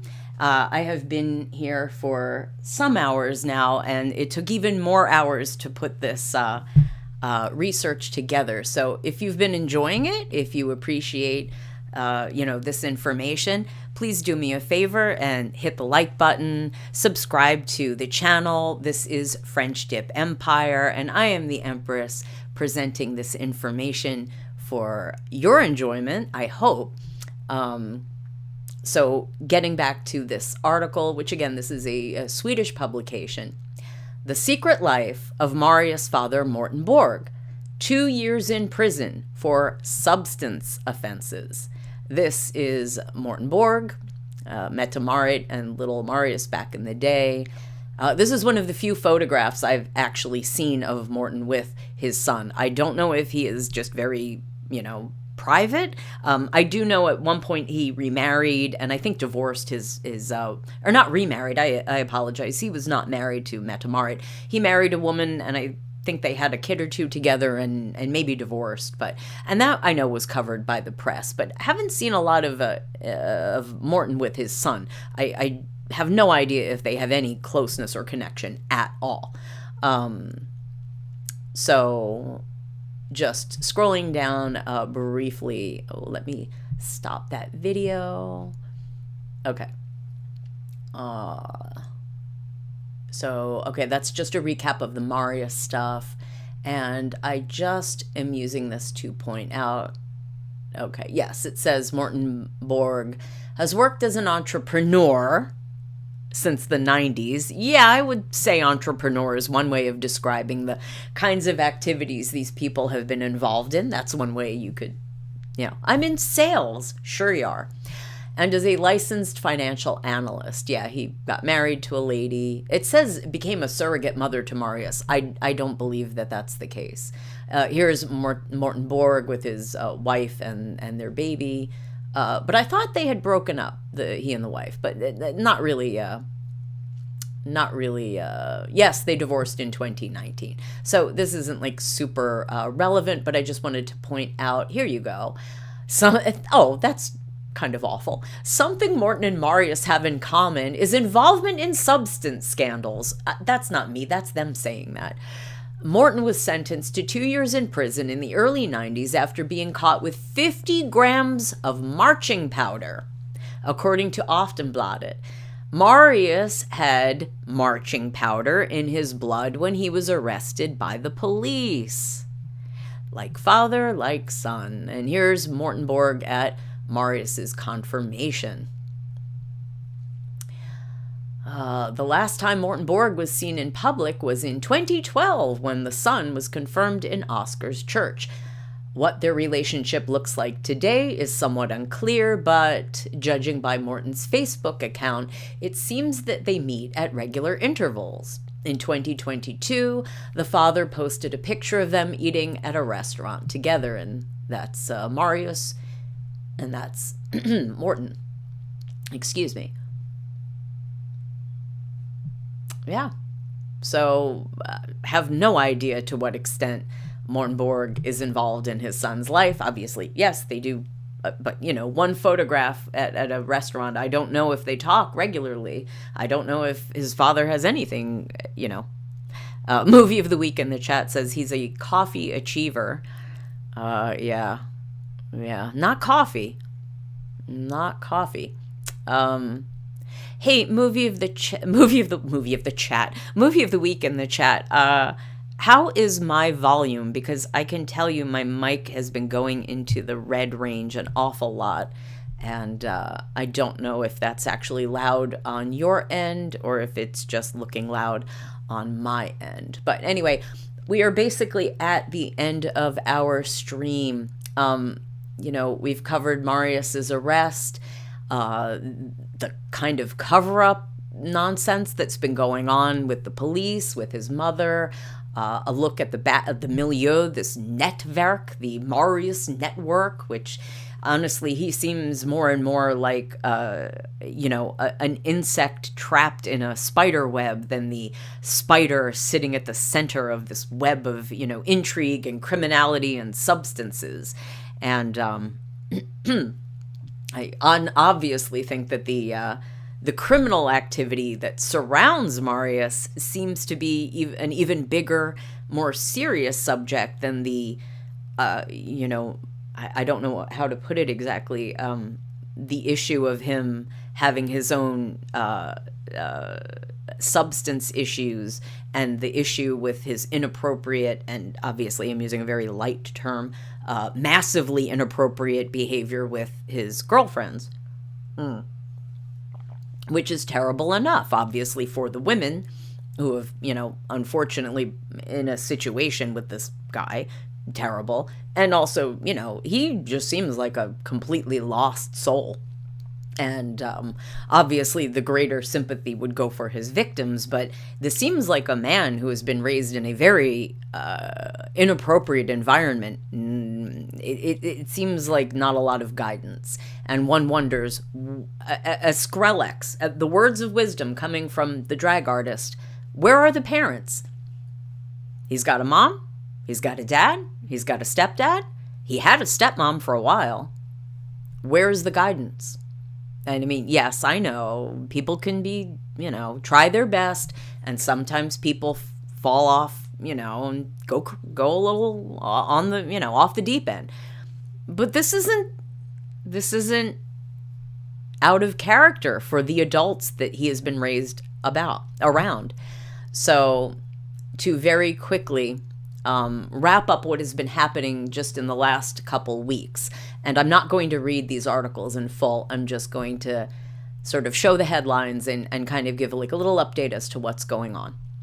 And then we're going to close out this stream, and then our future in a few days, I'm going to do part 2 of our Norwegian Royal Family scandals material, and we're going to cover his aunt, or half-aunt, aunt by marriage, Princess Martha Louise, and her very controversial marriage to the American, quote, shaman, unquote, Durek Verrett, David Durek Verrett, a man of many names, but that's for the future. Right now we're wrapping up the Marius case, and this was a little bit of, lighthearted. We need a little bit of, levity in this story, if possible. This is from the 4th of November, so that's almost a week ago. There is an artist called Marstein. I don't know. I'm not familiar with the artist. A musical artist who is using... Oh, there's the knife again.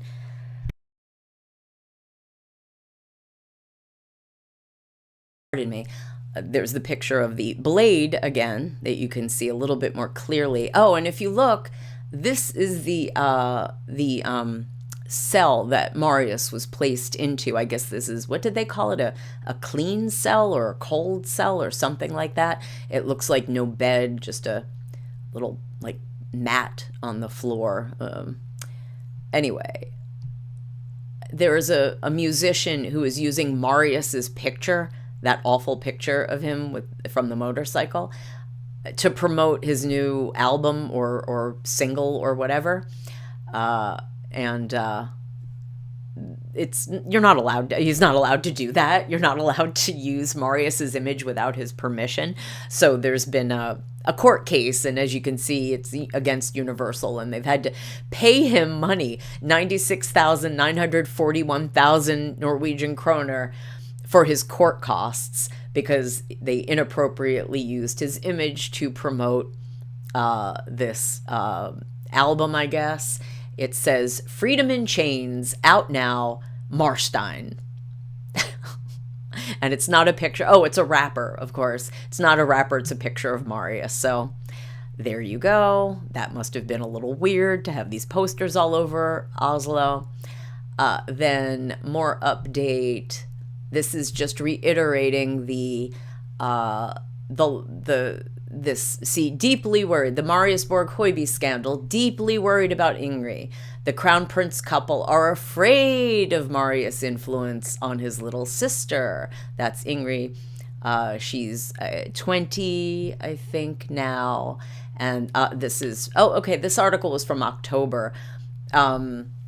Again, I don't want to tell tales out of school. What I can say is that a 20-year-old woman living in this milieu is not going to be unaware of what's going on. And she's not going to be, I'm sure she's been exposed to this activity. I don't think they have to worry in that sense. If there's a problem, it exists, and they would know about it, and they're in a position to do something about it. I can tell you that on the Norway subreddit, they have indicated that there may be material out there that shows that Princess Ingrid is not unfamiliar with the kind of activities that her older half-brother has been involved in. And that, let's just say that skiing is a very popular sport in Scandinavia because they have lots of mountains and lots of snow. And I'll leave it at that. So, will there be another scandal? I don't know, but I do go along with the theory that regardless of who's been doing what, the young man who is not at all in line to the throne and is completely common is going to be thrown under the bus. And the girl who is the future queen, who at the moment has a completely spotless record, keeping in mind that whatever goes down with Marius and Mette-Marit is going to go fully on Crown Prince Haakon. We could have a skip situation here. If things get really bad for Haakon and Mette-Marit and Marius, there's absolutely the possibility that we could go from King Harald to a Queen Ingrid. Now, I'm not saying that's going to happen, and I wouldn't put money on that necessarily. I have a feeling that with Harald's bad health, we're probably going to see a King Haakon, and probably not too far from now. But anything can happen, and that's why you got to keep watching this space. Now, what's happened in the past couple days? There was, as you could probably tell before I even translate the headline, speculation that Marius has been taken to rehab. And why? As you see, this was published 7 November. That was Thursday, and updated on Friday the 8th. Crown Prince Haakon suddenly canceled his official duties. Here, I'll just scroll down. So I'm not going to read it all, but so that you can see that's what it said. He had duties, and they were canceled unexpectedly due to private reasons. This is what I find confusing. This is from the beginning of November.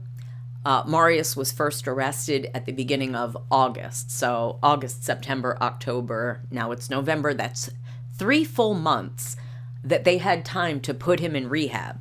And he should have been in a full-time rehab. And he should have been there. He should be there. I mean, if he has this much of a problem, it's not the kind of thing that you're going to clear up in 30 days. It's honestly not the kind of thing you're going to clear up in 90 days. But he needs help, and he needs inpatient, I would say. No, I'm not a doctor, but, you know, I have, I'm not young either, so I know about some things, and that's my amateur opinion.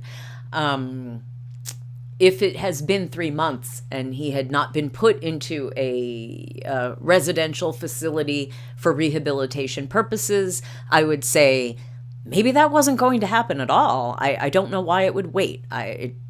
There's no reason to delay. None at all. And it seems like it would be the best thing, even for his own privacy, even just for damage control, right? But all of a sudden, out of nowhere, and it says Crown Princess, but I believe this is a mistranslation. It means Crown Prince and Haakon. He had events scheduled, and then all of a sudden, suddenly canceled for a private reason. Yeah, okay, private reason. It's not that private when you're the Crown Prince. And here you go again. Here's another headline. Pardon me. Mette-Marit in place in London. Traveled after Haakon and Marius. The Crown Prince couple are said to have been reunited in London. Now, this is an older photograph. This is not a photograph of them in London recently. So,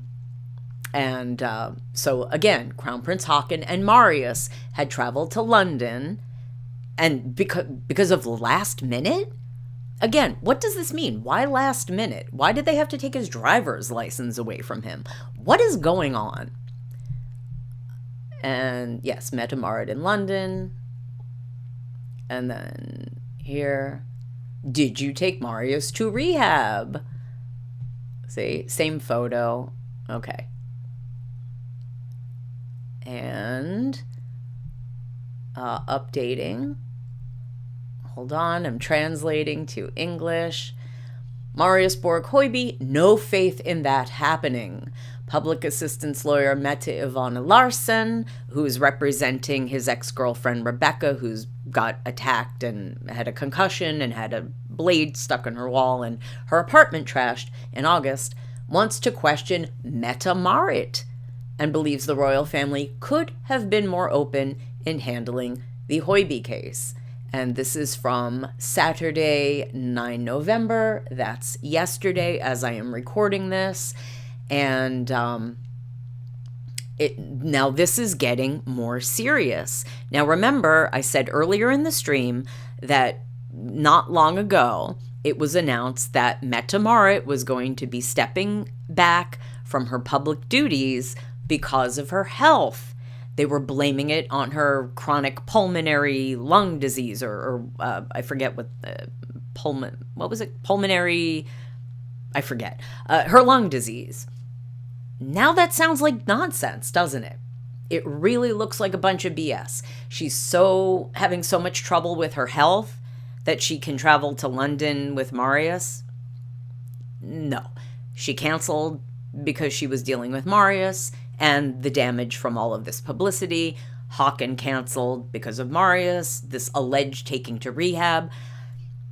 Last time I checked, a lot of rehab situations, I mean, yes, you can get someone into rehab at last minute. Absolutely. You have money, you have power, you have position, you can snap your fingers, wave the magic wand, and boom, you can make things happen that mere mortals, can't. They've known about this for years. He's been in rehab before, reportedly, correct? That's what they said. It takes 3 months to decide to take him to rehab, and it happens at the last minute, where all of a sudden Haakon cancels and gets on a plane to London, or with Marius, and then Mette-Marit follows. Why was this not scheduled? Do they not have rehabs in Norway? Although I can understand why you would want to go out of country, privacy reasons, blah, blah. Makes sense. I get it. Would this not have been... They had 3 months. 3 months wasn't enough time to schedule things? Sure it was. Why was this done at the last minute? What is really going on here? And is there a reason why they have to get everyone out of the country? Like, are you never coming back? There will have to be accountability at some point, right? I would imagine. And so what this article is saying, and again, I'm not going to read it word for word, but it says that the public prosecutor who is representing Juliana Snekkestad, one of the previous ex-girlfriends of Marius, not the one involved in the August incident, has sent a petition to the police. They want to question Mette-Marit. And nothing has come of this. Now, the aid lawyer, Mette Ivana Larsen, who's representing Rebecca, I'm sorry, I've forgotten her last name, the one from the August incident, she wants Mette-Marit questioned as well. What did Mette-Marit do? Did she run interference? Did she cover up? Did she harass witnesses? This has nothing to do with her being a mother, but whether she has witnessed things that have happened. Now, is she going to be questioned in these cases? Are they ever going to get to trial? I don't know how the Norwegian legal system works. I imagine it's not vastly different from any other Western, legal system. And what do the royals have any special protections? Marius is not royal, so he has no specific special legal protection in the law. I don't know if, for example, when I did my stream about the Belgian royal family, the Belgian monarch cannot be compelled apparently to testify in a trial, but if you are not the monarch but merely a member of the royal family, you can be, brought into a legal, situation, a trial. If you are the monarch, but you have abdicated, you no longer have the protection of being the monarch, right? That's Belgium. I don't know how it works in Norway, and I don't know that the Crown Princess would have any particular... Obviously, they would treat her with kid gloves. She would have special privileges, but actual encoded in the law or the Constitution, that I don't know, and I have not looked that up. But anyway, this is getting bad, not just for Marius. This isn't just substances and smacking around, ladies. This is, and I unfortunately use the term ladies very loosely, influencers, reality show, model. Oh, good Lord, ladies. You need to, know your value, or at least learn to increase your value, and then know your value, and don't date this guy. And he shouldn't date them. It's a bad mutual using situation, and everybody's in a bad place. And the substances are not helping. Okay, and that was the original article that I started off the stream with. And so yeah, no faith in that happening. And I think this lady's face, I'm just going to end with this lady's face. Mette Ivana Larsen, the attorney. That pretty much is the look that I am giving to the Norwegian royal family at the moment regarding the Marius situation. So this is a very odd situation. Obviously, it is developing. Will Marius go to trial? Is Mette-Marit going to get in trouble? Is Håkon going to get in trouble? Is the Crown Prince going to have to renounce his right to the throne? I have no idea. It all remains to be seen, and we will keep up with this. I'm going to keep following. We will keep following the story, and as it updates, I will update it. But for now, this is the end, finally, of the Marius case as it stands up until this moment, unless something has happened while I've been streaming. And if it has, I will catch up with what that is on the next stream. Our next stream, which I hope to do in the next few days, sometime later this week, will be about, it will be part 2 of our Scandals of the Norwegian Royal Family series, and we will be looking at Princess Martha Louise and her controversial marriage to the American self-proclaimed shaman Durek, and a much lighter story, although there are some weird things in there too, some unfortunate criminal allegations, but it's a much lighter topic, a lot more fun, and very visually exciting. There is actually an an animation that the shaman had created for like a little cartoon with multiple endings that he had created for Martha Louise for their wedding. It's really bizarre, and as long as I can get the, hopefully the web page is still working, and we will be able to watch those animations on the next stream. So if you've made it this far, thank you for joining me for this very interesting, bizarre story of substances and spiciness and cover-ups. I am the Empress. This is French Dip Empire. Please do me a favor and like, share, and subscribe so that we can tease the algorithm into getting more exposure for this information. And I hope that you will join us next time. I hope you all have a great day, and I'll see you on the next stream.